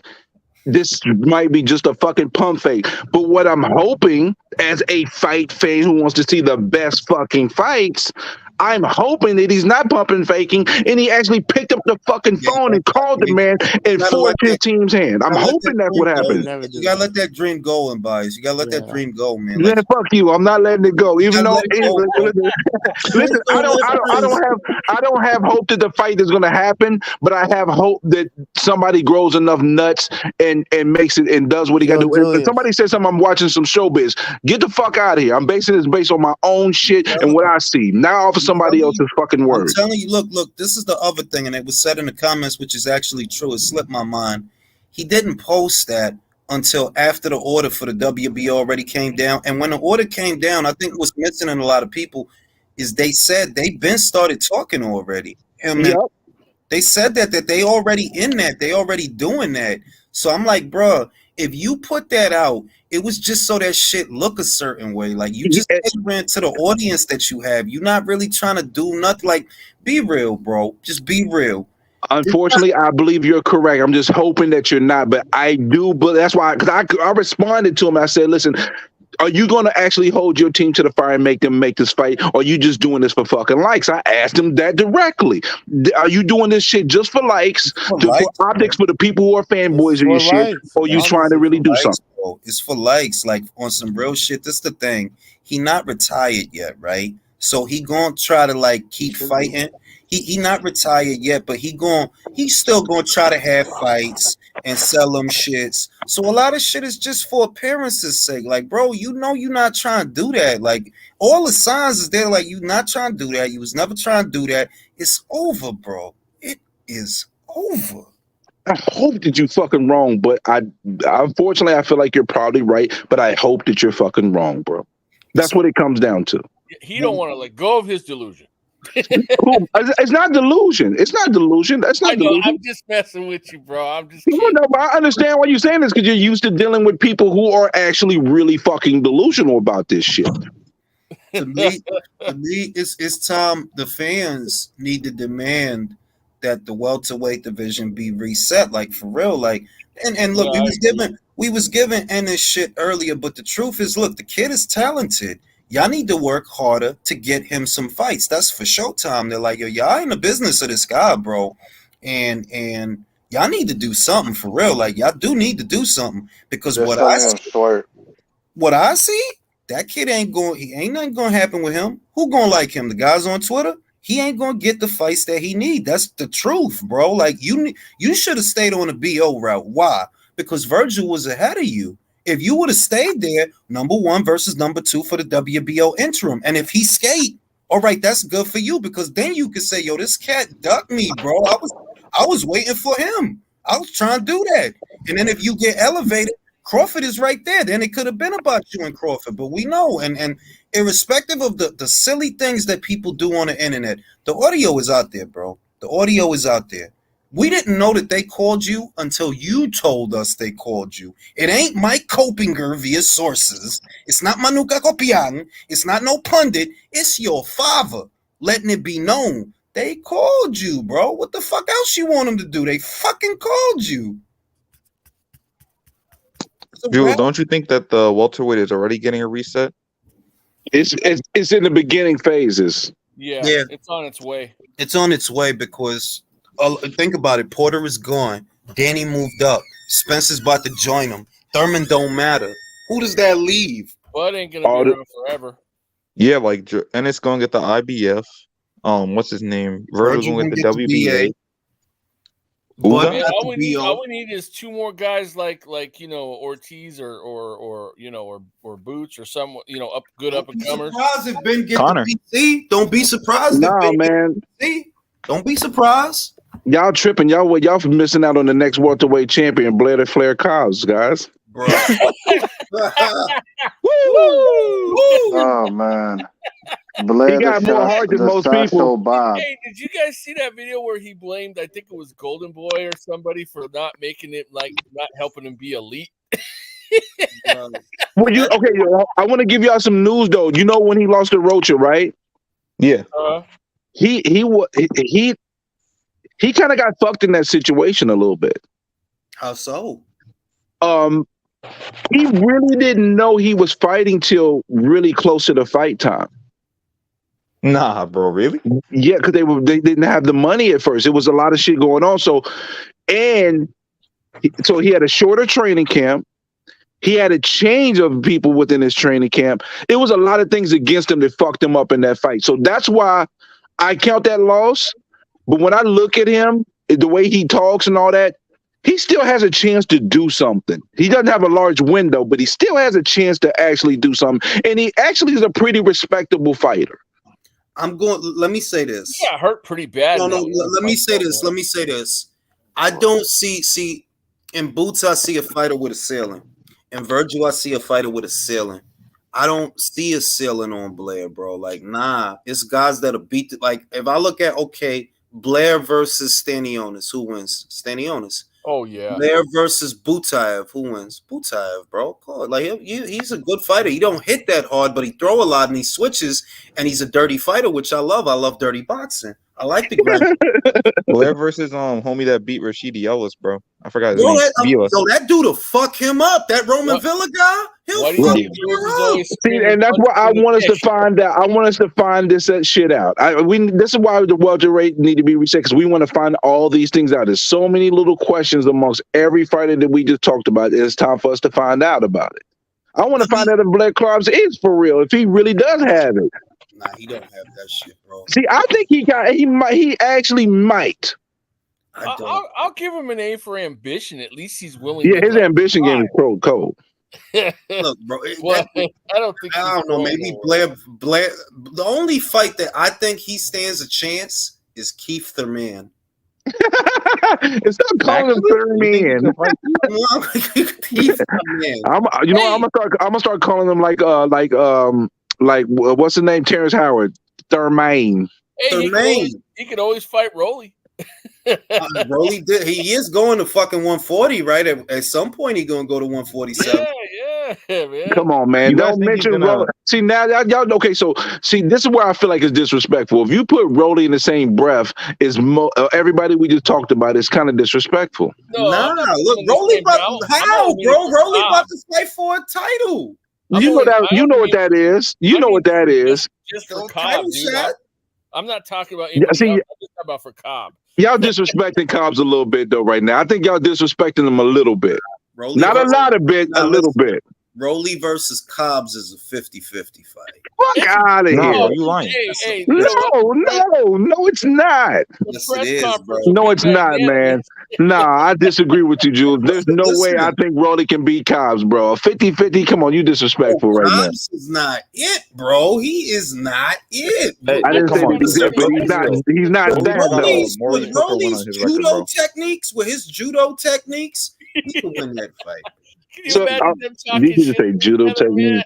Wow. Rolly, at the press conference, Rolly and Cobbs. Boy, that banter is going to be grade A though. The special needs banter. Oh, so wow, you said, damn, y'all doing Cobbs dirty. He said special needs, bro. Y'all doing.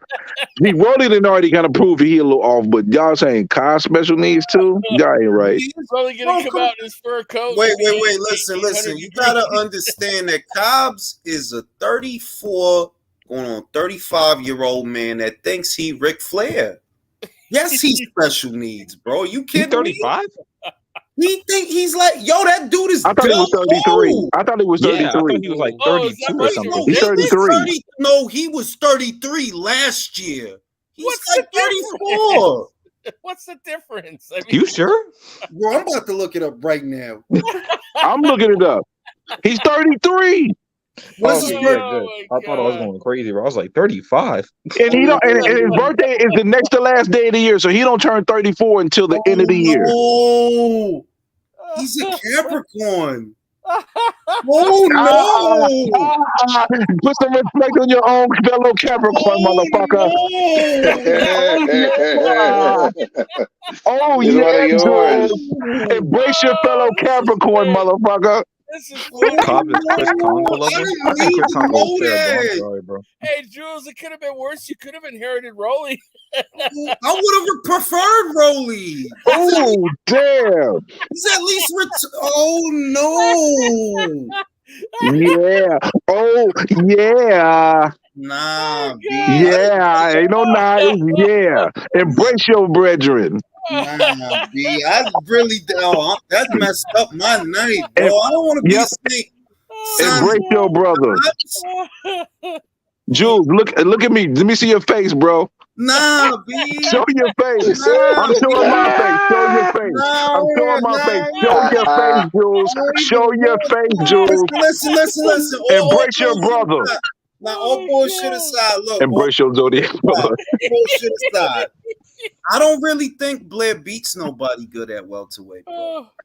No cap. Okay, you gotta show your face as you say that though, because you talking about your brother. I'm not gonna do that. But I will say, show your face, King. Rip that shit down, man. Can you tell me, who do you think he beats? I think he beats Thurman. I think he can beat Stanley-Onis. Nah, he can't beat Stanley-Onis. I don't think that. Bro, Stanley-Onis he's food, bro. Damn. His style is terrible. You basically say he's a meal, a lovely little meal. He food for Virgil. I think he's food for Virgil. I'm gonna say this though, and it's gonna sound weird to y'all. Rashidi can beat Stanley-Onis. Oh yeah, he can beat Stanley-Onis. Not the Rashidi we just saw, but the Rashidi before the layoff, yes. Rashidi before the layoff, yes, because his stamina was in question. That's why he lost to Villa, because his stamina was trash. But I'm gonna tell you what, Stanley-Onis is not a volume puncher. He take turns with the guy. He take turns. If this guy stay moving, Stanley-Onis just gonna spend a lot of time following him. I think if he wasn't them, Thomas Dulorme made him look crazy, bro. Yeah. Sniff Bud says Blair Cobbs versus Jamal James 50-50. Who's snoring? I don't know. But what do you think? That's Mikey. I ain't gonna dog him out because I done did that to you once, so I ain't gonna do that. What do you think about Cobbs versus Jamal James, man? Come on, man. Nah, Jamal James is not that good. Nah, man. See how dogging Cobbs out, man. Cobbs versus Crowley. Cody Crowley. Crowley. I'm taking Crowley in that fight. That's a good comparison. I think that's a good comparison. That's a 50-50 in my opinion. But but as of right now, Crowley's inactive, so I will not go Crowley because he's inactivity. Listen, and Cobbs won his last fight by knockout. He did win his and last he looked great. His last fight was a UD, I think. He didn't knock the guy out, you sure? Nah, he dropped Hooker like 12,000 times, but nah, he didn't. Yeah, Hooker did make it over to the 12th round. Yeah. Hey, Jules, can you do me a favor, Jules? Go ahead.